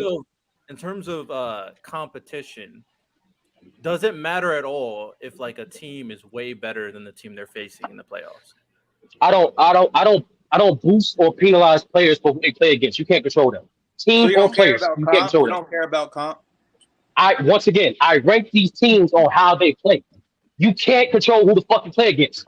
You can't. No, you can't. I guess I can see where you're coming from. We can rank it differently on who you play against.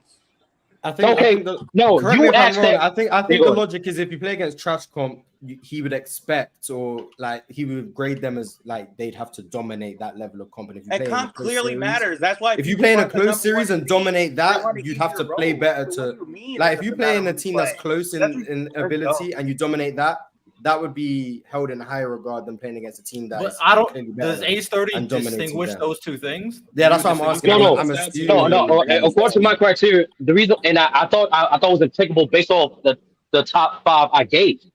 I didn't care. Me personally, for what my criteria to grade a playoff run as a team: 1, dominance. Number 2, how the hell you played. Number 3, your playoff record, and most importantly, how well was your offense and defense? That's the only thing I give a fuck about in terms of ranking these teams. I don't do that media cookie cutter crap. I don't. Well, it's not cookie cutter.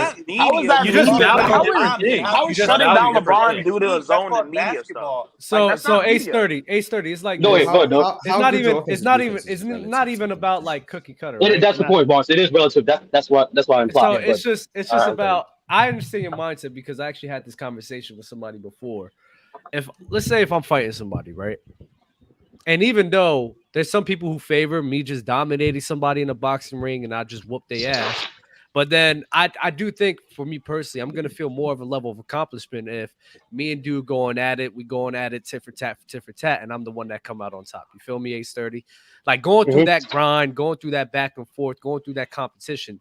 Is valued higher, is valued more rather than me just dominating somebody. But I do understand. You guys praise struggle. That's what it is. Yes. We agree to disagree. But I do understand your mindset of you respect dominance more. You just respect if this guy's just fundamentally sound, he's got great technique, he knows like Floyd Mayweather, for instance. Is Floyd Mayweather your GOAT?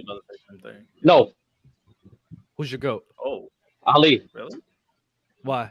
Way different black people. It's not no. It's strictly based off what he did in the ring. Based off the 1, he dominated the greatest heavyweight ever. Period. Number 2, based off his style. So wait, that's I'm not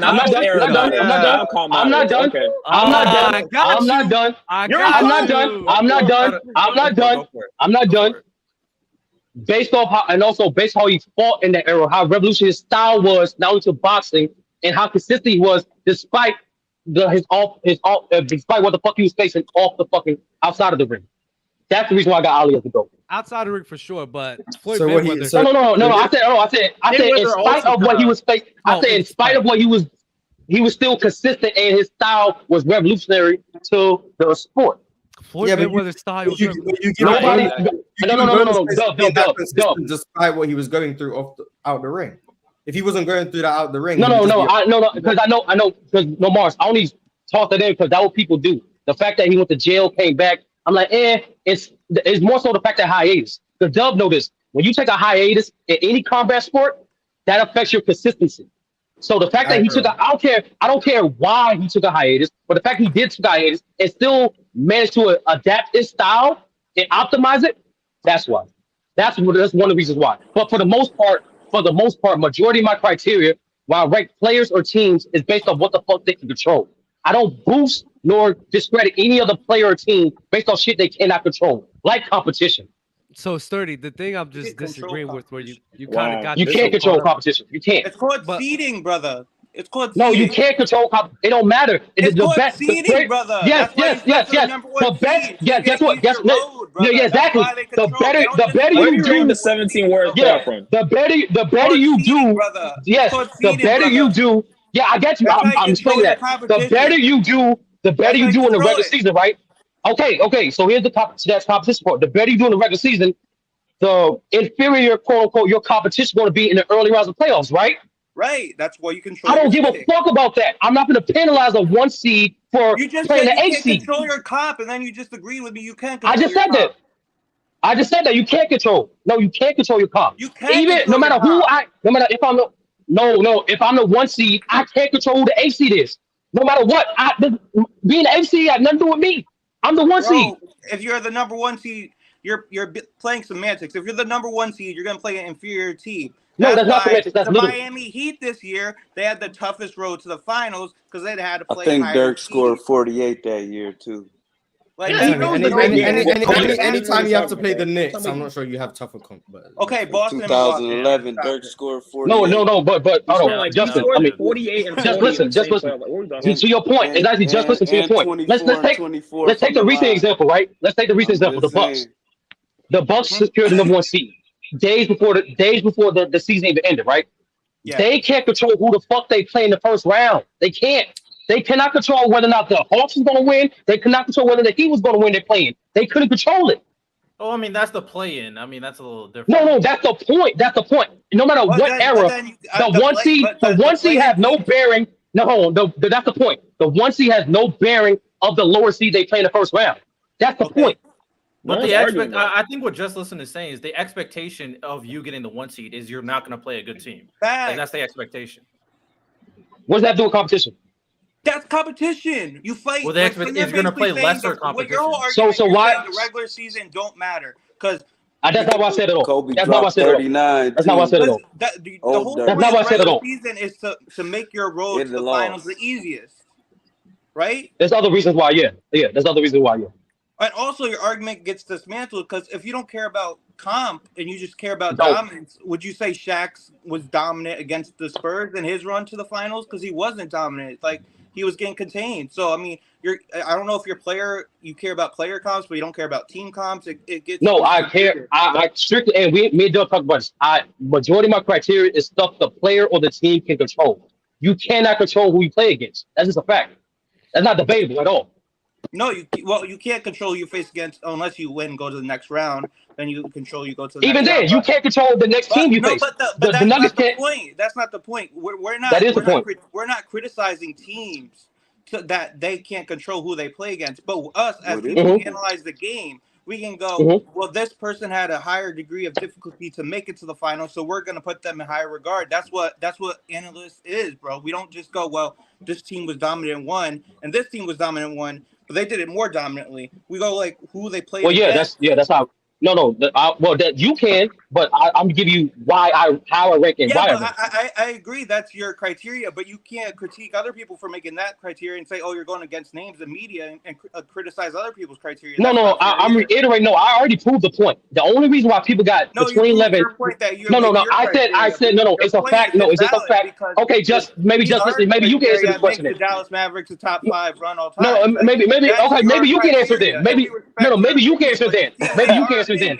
Outside of names, what made that 2011 run top 5 all time? What made that run? Bro, their defense was awesome. Dirk was amazing in the fourth quarter in the finals, and against Oklahoma City, it was crazy how they played against them, bro. And yes, I give you Kobe was injured, and I think what was Pau Gasol a little banged up. I don't remember, but like Kobe was still dropping though. I mean, but my criteria is competition and who you did it against. And yes, names are part of competition because teams that have bigger names usually are better teams. So, like, it's not football where the more talent doesn't matter. The NBA, you have superstars that changes your team. I mean, it's not. It's basketball is more star driven. I don't know what you want to say when you say names. I mean. That makes no sense. Yeah. Let's go through that run again. Hold on. What makes no sense? The fact that I don't punish players or teams for who they play against, that makes no sense?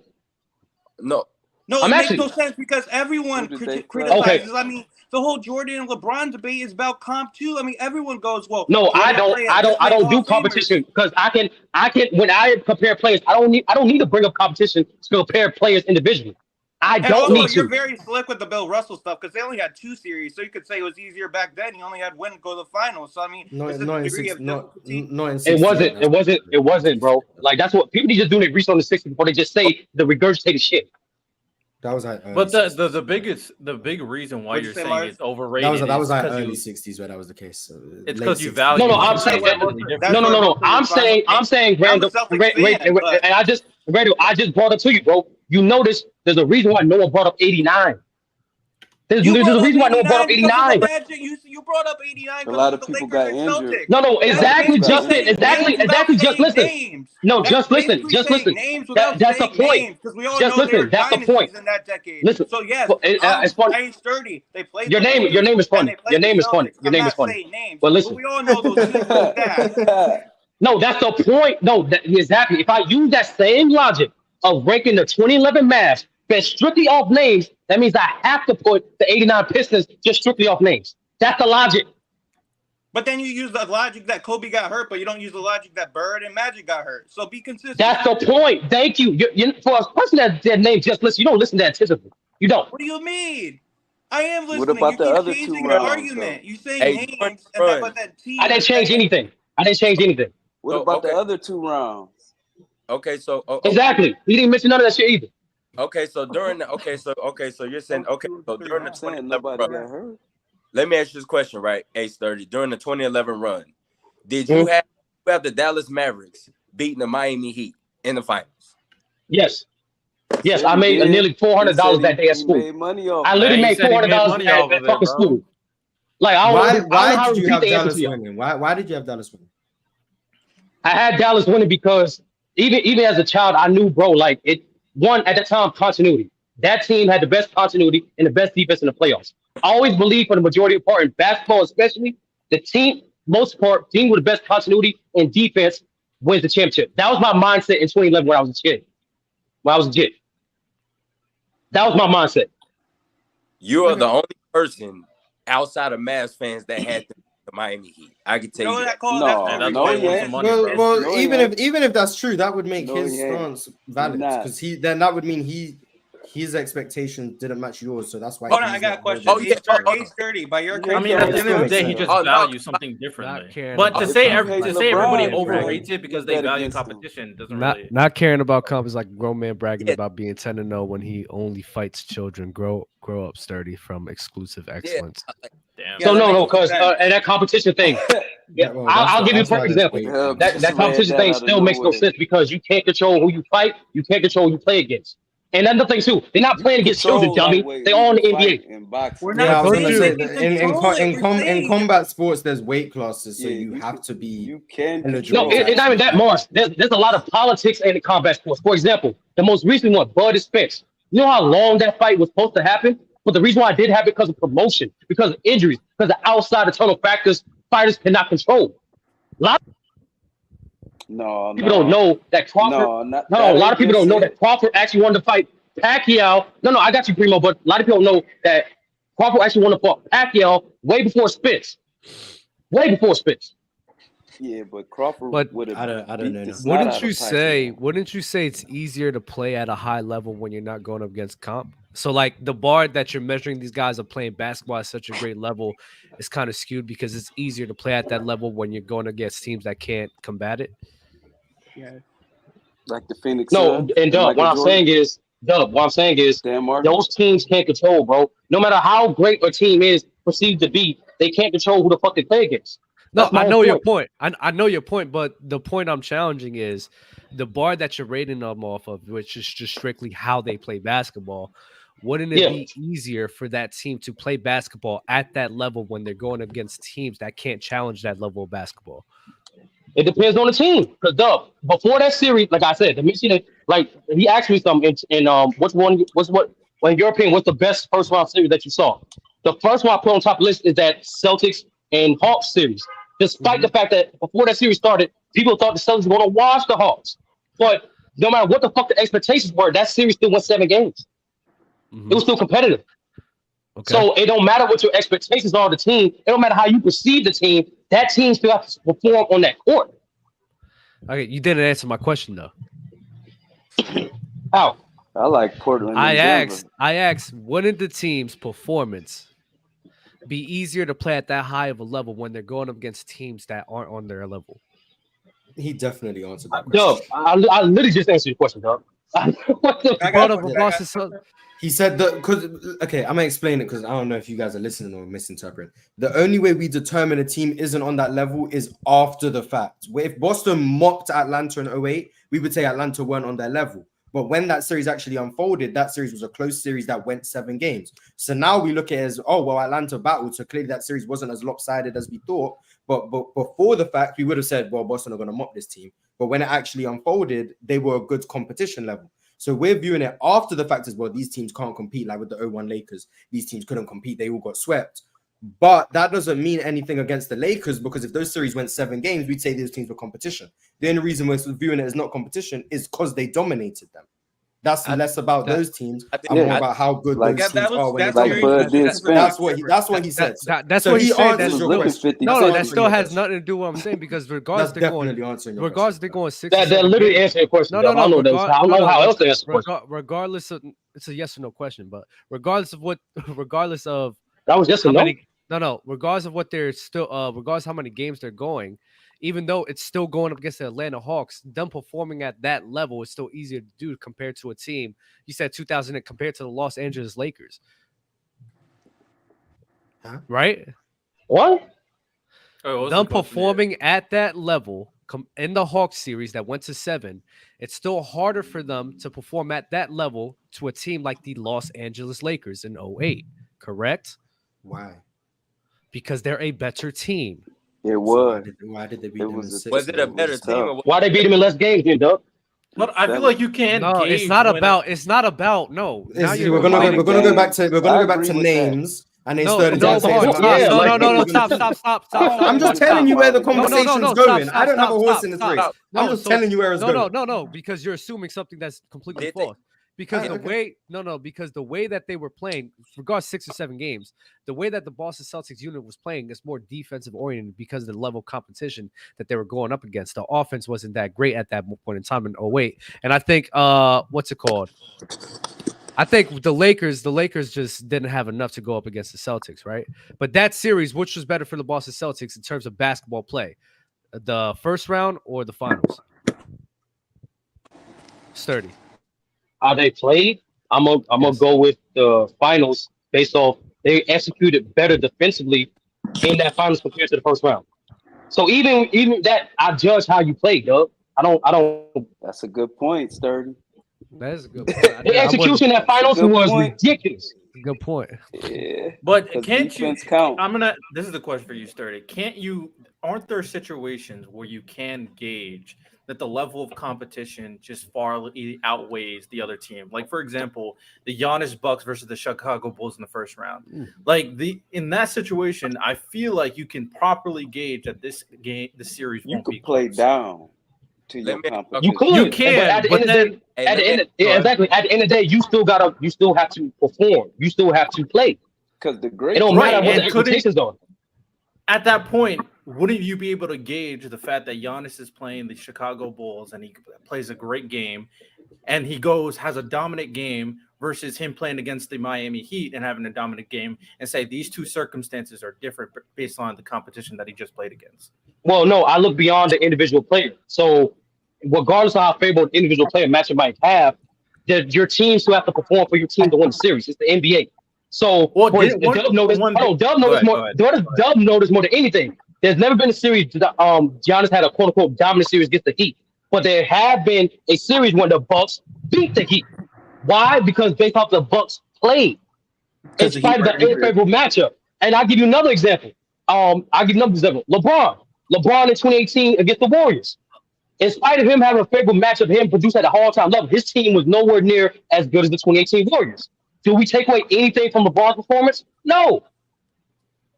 Right, of course not. But one thing you did mention when you were talking about the Mavericks is that you were talking about what game Dirk have to kind of validate his offensive. No, that was retorting. No, that was retorting the BS that guy tried to say Dirk had a top. He tried to imply that Dirk had a top 5 individual playoff run, and we all know he didn't. Hey, why LeBron ain't in your top 5? What? Oh my God! Primo always on LeBron. Primo what? I wanna. You said why LeBron ain't in your top 5? What is your top 5? What? I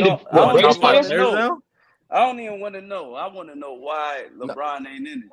I want to know your top 5, like all Wait, time. what? Primo, are you talking about top 5 what? Primo, finish your statement. Top 5 what? Didn't you say LeBron ain't even in your top 5? Ain't that what you said earlier? No. What the hell you heard that? Oh, I thought you said that, bro. Somebody called you a Bron fan. Who's your top 5? You said he ain't even in my top 5. Top 5 what? All time. Greatest all time: LeBron, Jordan, Kareem, Tim, Bill. We get to it. How is Shaq Tim? How is Shaq No, I said Bill. I said LeBron, Jordan, Kareem, Tim, Bill. That's my 5. Oh, that's a good 5. Okay. Extra question: Why is Bill Russell in your top 5? Based off his impact and production. Okay. If you want to know my whole criteria for how greatest players, it's simply this: production impact 1, then number 2, longevity, then number 3, playoff translation, then 4, which is 10% accolades. That's my criteria for greatest. Okay. So look, what I'm not gonna do is I'm not gonna take nothing away from Bill Russell because I'm not gonna act like he wasn't a great player. But don't you think that he really won because he had the better team? No. Or him as an individual, his impact as an individual player? Yes, him as an individual player, and in the highest pace era of league history, he was the reason why the Celtics were successful. He was the primary reason why the Celtics had number 1 defense majority of that era. Have nothing to do with that. Him and there's way other things I could bring up. So John Havlicek didn't have it. So he didn't play a good part in that. What about Bob Cousy? Not Bob Cousy. No, okay. So let's skip all this BS. And Bob Cousy went out like really after the first chip. So listen, it don't, bro. So skip all the BS. Teams win championships. So when you ask me how I rank my individual players, I gave it to you. How productive and impactful they were. I think Hakeem their better longevity, than Bill Russell. their playoff translation, and then a little bit of accolades. No, I heard you. I understand that. So Hakeem not better than Bill Russell? You guys are bad at debating, man. He said greater. Primo, he said greater, not better. Okay, yeah, it's a difference. It's a difference. Okay, so I agree with the. I hear your criteria, but when you say impact, if you go by that, the MJ got to be the greatest. Brian got to be number 2. I'm from Akron, man. It's all right. It's cool. Now, if you say the best, you could argue Brian against anybody. I just know why does I think Jordan's the best. I think LeBron's the greatest. I think Jordan's the best. Greatest. Brian might be the best. Does skill level play a part in your top 5? Say it again. Why doesn't a player's skill level play a part in your top 5? Because skill level is relative to your rules and era that you play in. So I don't punish a player for being born in error. And a lot of people don't know your skill that you get away with is really restrictive based off the rules. If the rules don't allow you to do certain things, you can't do it. Okay, so you're okay. So basically, you're telling. Okay, so basically, you're telling me. So because basically, what I'm trying to say is, when I look at Bill Russell, I look at Bill Russell as I look at him for more than his defense, more than his offense. Not saying that he didn't get because I average score. I give you that, but from an offensive standpoint, I don't see how. Well, as an all-around standpoint, I don't see how you can have Bill Russell in your top 5 from an all-around. Do you have Magic? Do you have Magic in your top? You said what? Defender? Do you have Magic in your top 10, even though he's a below-average defender? You talking about greatest defenders top 10 or just all time? No. Greatest all time. Do you have Magic in your top 10 in spite of him being below-average defender? No. Yeah. I know you don't, Dub. I know you don't, Dub. My question to you is why is Shaq not in your top 5 if you don't care about but this is what I'm saying. But see, this is what I'm saying. I think. So fuck my question then. Fuck my question. I already said Magic in mine. Oh my bad. I didn't hear you. My bad. Yeah, mine. But no, this is what I'm saying. I just think me personally, because my answer to that question is because I think like this. Magic Johnson on the defense, I think he was better on defense than Bill Russell was on the offense. No, don't die on that hill. No, don't die on that hill. That just has to be Bill Russell hate at this point. Don't die on that hill. That just has to be Bill Russell hate. I'm sorry, that has to be. Did I tell? I'm not saying Bill Russell's defense. That's not hate. Bill Russell's defense. Magic was better defensively than Bill Russell was offensively. It's easier to be a good defender in that era. Was not that he was not that. Bill Russell's it's easier to be a good defender when you're 6'9", Dub at point. Overrating Bill Russell's offense. Hold on, let me explain. Hold on. Magic's defense. Hold on. Wait a second. Relative to era, Magic wasn't that bad. Name one post move Bill Russell had. Is that all offenses? That's part of offense. It's part of it.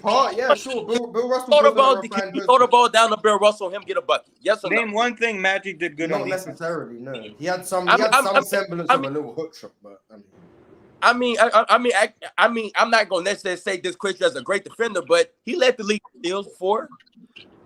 Okay, so what about Bill Russell getting offensive rebounds?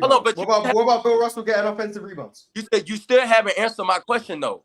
I said he has some semblance of a post. No, when I say, that's not what I'm saying. I'm talking about from an offensive standpoint. Yes, offensive rebounds matter from an offensive standpoint.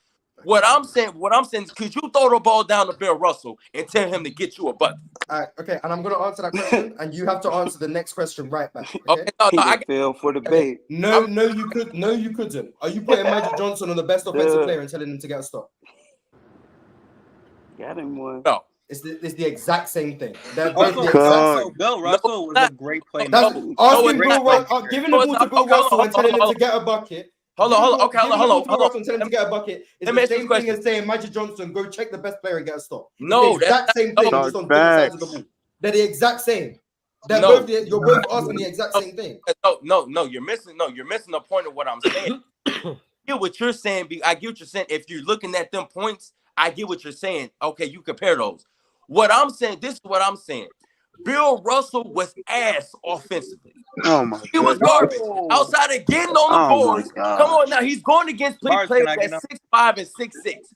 He's 6'9", 6'10". Stop it. Stop So it. Nick, let me save you real quick. Nick, real quick. Let me save you real quick. The beauty of basketball, you can affect the game in a multitude of ways. So just how you have that logic of having Magic in the top 10 despite him being a below average defender for most of his career. No, it's the same logic I can apply to Bill Russell. No, you cannot. No, you cannot put that same. I just want to know something. Bill in my top 10 too, though. Him and Magic. Was he a number one option? Was Bill Russell a number one option? Scoring wise, no. On offense. Has he ever been a number one option? How do you define number one option? He was the best player, but scoring option, no, he was not the number one option. Okay, and I'm not saying scoring is everything. Magic. So based off that definition, Magic was never the number one option. Part of basketball. Yeah, Magic Johnson was also never the number one option. No, based off that definition of me. Hold on. Yes, he was. Yes, he was. This is a good debate right here. What year did Magic Bill late with the point? Russell. He was. What I'm year not did saying Magic he late came with the in points? as the first option, but Scoring option? as Magic Kareem, was as never like I can say like 83, 84, somewhere around there, he started to become the number one option. That's a fact. Magic can What's your score, definition of number one option? If he wanted to score, Magic could Number one score. option. That's somebody that's like a Isaiah Thomas, a Michael Jordan. You naming names. What is your definition of a number one Come option? on, man. Not names. What are your definition of number one option? Oh, you're about to get cooked. Somebody that can get you somebody that can get you a bucket. What you mean? Somebody that can get you a bucket when you need a bucket. Bad Kyrie was the definition, number bro. one option. Right. It's a bad definition, bro. Kyrie get the bucket over Bron. But I don't look at. But Bron does a lot. Was Kevin McHale the number one option on the Celtics? Because he facilitates as well. He facilitates as well. Was Kevin McHale the number one option on the Celtics? No, Larry Bird was. If they needed a bucket, you best believe they're giving that ball to Kevin McHale. Who you giving the bucket? No, you need a bucket. Who you giving it to the torture? They were giving it to Kevin McHale. I don't know what to tell you. They were giving it to Kevin McHale. or Larry Bird. I'm not talking about giving it to Kevin McHale. How do you asking me? They were giving it to him. Over Larry Bird. You're giving the ball to Kevin McHale over Larry Bird. They did that specifically in the finals for sure. Because that was the matchup. That was the matchup. That was the matchup to abuse. That was the matchup. Black hole, man. Who stopped? Yo, Doug Mars. They were giving the ball to Kevin McHale. So you can Doug Mars as you want, bro. Yo, Doug Mars. I'm about to spin the block. Y'all get them likes up, yo. Hey, yo, whoa. Sorry, you can stay up if you want, bro. Nah, but Mars though. Listen, I understand what you're saying about the matchups and all. When I think of a number one option, as far as what Larry Bird brought to the table, I just think me personally, he was the number one option. Like I would if you tell me I agree he was the number one option. I'm just saying based on the give it to him and get a bucket thing. I mean the Celtics were giving the ball. I mean, but I'm saying though, it's not only about giving to you a bucket, it's the other thing that Larry Bird does also. Oh, that's perfectly fine. Playmaking ability. Hey, the Boston Celtics ran their half court offense through. I'm gonna be honest, Bill Russell wasn't doing that. Bill Russell wasn't facilitating. He wasn't. Their whole half-court offense was running around Bill Russell. Come on, man. That's what it was. Dribble handoffs. It was dribble handoffs. Yeah, that's what it was. Their offense in the half-court, their offense was running through Bill Russell at the high post. Okay, so that's how the NBA was built. It sounds like he's the number one option to me. Are we sitting here saying that Bill Russell was a great playmaker? He was above average. Did you hear? I give you that. He was but a number one option. I just think to me, a number one option, a part of being a number one option with a bucket, you can give that player the ball to get a bucket. You could not do that with him. I agree. He was a transition scorer. The man was 6'9", 6'10", getting guarded by 6'5", 6'6", and shooting 40% from the field. That's not true. What are we talking about? Bill Russell was like the average height for bigs at that time. And we want to say most bigs were around 6'9", 6'10". They were Bill Russell's height. They was bigger than the league average height outside of Will Chamberlain. Give me the other names. Give me the other names of them players who was 6'9", 6'10". We already went through this, bro. Nate Thurman. I'm not talking to you. I'm talking to Mars. Oh wow! You don't watch the show like that, then, because we already. We debunked this. We debunked it. You don't watch it, talk about Bill Russell. I'm asking the simple question. Nate Thurman was above 6'9", 6'10". Willis Reed was above 6'9", 6'10". Zomo Beatty, I believe, was above 6'9" or 6'10". I also believe Wayne Embry was above 6'9" or 6'10". There was 8 bigs in the league. You said it not including Will. So I've named 4. We can't include Will. That would be 5. Bill Russell would be the 6, and there was 8 teams. So that means maybe 2 teams didn't have 6'9", 6'10" bigs. Right. Now, that's off the top of my head. I'm probably forgetting some. There's probably some lower tier bigs as well. Those are like the Hall of Fame caliber bigs. They were all like 6'9", 6'10" bigs. So. Like, I'm telling you, the 60s is not where you want to go. I know the 60s because I've pushed enough Bill Russell propaganda to know what I'm saying. No, but this is what I'm saying on Mars. I'm not saying that you're wrong. That's not what I'm saying. From Akron. I'm just saying. The only thing I'm saying is when we say Bill Russell is a number one. Ray. to understand what is the number one option, because I think being a part of a number one option is you can give this player the ball to get a bucket. That's all I'm saying. And I don't think you could do that. I don't think anyone saying Bill Russell was ever a number one option. I don't think anyone's saying that. So how could he be top 5? He was a number one option. So how could he be top 5? Because when you're the greatest defender ever, I mean. There's two sides of the ball. The man was great on defense. Like his defense covers a lot of players' offenses, You cannot be decent on offense and be great on you the greatest defender. If you can be great on offense and decent on defense, then it should work the other way around. There you go, bro. See, that's it. The thing is, though, Mars, the game is more impactful. Offense is more impactful generally. In the 60s, defense is more impactful. Yeah. It was not affected by in Bill Russell's era. He was the best at the more impactful side of the ball. Offense. If you want to say in the 80s, offense was more impactful.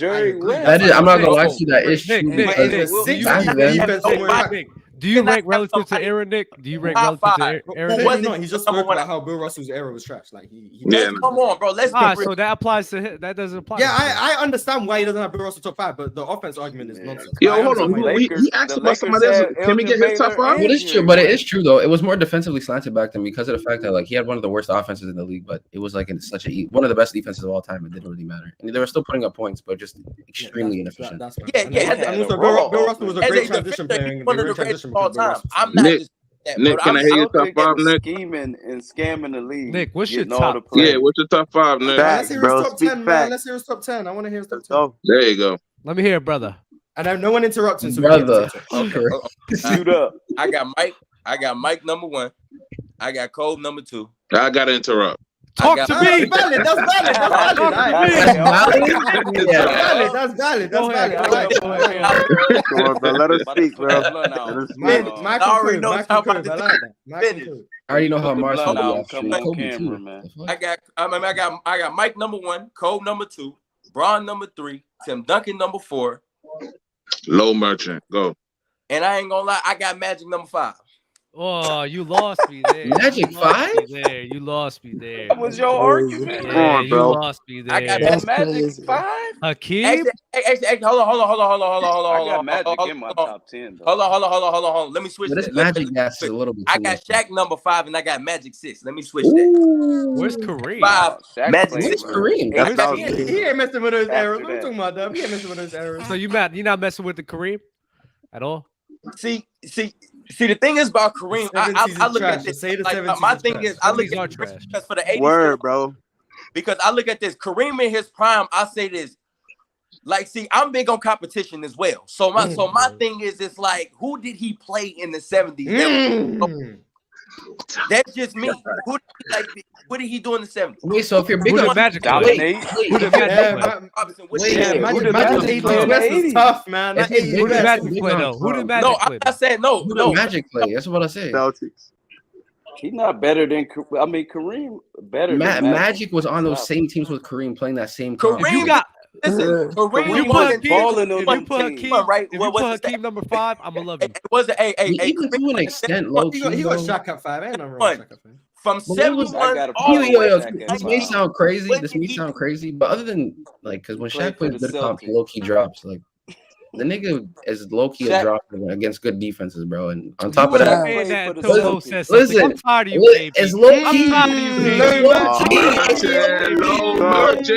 say that till Low says something, bro. Because there's some things I don't peep. Like I didn't peep that Shaq was a dropper against like really, really good defenses. So I'm just like, when he said that, I checked.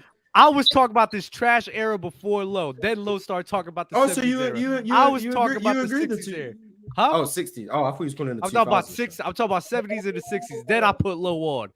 Low said about Shaq facing weak comp, and now you're regurgitating. No, nigga, I agreed with you. Dub. I'm literally trying to tell you, I agreed. You ain't shaking the low match. I agreed with you, nigga.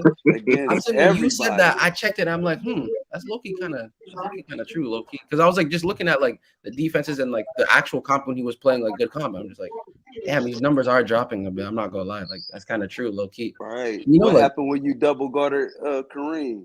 It ain't work. Yeah. It ain't work. Who was Kareem? Kareem. Because he had he was getting double. skyhook. He had the skyhook, but look, the outside of listen. Because that ain't all he had. If I'm not wrong. Hold on, I need y'all. I need y'all. You know why he made not the wrong. skyhook? Wasn't the players voting for the MVPs back in? They were. Hey, can I speak? Because he don't like Kareem. Dub don't like Kareem. So yeah, I don't. Listen. I don't like That wasn't his Kareem after only that. move. He made the skyhook because he was like Shaq. Nobody could stop him. He was just dunking on everybody, and they banned the dunk. Why didn't they banned it? Okay, so win more. They banned the dunk because Kareem couldn't be stopped. Why they ain't banning in the NBA? I mean, they banned in the college. Yeah, they ain't banning in the NBA. Yeah, but the league was undersized. Dominated. Nah, he was still dominating, bro. That's how much he was dominating, bro.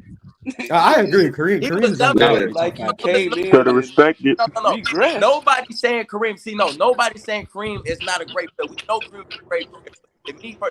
But to me, I think he's better than Shaq. Dominating who you Shaq played for the Celtics. Like you said what? Played for the Suns. Yeah, he docking him. He docking him for playing for the Celtics. That's Who? Shaq for playing for the Celtics. I'm docking Shaq for playing with the Celtics. It's a joke. Primo joking. He's joking though. Okay. I caught that. You know what? Let's dock LeBron too, because I'm not gonna hold you. Because the guy who could pick his teammates, a guy who could just pick his teammates, that's ridiculous. Hey, Primo, watch your mouth. That's ridiculous, bro. So then why is Shaq not? Why is Shaq better than Hakeem? No, seriously, think about it. If you're a guy, I'm pretty sure Brown would have wanted to pick way more people. I'm actually dead ass right now. If you're a guy who can handpick your teammates to Hey. benefit your game. Hey, listen. If Mars gonna give Bill Russell credit for coaching, I'm gonna give LeBron credit for GM. Facts. If I give Bill Russell credit for coaching, the GM has to get credit. LeBron gotta get credit for GM too. So I don't want to hear that. If we're going based off I see Michael Pat Jordan. Riley taught him the game. No GMing at all over there. Pat No. Riley taught him the game. You know how when you was just like how players get to pick Pat. And by that logic, LeBron James should be a little lower than. He should be. He should be by that Number one. Bad logic. That's why he's behind Kobe. Number one. That's why he's behind Kobe. Kobe went trying to tinker. When Bron retired, he the GOAT, man. Hey, hold on. Hey. There you go. Ain't nobody played that long for this raw, bro. When LeBron James lost to the Warriors, when LeBron lost to the Warriors, did y'all say LeBron James outnumbered? Did y'all say LeBron James outnumbered? No. I want to hear everybody. Yes. Okay, yes. When LeBron James was on the Miami Heat, did you say the same thing for Carmelo? Oh! What that got to do? Hell no. Y'all did not say the same thing for Carmelo. Melo didn't know he lost to Bron though. He only lost to Bron one time. Yo, that's a bad argument, bro. He was losing. Oh my goodness. Yeah, you're losing me, dog. Yeah, there's he goes down. But I'm saying, did you say the same thing for Derrick Church, man? Did you say the same thing for Derrick Rose? Melo, my man. Did you say the same thing for Derrick Rose? Oh, he got a number. No, y'all say he lost. I said he got outnumbered. Okay, I would say this. The majority of masses said they lost. Thought that Chicago was gonna beat Miami, my boy. I want money. When you say it makes sense, I'm sorry. When you say it makes sense, yeah, he's speaking nobody saying that they were when LeBron loses, he's outnumbered. But when he beats these teams and make the finals, those other teams he's beating ain't outnumbered. That's interesting. I'm sorry. That's interesting. Jimmy wasn't outnumbered. Yo, all right, cool. If that's your logic, then Magic got to get knocked down even more. Magic can't be top five. He's just pointing out inconsistencies in some good. There's inconsistencies in his logic too, because then Magic got to get knocked down too. I agree. Magic got to get knocked down too. Yeah. I'm going. Yeah. No, but I'm hold on. Get out of here. Why you not knocking Mike? I don't use that logic. Why you not knocking down Mike? I don't know. Why you not knocking down Mike? You're missing my point. I don't use that logic, but oh wow! Logic. We have look at LeBron fans getting hurt. So Barkley was. Let's be real. Barkley was really the best player, but he was outnumbered in that series. He was MVP. Barkley was the best player. Where? In that year. For everybody, when he what 93? We're just making stuff up. What you say? He won the MVP, bro, but he wasn't like better than Mike though. Hey, when Cole lost, but Derrick Rose lost better in than 08, LeBron, Cole though. lost. When Mike was getting his ass whooped before Scottie Pippen developed that toughness, he lost. They were saying he was being outmatched too, bro. We start making excuses. When Mike lost to the Celtics, they were saying he was outmatched. When Mike lost to Mike lost to the Bucks, they say he was outmatched too. So why are we acting? Okay, why are we acting like niggas don't? This is weird. This is weird. Like I said, this is not hearing him though. Wait, stop it. No, all I'm saying is what he's saying is I got you, Nick. I got you, Nick. I got you. What he's saying is this. Say it about Magic, though. Number one, yeah, the Magic is inconsistent. Come on, bro. Like, what are we doing? I understand. No, I understand that, but that's why I'm saying he doesn't use these arguments. He's saying for the Bron fans that do. I just say they lost. Wait, no. Okay. What I'm saying is this. Hey, hold on. What I'm saying is this. I look at it like this. If you lost, you lost. I don't care if you went against the super team or none of that. You just lost. No. That's not good logic. That's not good logic. KD, that is good logic. Because if you lost, you lost. It's true. If you lost, you lost. That sounds like no context. What are we talking about? Yeah, but you gotta have some type of. You gotta have context in it, bro. No, ain't no context. You lost. Kobe didn't get no context. Did Kobe get context? Hell no. He got context from me. I don't know. From you. You 06, 07. Context, yes. Kobe, bro. But if you have Kobe number 2 as you do, you obviously put in context in his shit, bro. Because he didn't win 06, 07. The fuck? If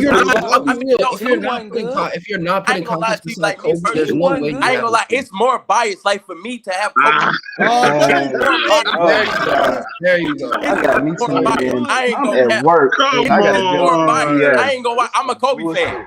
I'm a diehard Kobe fan. So that makes your stuff. And now it makes sense. That's why your takes are so terrible. You're Kobe fan. But it's not also because he has emotional bias to a favorite. If you look at Kobe, but see, hold on, wait a second. No, hold on, because it's not.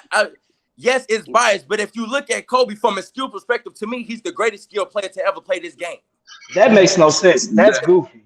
He's hold on, listen. He's not the best ball handler. He's not the best shooter. Those are skills. He's not the best at any of those. Can I finish? But to be the best, as far as first team, he's up there. Okay, so is Kyrie the most skilled player ever in your eyes? And he doesn't have the best combination. Both. Wait, stop. Is 1 second, Nick. My bad. Is Kyrie who's the most skilled player in your eyes? A stat. Who's the most skilled player in NBA history to you?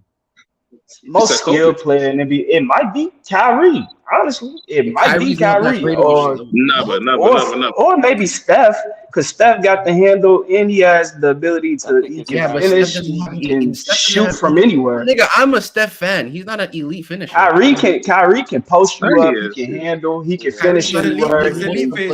He got everything in his bag. For his size, yeah. For he's elite for his size, but I'm saying in a vacuum. He is bigger. He's not in a vacuum. Who in a vacuum? Who against other NBA players? You're talking about. You're comparing. Who are we talking about? Steph or Kyrie? You said what? Steph or Kyrie? All time? No. I said like, who are you talking about? Like you was talking about Kyrie. Who in the discussion? And it don't matter what vacuum you're using. Kyrie's a good finisher. It don't matter what area you put him in. I said, okay, you're mishearing me. I'm saying Steph, as skilled as he is an elite finisher. I think he's a good one. What? You don't watch basketball, bro. Oh my god. Steph's not an elite finisher? Oh my god. Steph's not an elite finisher? Oh my god, bro. He's a good finisher. He's not elite. Steph can give you a layup any way you want it. The volume matters. I'm not gonna lie to you. Steph's volume is too low for me to consider him. Volume. Oh my god. Volume. He's not a slasher, bro. Like I'm not gonna sit here and gas. This is statistics choice today. I don't know what this is. This is terrible. I'm a Curry fan. I'm literally.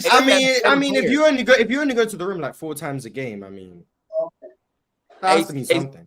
He goes to the rim more than that. Smart. I don't know how much he goes to the rim. I'm just saying, like theoretically, it's a low amount. 4 times a game. It's not that high. It's not a low amount, bro. It is a low.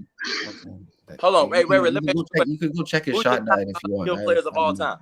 Like skill. Oh, man. Skill players. I don't. By the way, I don't have a list of a top 5 skilled because to me it's a subjective thing when it comes to skill. But just to try to give you a list, I guess.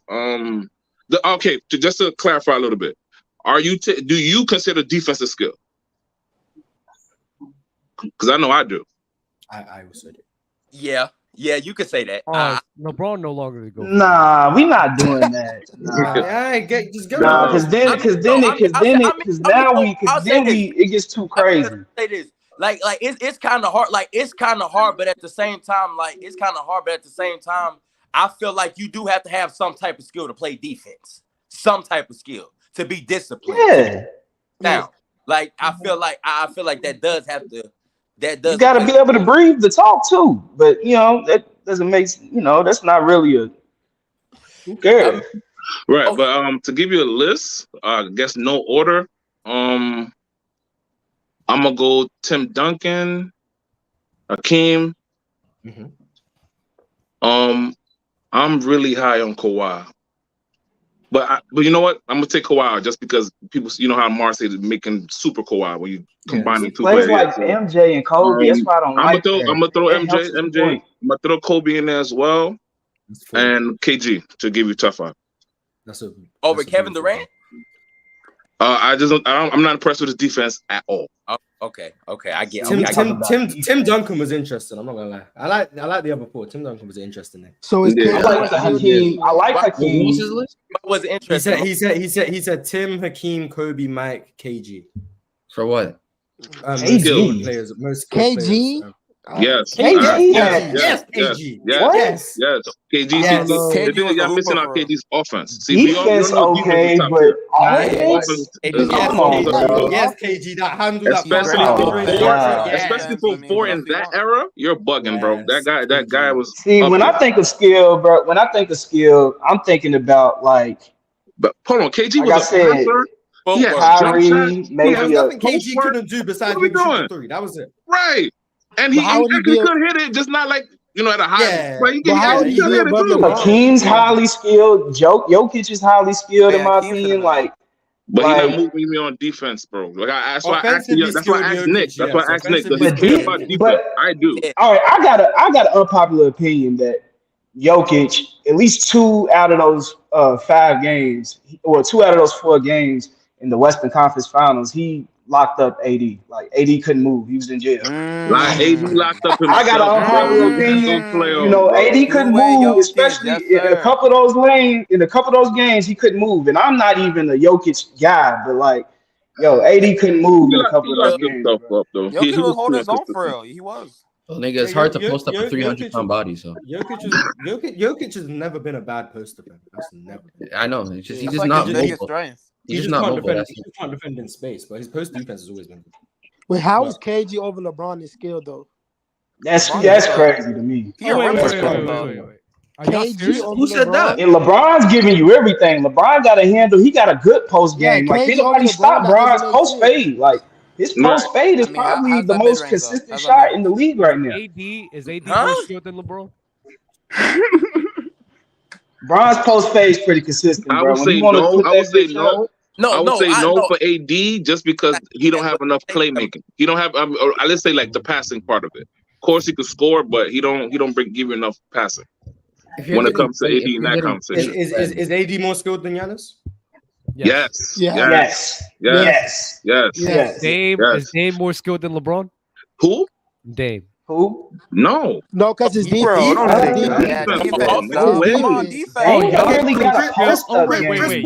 Wait. Chris Paul and LeBron. Y'all include defense as a skill? That's a good one. Chris Paul and LeBron. Who's more skilled? This see this. That's a good one. That's a good one. That's a real good one. See, like on that one, I'm like the size of the player will probably give me.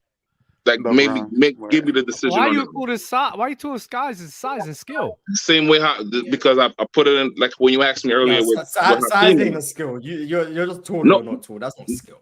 No. I'm not saying it is, but when it comes with the skill, that's what I'm saying. When you're adding the skill to the size, that's what we'll get. That's to me the separator. I'm not saying that that's how you become a better player, but just more skilled. I mean, He's saying but if you're ranging it, like I said, defense they're not that far. They're not that far. How are there? Are there aspects of defense that are skill based, or is it all just? No. Okay, it's so not those all aspects. So those aspects are what would be included. So then?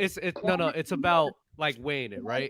So I do think that your physical attributes weigh more into defense than the skill. So when something like that weighs more to your physical attributes, I'm not including it as a skill. But there are skilled aspects of it. There are skilled aspects. So they would still be included. So It's a guy kind of like Dame, who has no value on defense and is just bad at every aspect, would still be less skilled. Like to me, I don't know about LeBron James. Like what about LeBron James' game that is not relying on his build and athleticism on the defensive side? His passing, playmaking, playmaking. No, defensively, but defensively, it depends if you. I think his IQ was better. Yeah, it depends if you consider IQ to be a skill. I would be fine with considering it. Well, that would be it. Just his ability. I guess team defending too. So that's my mindset, right? So if LeBron that size, he relies on it. So that's why I really don't include it like that. That's fair. Like Stephen Curry, for example. If Steph was like 6'6", long frame, I think he would be a clearly better defender because he gives tons of effort and he has good awareness. Yeah, he would be a better defender. I agree. Defense has a lot to do with athleticism and physical tools, 1000%. I just also think the skilled aspects. Let me ask you somebody like Chris Paul with the hands that he has, like he would affect defenses way better because he would be able to get to balls more because he has great hands as a short guy. So if you give him more length, those things will matter. Yeah, Steph's 6'3" with a 6'3" wingspan. Like he doesn't have much going for him. Yeah, he does. He tries. Like he does. That's like a slightly above average body type. Put foot effort. Hey, Mark, let me ask you a question. Right, the thing about KD, he doesn't have those skills. That's the problem. Even though he's 7 foot tall. I didn't hear you, Nick. No, I was saying, do you guys think having great hands equated as a skill? Yes. I think that's a skill. Being able to get your hands on the ball is definitely a skill because I see people just fouling all the time. So, guys like Gary Payton and stuff. That's a skill. You can factor that in as far as you can factor that in. If we're going to add defense to it, then yeah, you can factor that in. Yeah, that's why Kawhi is so skilled. Yeah. But see, I'm gonna be. Is he more skilled than Kevin Durant? Yes. It's close. That Queen Hezzy is different though. For his size, come on. Yeah, we're not doing for his size. I'm not doing for his size. I'm sorry. I'm talking about his ability to score on the block, his footwork. Kawhi's a better post scorer than KD. He is. That's not crazy. No, you're right. Yes, he is. Yeah. I mean, I'm not gonna say you're tripping, but I would disagree to that. Kawhi definitely Kawhi can turn over both shoulders. So he can definitely play through physicality down there more than KD can. Yeah. He can. I don't, bro. I don't know because I really wouldn't know because Kawhi don't get bumped off his spots like KD's game's a lot more. He doesn't get bumped off his spots, but KD can shoot over the top, but I mean Kawhi can still work his way for deeper positioning. But that's the thing. That's KD's counter. But KD doesn't. But wasn't about as a post player, more skilled post player. Kawhi just has more tools in the posting. But is that more so skilled or endurance? He can't hit the array of shots because his footwork is way better than Kevin Durant. But KD is size, though. You're talking about size with KD. KD being able to shoot over the top is not. It's less skill, more physical tools. No? Yeah, right. Exactly for Kawhi. Kawhi can't the same way Kawhi being strong, I guess you could say, is also physical tools. Yeah, because that's the thing. Because like I feel like with KD's size, he doesn't need to get deep, deep in position to do. He doesn't. It would help. I mean, it would help. It would. It would help. It would definitely help. I think Kawhi is better with his back to the basket. Me personally. Better than who? Kevin Durant, man. No, I don't think so. I don't know if this is a hot take. I think Luka's more skilled than KD.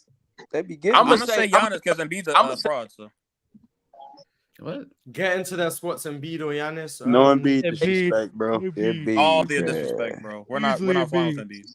If Embiid didn't get double this much, he'd be cooking the whole league, bro. But even with Get a that double step back team, jumper right in the middle. Yeah, I'm not gonna lie. I just can't consider I can't consider just like as weird as it is. If your spot is just at the rim, Running. What do you mean? Nah, it's Mars talk but it's just I like can see no your one said point, bro. oh Shaq. No one's like, oh, Shaq's great at getting to his spot. That's but Shaq did get to his spot. Hold on, If Mark. Shaq got to a certain spot in the paint, it was over. You can't do that though because Shaq wasn't. It wasn't like Shaq was doing what Giannis was doing. Like Giannis could get the ball in his hands and go to the rim like on a consistent basis. Shaq couldn't do that. Consistent. I put Shaq Giannis more could do getting that. to a spot than Giannis. Get to the rim. Shaq, where was this against Miami? Where was this consistent rim getting against Miami? That's what I want to know. I just consider that slashing. I consider slashing. He's a rim That's runner. about getting to a spot. It's about shooting. Like slashing and like it's just not getting to a spot.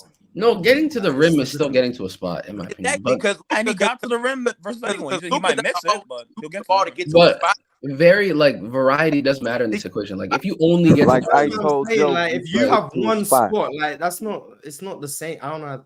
It's not the same. Like Mars, you feel the same way about like a floater? If you like guarantee a spot with a floater, do you feel the same way with that? If that's like, there's no one like this, but that's the only spot you have, which is floaters.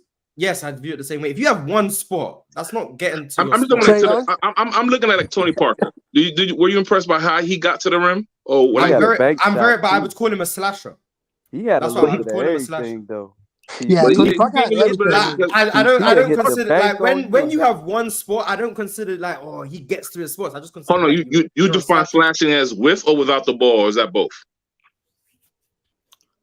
More so with the ball, but I can see without. But I would call that cutting more often. But Okay. Yeah, with the ball is slashing. But low key, someone right, but then then to me, if you ask me, that's more impressive. If you just I get it. For me, it's just. I just don't consider it getting to your spot. I consider it very impressive. Yeah, right. You get downhill, and that's the only way you score. But it's just not getting to your spots. Like, to me, someone who's actually underrated at getting to the spots is Trae Young. Trae Young is low key like. Yeah, that's what I said. His floater. No. Miami series. What do you mean, nice, man. He's good at getting. How do we feel about prime James Harden? Where's his spot? Oh, elite. Oh, Harden's nice. He's nice. Elite. Yeah. Elite. Another one. Who could he get had all the tools. He had strength, he had quickness, he had everything he needed. Obviously the step back too. Like he had multiple spots as well too. Like so. Just the close up. That's the only problem. The close Mars and Dub. Let's switch it up a little bit. How y'all feel Stephon Marbury will be in this generation? Cooking. He'd put up numbers. He'd be all right. There's a lot of guards. He's not a top 5 point. He's not a top 5 point. He'll be a running down John Morant. What would he be better than LaMelo Ball? He was at like a 28. He's better than Melo. Yeah. He'd be like Dame Lillard. He'd be like Dame. What? No, he ain't. I think he could pass. Stephon Marbury would be in the De'Aaron Fox tier. He'd be in the like John. I feel like De'Aaron Fox. Respect De'Aaron Fox. I don't know about he wasn't nowhere near the defender that De'Aaron Fox was. He was more like better. You think better than Fox though? So the thing with Stephon, if I'm like adjusting for pace and everything, he'll probably be like a 25 and 10 guy. So if he's a 25 and 10 guy, but he doesn't have good shooting. If he a 25 and 10, 25 and 10, he'll be like Ja. He'll be like Ja. He wasn't passing the ball like that.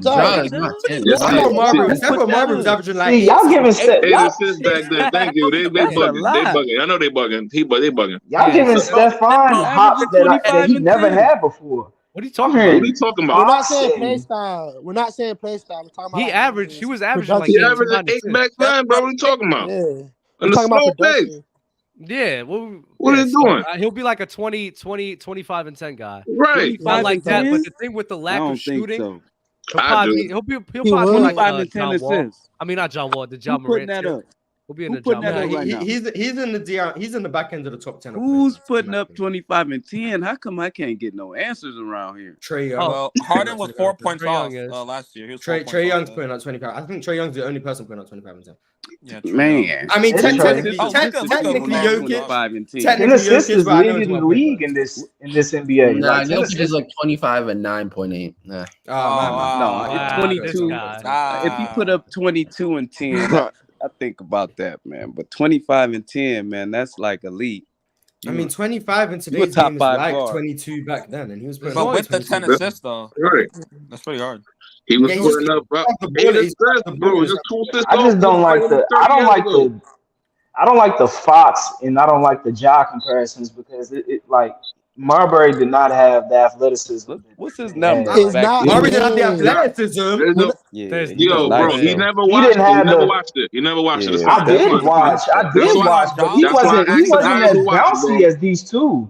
He just wasn't as bouncy and he wasn't as long. Like he wasn't as bouncy and he wasn't as long. But De'Aaron Fox, yeah, he could duplicate that. I'm not. See, that's the thing. I'm not comparing them as like, oh, they're play. And he's not the defender that they.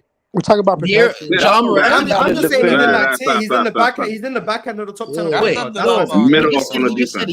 Ja Morant's defense sucks. Stephon Marbury is probably a better defender than Ja Morant. Yeah, he's one of the worst defenders in our league. Like he's not better than De'Aaron Fox, but he's probably it's the middle. Slight negative. Slight is very negative. Yeah, look at the numbers, bro. He's bad. Ja Morant's just a bad defender. He's a bad defender. You don't play defense. It's a middle off on the defense. We could finally get to the topic of the show in the last 30 minutes of the show. Oh shit! I think this year, yeah. So I was talking to myself recently. I was thinking, you know how everyone's been on a Luka hype train about, oh, he's gonna win MVP this year. He's gonna win MVP this year. I'm going to say it again. I think Luka Doncic is finally going to win MVP this year. I think the unit that they're building around Dallas is going to be surprisingly good. And along with the winning bias that he'll grab, he'll give you 38 and 8 easily. Along with that 38 and 8, probably be a top 4 seed.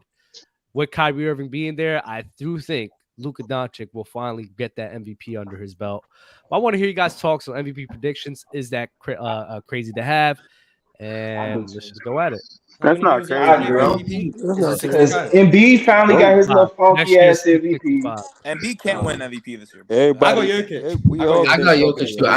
I think based off of this season and the fact like how close to MVP, it was actually primarily close up until Kendrick Perkins said what he said on national TV, then just did a completely a whole 180, right? But I don't believe that. And no, there was a straw, like there was a poll like for MVP voting, and it was like 78 to like 16 first place votes, and then it literally did that and flipped like for Embiid, so it was like 70 something to like 16 in favor of Embiid for like the final poll. So it was actually legitimately a 180, like by the vote count. But I think Jokic is gonna win. Like I agree with Mars. I think that he had a really good season, obviously this year, deserving of an MVP as well as Embiid too. I think Luka being in the conversation is fair. Like it's Luka, he's top 4 player in the world. Him being in the MVP conversation isn't something crazy, and him obtaining it neither isn't anything crazy neither. But I just think Jokic is probably going to be dominating the West again. I don't really see a team competing with them that much heavily at the moment. And I just think that his production will always like be at a elite level to where he just in a conversation, and the record shows as well too, probably just having a better record than the Dallas Mavericks, you know. So that's my prediction. But Luka being like an MVP is not far-fetched at all. I agree. Well, my take on that is first and foremost, Dub, I feel bad for your take because Kyrie Irving is a terrorist and he's gonna blow that whole thing up. No, he's not. There goes that goes. I feel bad You've for been you. drinking the Kool-Aid, bro. Bad take. Bad take, bro. This is the thing that gets me mad. Kyrie being from Jersey, you understand the toxicity he's around. As long as as long as you know how to maneuver between that, Kyrie Irving's not that bad. But what did Kyrie do wrong? He didn't do that much wrong. Nothing. So in my head, mad because he like to sage the locker room, bro. As long he saged the locker room and now he's leaving. So me being the Jersey, what did Kyrie do wrong?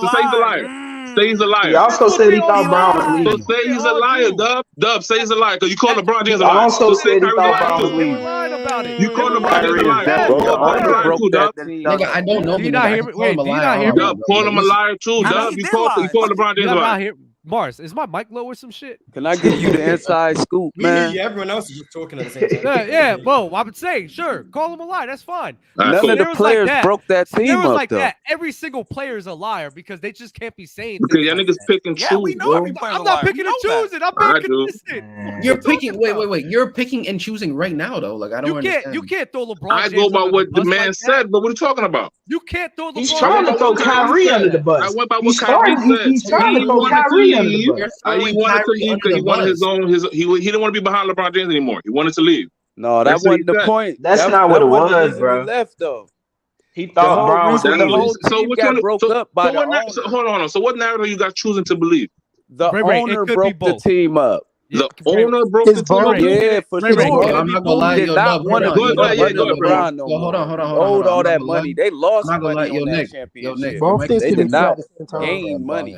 Nick, we don't hear you at all. Yeah, we don't hear you at At all. all. It's been good You know though. what It's I'm been good that saying? we They can't lost. hear you though. So they traded It's been Kyrie good that on we can't hear him purpose. though. I know. Anyway, You muted. You muted. Been talking for 10 minutes. No one heard him yet. Bro. Yeah, He's no. You're muted. Look. You're The muted, bro. conversation been going You're good. muted. Nick, you're muted. You're Your muted. mic You is got the messed floor, up. big He's homie. not plugged in. Nope. No, we can't hear you. Nope. Nah, but Ray, it could be two answers, right? It could be a multitude of things. I'm saying the thing that he wanted to air out was probably that number one option thing, but that other portion of it could be, LeBron was about to he be out never there. really Why am I said gonna that sit like here that though. What? The narrative back He wanted then, to though, be the like we number doing one revisionist option and history. all that. I watched that whole thing. Yeah, with I Stephen did. He A. said he wanted to flourish his game, to expand his game. He and wanted it, everything. so he didn't want to be. But so hold on. said So it he wasn't couldn't. about So Bron. his point was that he couldn't do that being behind LeBron James. So he had to flourish. So he had to have his own thing. Okay, come But on. listen, now. though. But listen to your Dub. logic.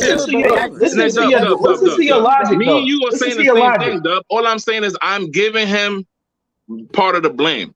I'm Listen blaming to your him, but I'm logic, giving though. him part of the blame for that. If you That's can all I'm acknowledge saying. that, right? And Can I that's tell a you real what your logic situation, is? bro. Ray, if you can acknowledge that, and even to some extent, Kyrie has acknowledged him being like, I guess, so-called like a bad teammate, right? If you can acknowledge that, right? What makes you think that a baby is 30-plus-year-old Kyrie, who's acknowledged that he's been a bad teammate at that times, baby. is not going to take a step back and try to help Luka actually obtain what he wants to obtain as a secondary? What Okay, makes you do that? good. My answer to that is, right? Life has shown me to believe people's actions and not that their words. Okay? Life has shown me that.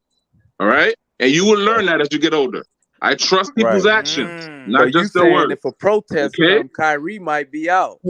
Post Boston? What has Kyrie done that's been his actions allowed it? Primo, you Hey, that link was pretty sus. I told you. That link was pretty sus. I want to know. Kyrie might just be out for the season. Like, yeah, I'm done. How has he been a bad teammate post Boston? I don't understand. Okay, bro, he just broke up this Brooklyn situation that he put together. Harden broke up that team. Together. Wait, Stop. He wasn't the sole Harden reason shouldn't why matter he in was the broken up. situation. Harden shouldn't matter in the situation because him and KD decided to go to Brooklyn. So Harden shouldn't matter.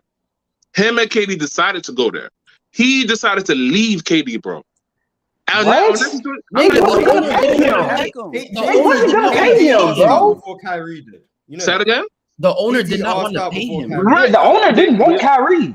Fine, No, bro. they didn't want to give him the full. Hold on. Y'all can't do that. Y'all can't do that because y'all went with The only reason Kyrie was there because KD was there. The moment KD requested the trade, Kyrie was gone. Yeah. So also you agree with me then? Requested the trade first. Yeah, KD asked out first. How did Kyrie Yes. When they didn't sign behind the narrative that Dub was trying to set, that they were doing Kyrie wrong. So if y'all don't believe that part neither, so that had no. I don't think they did Kyrie fully right. I don't know if right. Wrong. They were stealing his money. They stole his money, bro, because over the COVID situation, bro. I wouldn't want to play for the Nets either. That's like he could have played road games during the COVID situation. They said we're not going to play him. Then the team wasn't great, so then they brought him back mid-season and said he could play road games. That's already mistreating him, in my opinion. Right. Then you have the whole movie thing where they suspended him and then he got. Did he ask for a trade then? No, I don't. That's my point. Did he ask for a trade after the contract stuff? Bro, when could he ask for a trade, bro? Listen to me. When could he ask for a trade? When could he ask for a trade? Absolutely fine. That's my point. Hold on. 1 second.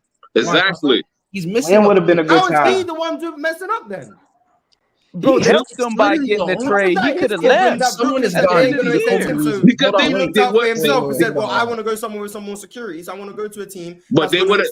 All right, but now we just go on the point of they could have said him just at the end of the season. We could have just done that. They could have just done that. Their point could have been. We could just want to say actually helped y'all. How many times am I gonna let my? How many times am I gonna let my partner abuse me before I break up with him? On a non-guarantee. Didn't Kyrie right now take less money? By the way, didn't he not take less money? He took a shorter deal. I don't know if it was. I didn't really hear. Because he could have got paid more. I'm pretty sure. But that's besides the point. I didn't really hear that. Him missing games because of COVID, and then him like that whole COVID situation about him not being able to like run like at games fully or whatnot. And then after all of that, him wanting to actually. Hey, mind you. Hold on. You guys are forgetting that the COVID thing is not a Nets thing. The COVID thing is not a Nets thing. The COVID thing was a Nets thing. No, it was not. You don't live in New York, bro. Yeah, it was about New York. It was about New York. It was about New York. Y'all claim it was about New York, but then the moment to not play him, the moment they needed him. Yeah, I was about to say the moment they needed him, they brought him back. They had to do because of the New York thing, bro. Did you know that you didn't have to have the shot to play in New York? And then the Nets said, "Nah, we're not doing it." Didn't they say that? It's only if you work in New York. Yeah, only if you work. Yeah, I could come there without what do you think he does, sir? Him playing back, him being a professional player in the NBA. We think that works. We think he works in New York, bro. You're misremembering. But it didn't make sense though. Like it was a bad law. It made sense. Doesn't change that. It was a New York thing. It was a New York thing, bro. Thank you. And then things changed. And then, mind you, that wasn't a law. It was a policy. That wasn't a law. It was a policy. And the policy changed. One at a time, bro. It was a bad rule. It was a goofy ass rule. But that's not a net problem. That's my point.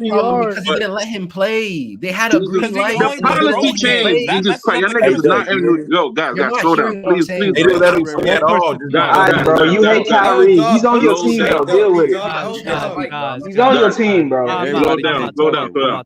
I live in New York, bro. I'll get my belt. These things are not laws. This is just the policy for the time, bro. The policy changed. That's why when you guys say, "Oh, well, they allowed him to play," it wasn't because they just said willy-nilly you let him play now. No, the policy changed. It looked That's what happened. No, that wasn't him. It was bad. You just telling me no, and y'all don't live in New York. You know what? The policy did change. Nigga, it was on the news. I don't live in New York. There to realize what you guys are doing. What rules? I don't have to look willy-nilly. I just said it was a bad policy, I'm not gonna lie. And that's not a net problem. I agree with you, Primo. I worked out here and I thought it was a dumbass policy too. But that's not a net problem, Primo. I agree with you with that. The policy was dumb, but it's a net problem. I need everyone to understand something. The whole COVID vaccination thing was completely 100%. It was a New York mandate that they put out there that everyone needed to be vaccinated to work. I needed to be vaccinated going to clubs and everything like that, which is why I just didn't go to New York like that anymore. That was a complete New York City. Come on, man. That was a New York City. I was in Cali, LA, everywhere. It was like that pretty much everywhere. The Nets, the only thing they had to do, the only thing the Nets could have done is allow Kyrie Irving play away games. While Kyrie Irving's like, nah, I'm gonna take a stand. So it's like the whole vaccination. Didn't they give him the green light to play games and the Nets? Yes, that's when the policy changed. Yes, there was pressure. Politics matter, bro. Yes, I agree with you. They did allow him to play, but the politics changed, bro. You know when it happened. You know when it happened. I'll tell you exactly when it happened. It happened when the baseball season actually started. Yes. And the baseball player put pressure on the city, and that's when it changed. So come on, like chill out. It's not a net. It wasn't a Nets fault. Okay, but you're not understanding what I'm saying. I'm saying I know what you're about to ask. The city couldn't allow Kyrie to be like under a New York business. Couldn't allow to be playing for them. Like they just didn't allow that. So if I work for a New York company, I couldn't go out to LA to work for them. No, it's a New York company.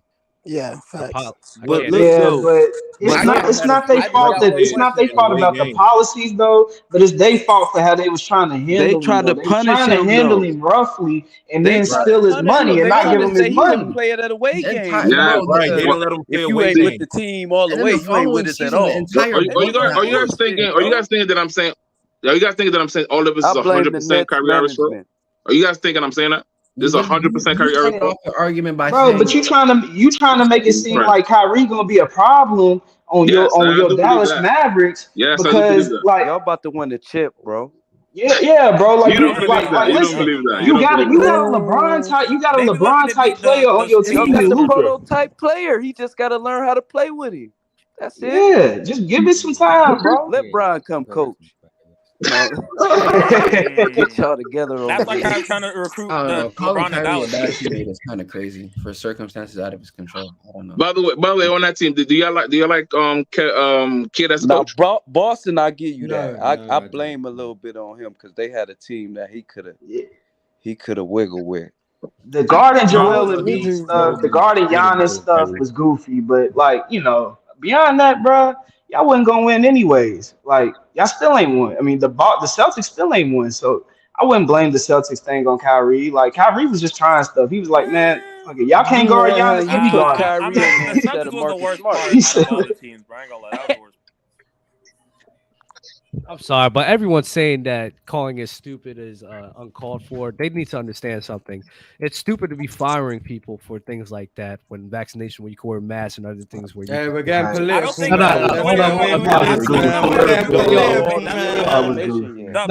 It was because someone like Bradley Beal who wasn't vaccinated could play in Brooklyn because he was on the Wizards. That's not right. That's how bad it was. He doesn't work in New York. What the hell? I know. That's why it's dumb. When When they lifted the mandate, guess what happened? Everyone got sick all over again. So it was gonna happen later. It's like doesn't make not get political. It was the common cold, bro. Like coming soon. They lifted it, and then everyone got sick again. So it was gonna happen sooner or later. It just doesn't make sense. It was dumb trying to make everybody get vaccinated for a comment for coronavirus. Viruses can't be killed with vaccines. Everybody knows this. Into medicine. What are we? Let's just talk about. Yeah, whatever though. Yeah, talk about basketball. Hey, though. Talk about how Dwight Howard don't get no credit for stopping LeBron and Kobe. I don't know about teammate leadership is in question though. For the year, and we talking about who's gonna be the MVP next season. Yeah. Well, we were. But Dub, how long do we have left? We need to read some super chats. Probably 20 more minutes. Oh, this is quick, huh? Hot take AD for MVP. Oh hell! Is he gonna play the 65 games? Is he gonna play? He gonna limp his way there, but he gonna make the 65. He gonna limp his way there. 65 and then rest the next 17. There you go. If he plays 65, he's my front runner for D-Boy. I'll say that. If he plays 70 games this season, huh? He gonna win the 70 games. If he plays 70 games, Chris Paul's playing 68. I'm just saying. I don't care. If AD's gonna play 60 games this year, then Kawhi's playing the whole season. Exactly. I'm being real, bro. Damn. Kawhi, I think Kawhi will play like 46 games.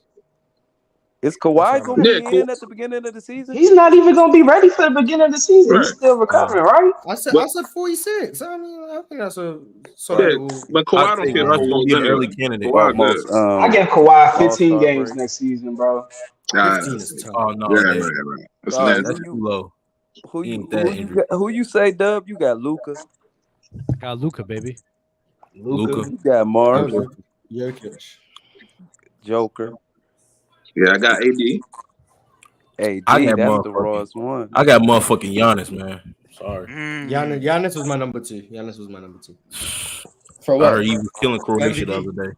MVP.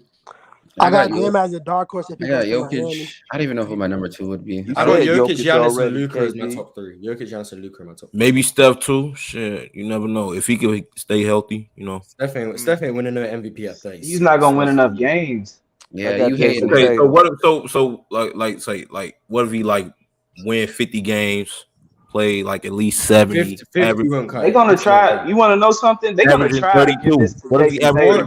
The Warriors would need to be like a 58 win team. Steph would have to average like 30 plus, 50, 30 40, plus 90. for sure. The media gonna try their hardest this year to give it to Tatum and Luka. Tatum or Luka. Yeah, I think Tatum. That's gonna be who the media is gonna try to give it to this year. I think they off Tatum right now.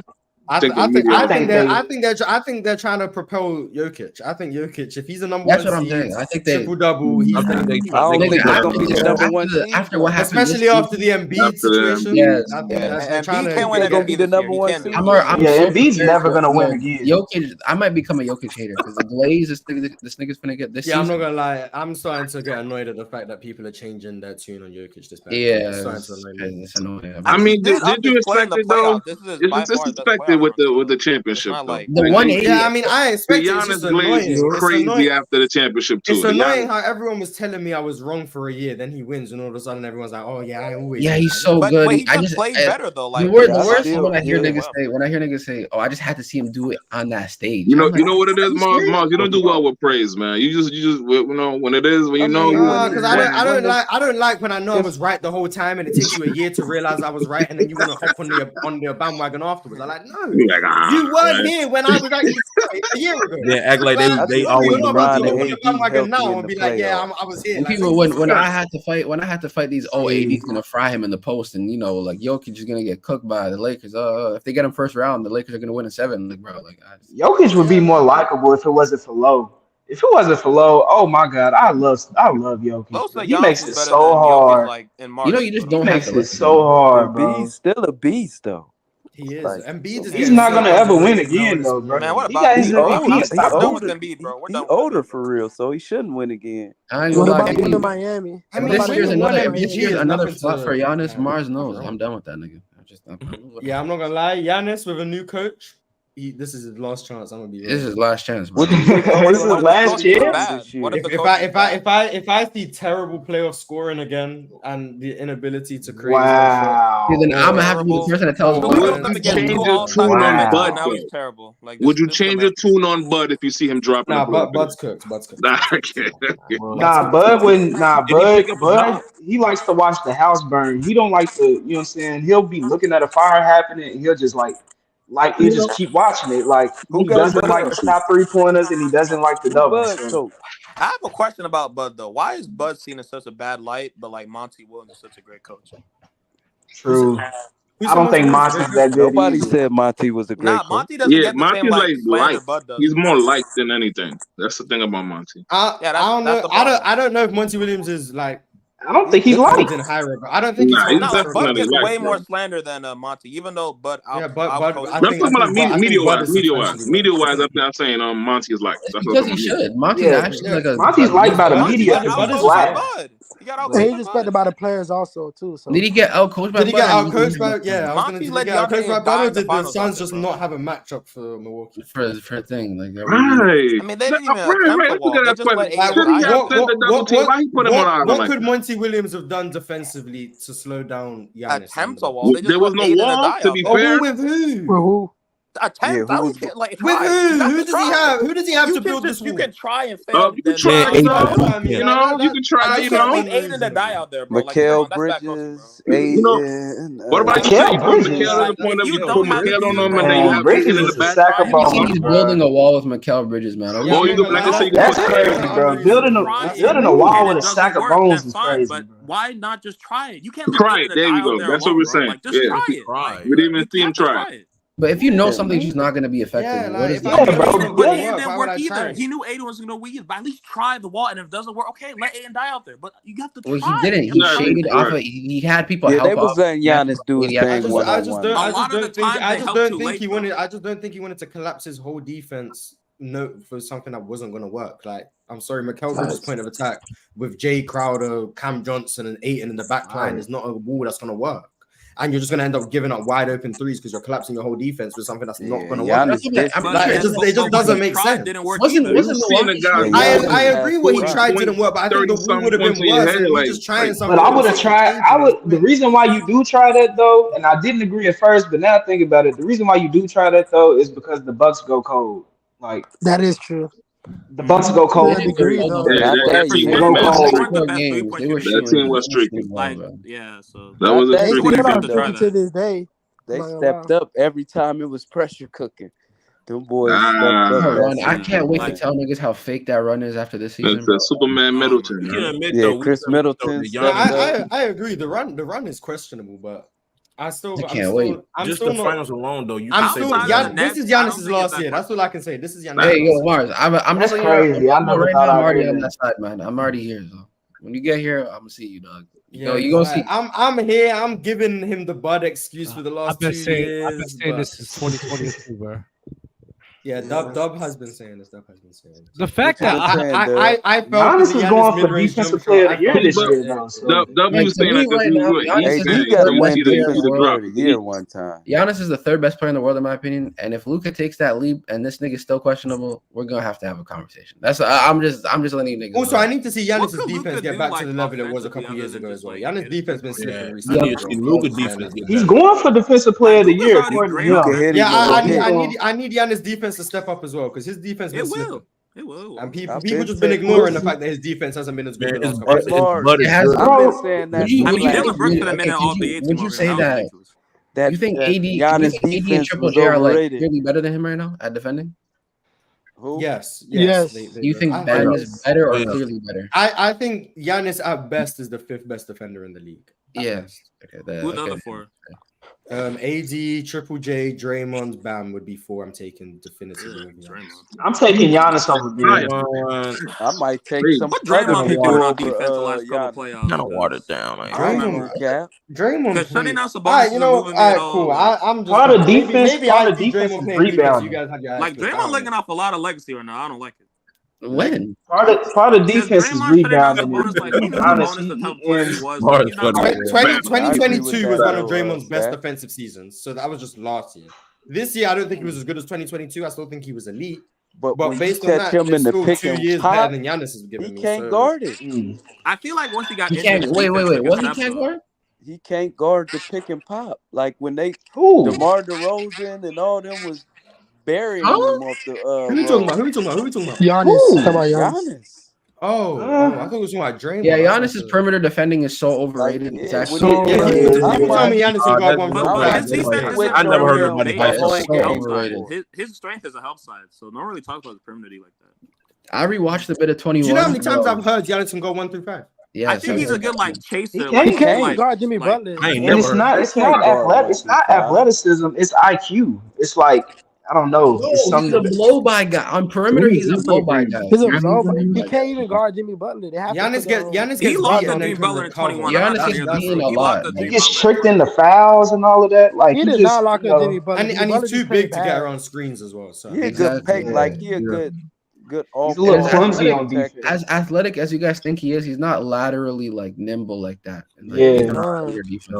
So we all agree Bam. So we all agree Bam over Giannis on defense. Yes. Even then, I still can't do that because defense is part of rebounding is part of defense. And Giannis gets defensive rebounds. He ends possessions with his rebounds. How much do you value defensive rebounding? Seems to be better defensively than Bam Adebayo. Yeah, do you have to I'm not like all rebounds aren't created equally. If you're getting a wide open rebound, I mean.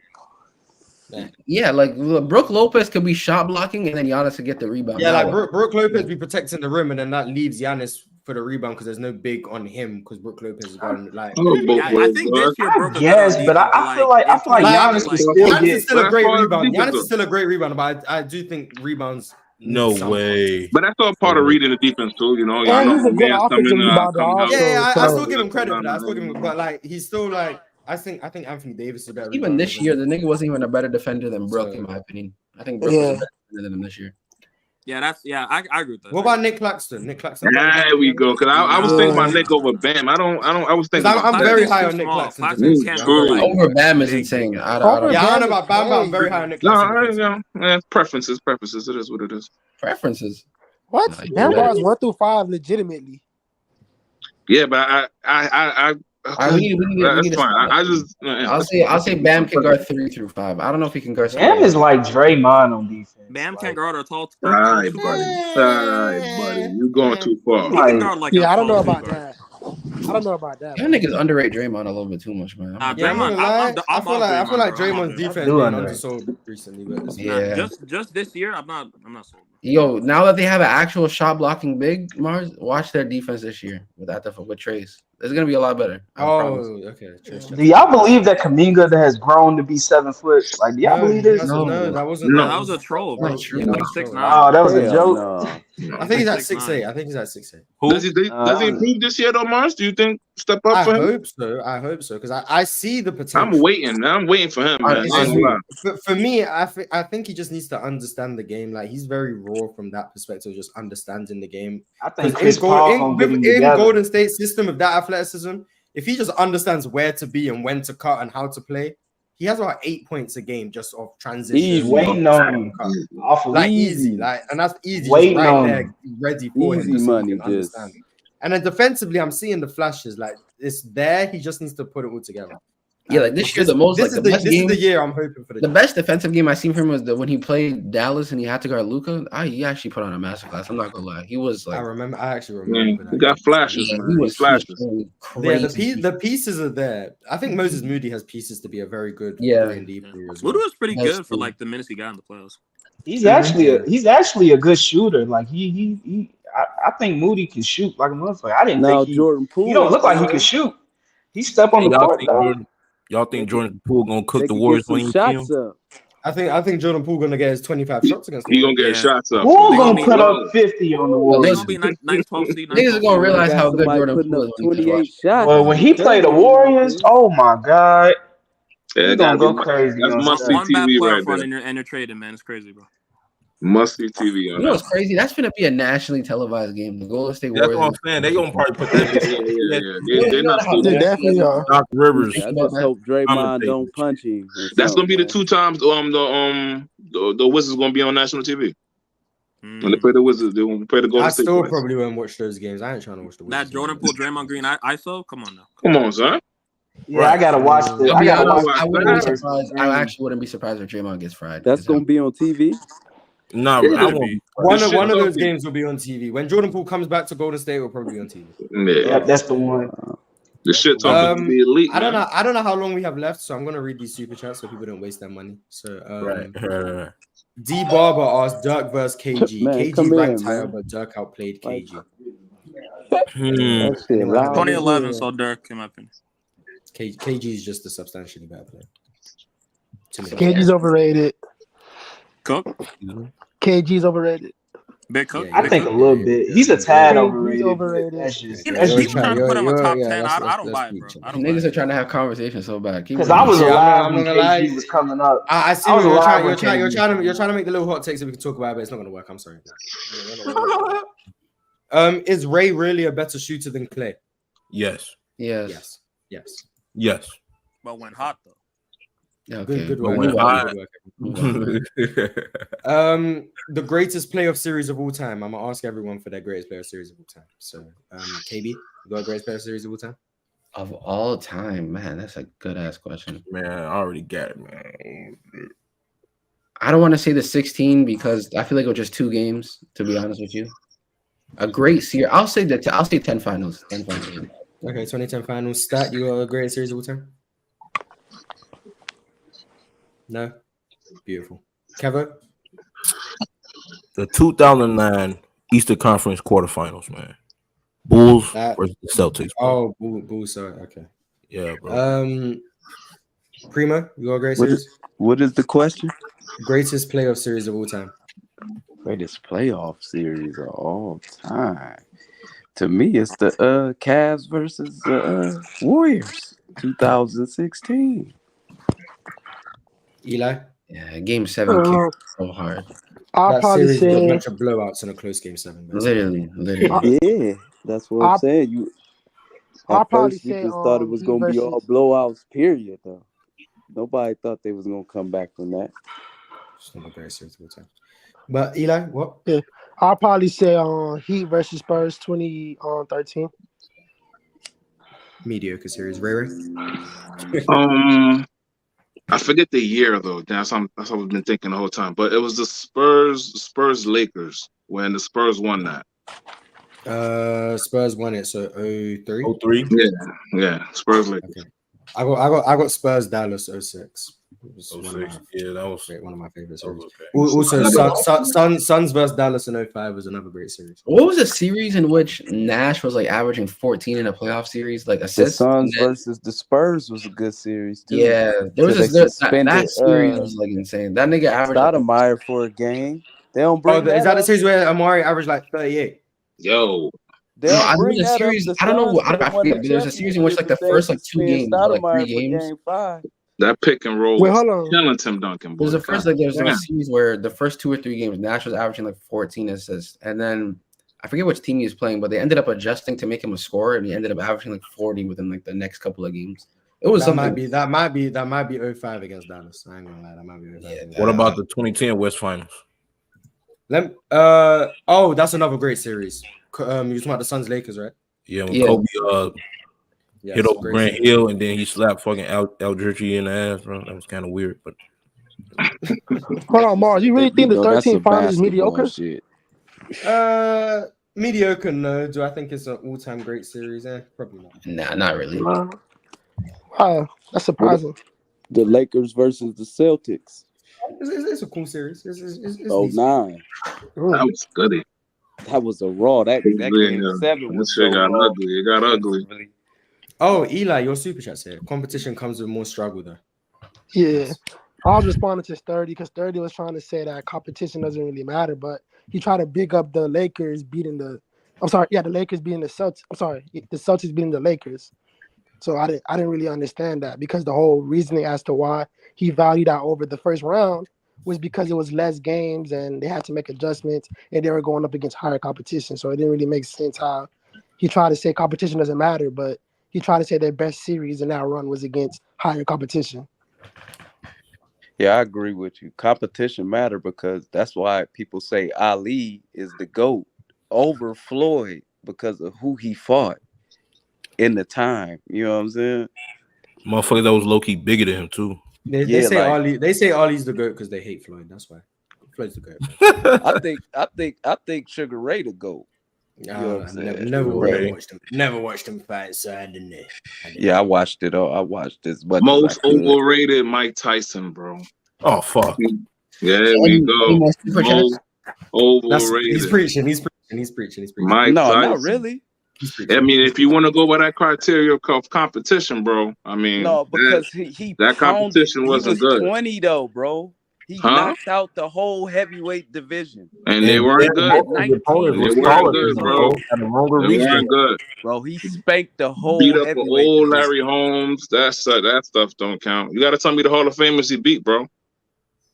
You right. I'll say that he was in the top 5. That he a top 10. Hey, people have Mike Tyson like top 2, top 3. Mike Tyson? He's not top 3. Do you know how many people have Mike Tyson top 3? I don't know that list. If you're talking to people who know boxing, he's nowhere else. That's the issue. He's not a top 10 fighter. He's not a top 10 fighter. I'm talking about heavyweight. Heavyweight? Top 10 heavyweight. I said he's a top 10 heavyweight, but people view him as he's top 10. He's like 8. He like 8 to 7, 8, 7, 6 type of. Larry Holmes was better than Mike Tyson. 100%. Facts. Yeah.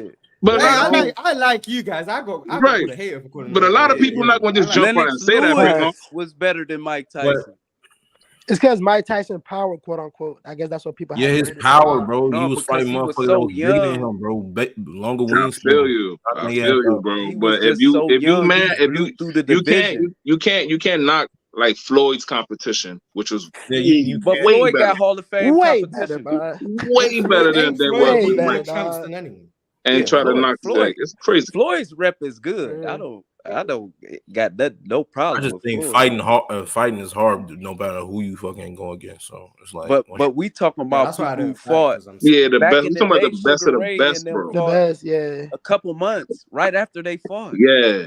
That old era don't get a lot of love, as much as it should. Because what they 80-0, and man, them boys were savages back then.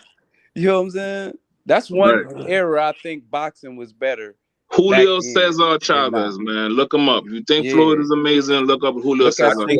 I think I seen. You think Floyd was raw? Look at Sweet Pea then. In his prime. He'll give you the blueprint. Rest in peace, man. Rest in peace. Man, Sweet Pea was good. Yeah, we need that boxing PC Mars, man. Hey, y'all think France is going? I don't run stuff around here. I don't control what goes on. What goes on the You could put Yeah, a I word need that in, boxing man. MMA for sure. Nah, Boxing. if you guys spam JD DMs on IG about PC combat, like, I don't know, MMA. Yeah, we could talk MMA. On phone, y'all think I'm sure if enough people ask for it, I'm sure it will happen at some point. Y'all think France don't get Fury?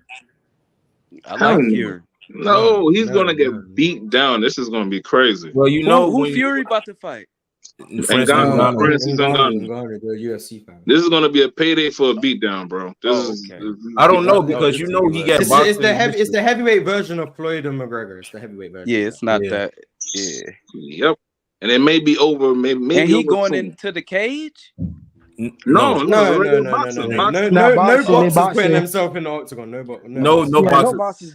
Well, Ngannou, he was just that's his fighting style anyway. He was Why not. don't he fight Anthony But Joshua? if you watch his career, then you AJ's saw not that good. he got way better on the ground and stuff like that. So it's like he fights any boxer in the ring, it's over. And in the What you say, octagon, it's over. Mars? Why won't he fight? AJ's not good. AJ's not good enough interested to in boxing, justify but they said he was. To fight Tyson Fury? Nah, he's just not good enough. No, he didn't have no heart, bro. This guy is lame. That guy is lame. Who? Is there any more super chats? Oh yeah, there's 5 more, but we've been talking about boxing. I'm just letting everyone. Everyone know? Go ahead, we start that. Okay. PC MMA. NP13 said, so theoretically, if the top 5 players in the NBA were on one team and ran out 5 straight rings, there would be no issue for him because they just dominate all the other teams. According to his logic, they'd be the greatest team of all time. And I think most people would end up agreeing that they're the greatest team of all time. So yeah, he was talking about. He was talking about the run though, not the 30.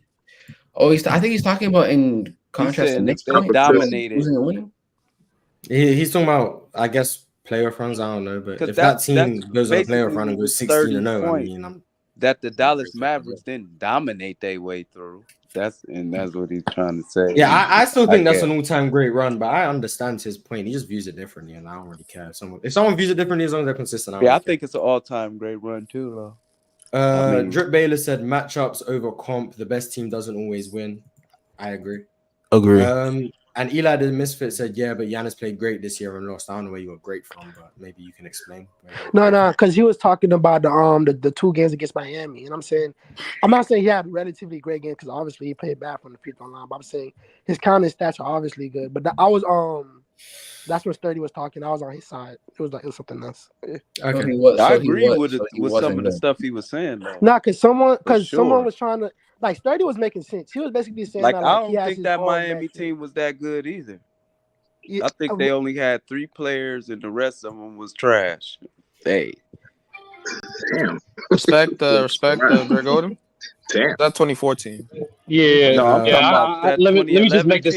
Yeah, make this very quick because my food is 9 minutes away. So no problem. I didn't say the Celtics had a better series against the Lakers because of competition. I said they had a better series. I said they had a better series because the way they played. They executed way better defensively and offensively in that Lakers series than they did the Hawks series. That's what I said. And then, like I said before, the whole argument was the whole argument for the Dallas Mavericks thing in 2011 was the fact that people rank it top 5 only based off of names. That's it. When you actually do your research, it's nowhere near the top 5. But it doesn't mean it was a great run.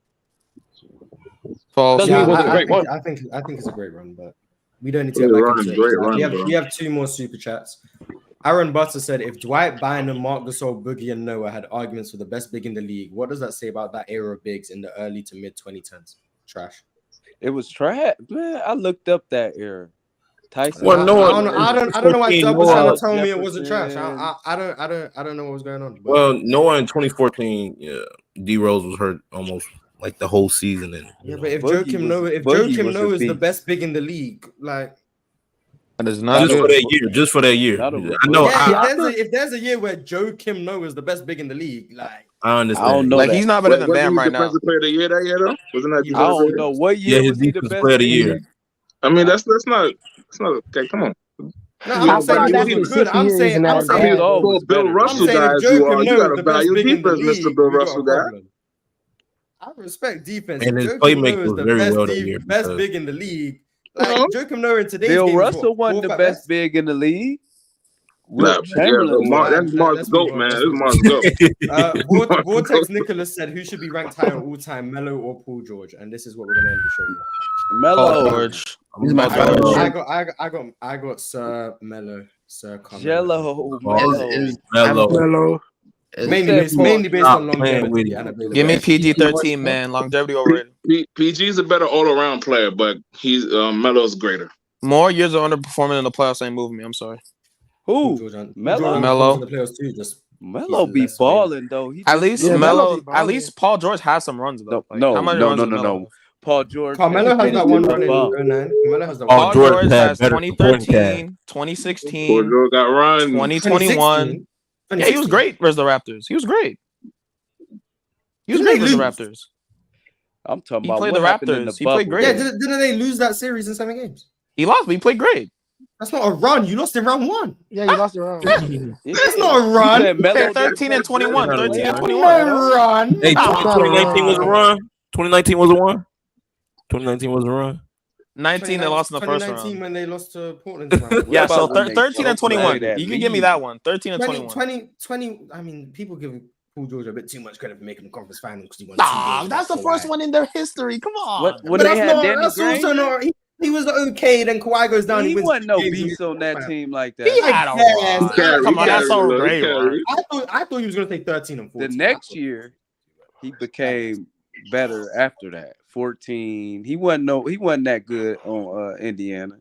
He was like a prospect. It was the playoffs he made a name in 13. No, 13 Paul George was very inconsistent. Yeah, very inconsistent. Yeah, but he still gets credit. Because he stepped up in the playoffs. I remember like his numbers. Yeah, he was still inconsistent in the playoffs. Like he would have 30 and then 12 and then that averages out to like what 20 something. Yeah, like 21. Yeah, man. But that's it for the show. I don't know how long we've been going for. Thank you everyone for pulling up. You put Melo on the team with Kawhi. What day is it today? It's Thursday, right? Yeah. We got open gym again tomorrow. Same time. Yeah. What's gonna be? Are you combining it with the panel again? Because I like that. How you like? It's a combination. It's a combination. So it'll be combination. So it's a combination. So you can keep the viewers from the panel. Yeah, man. We're trying to get the views up, man. And also subscribe to my channel. Let's Talk Sports on YouTube. Facts. There we go. Goodbye, everyone.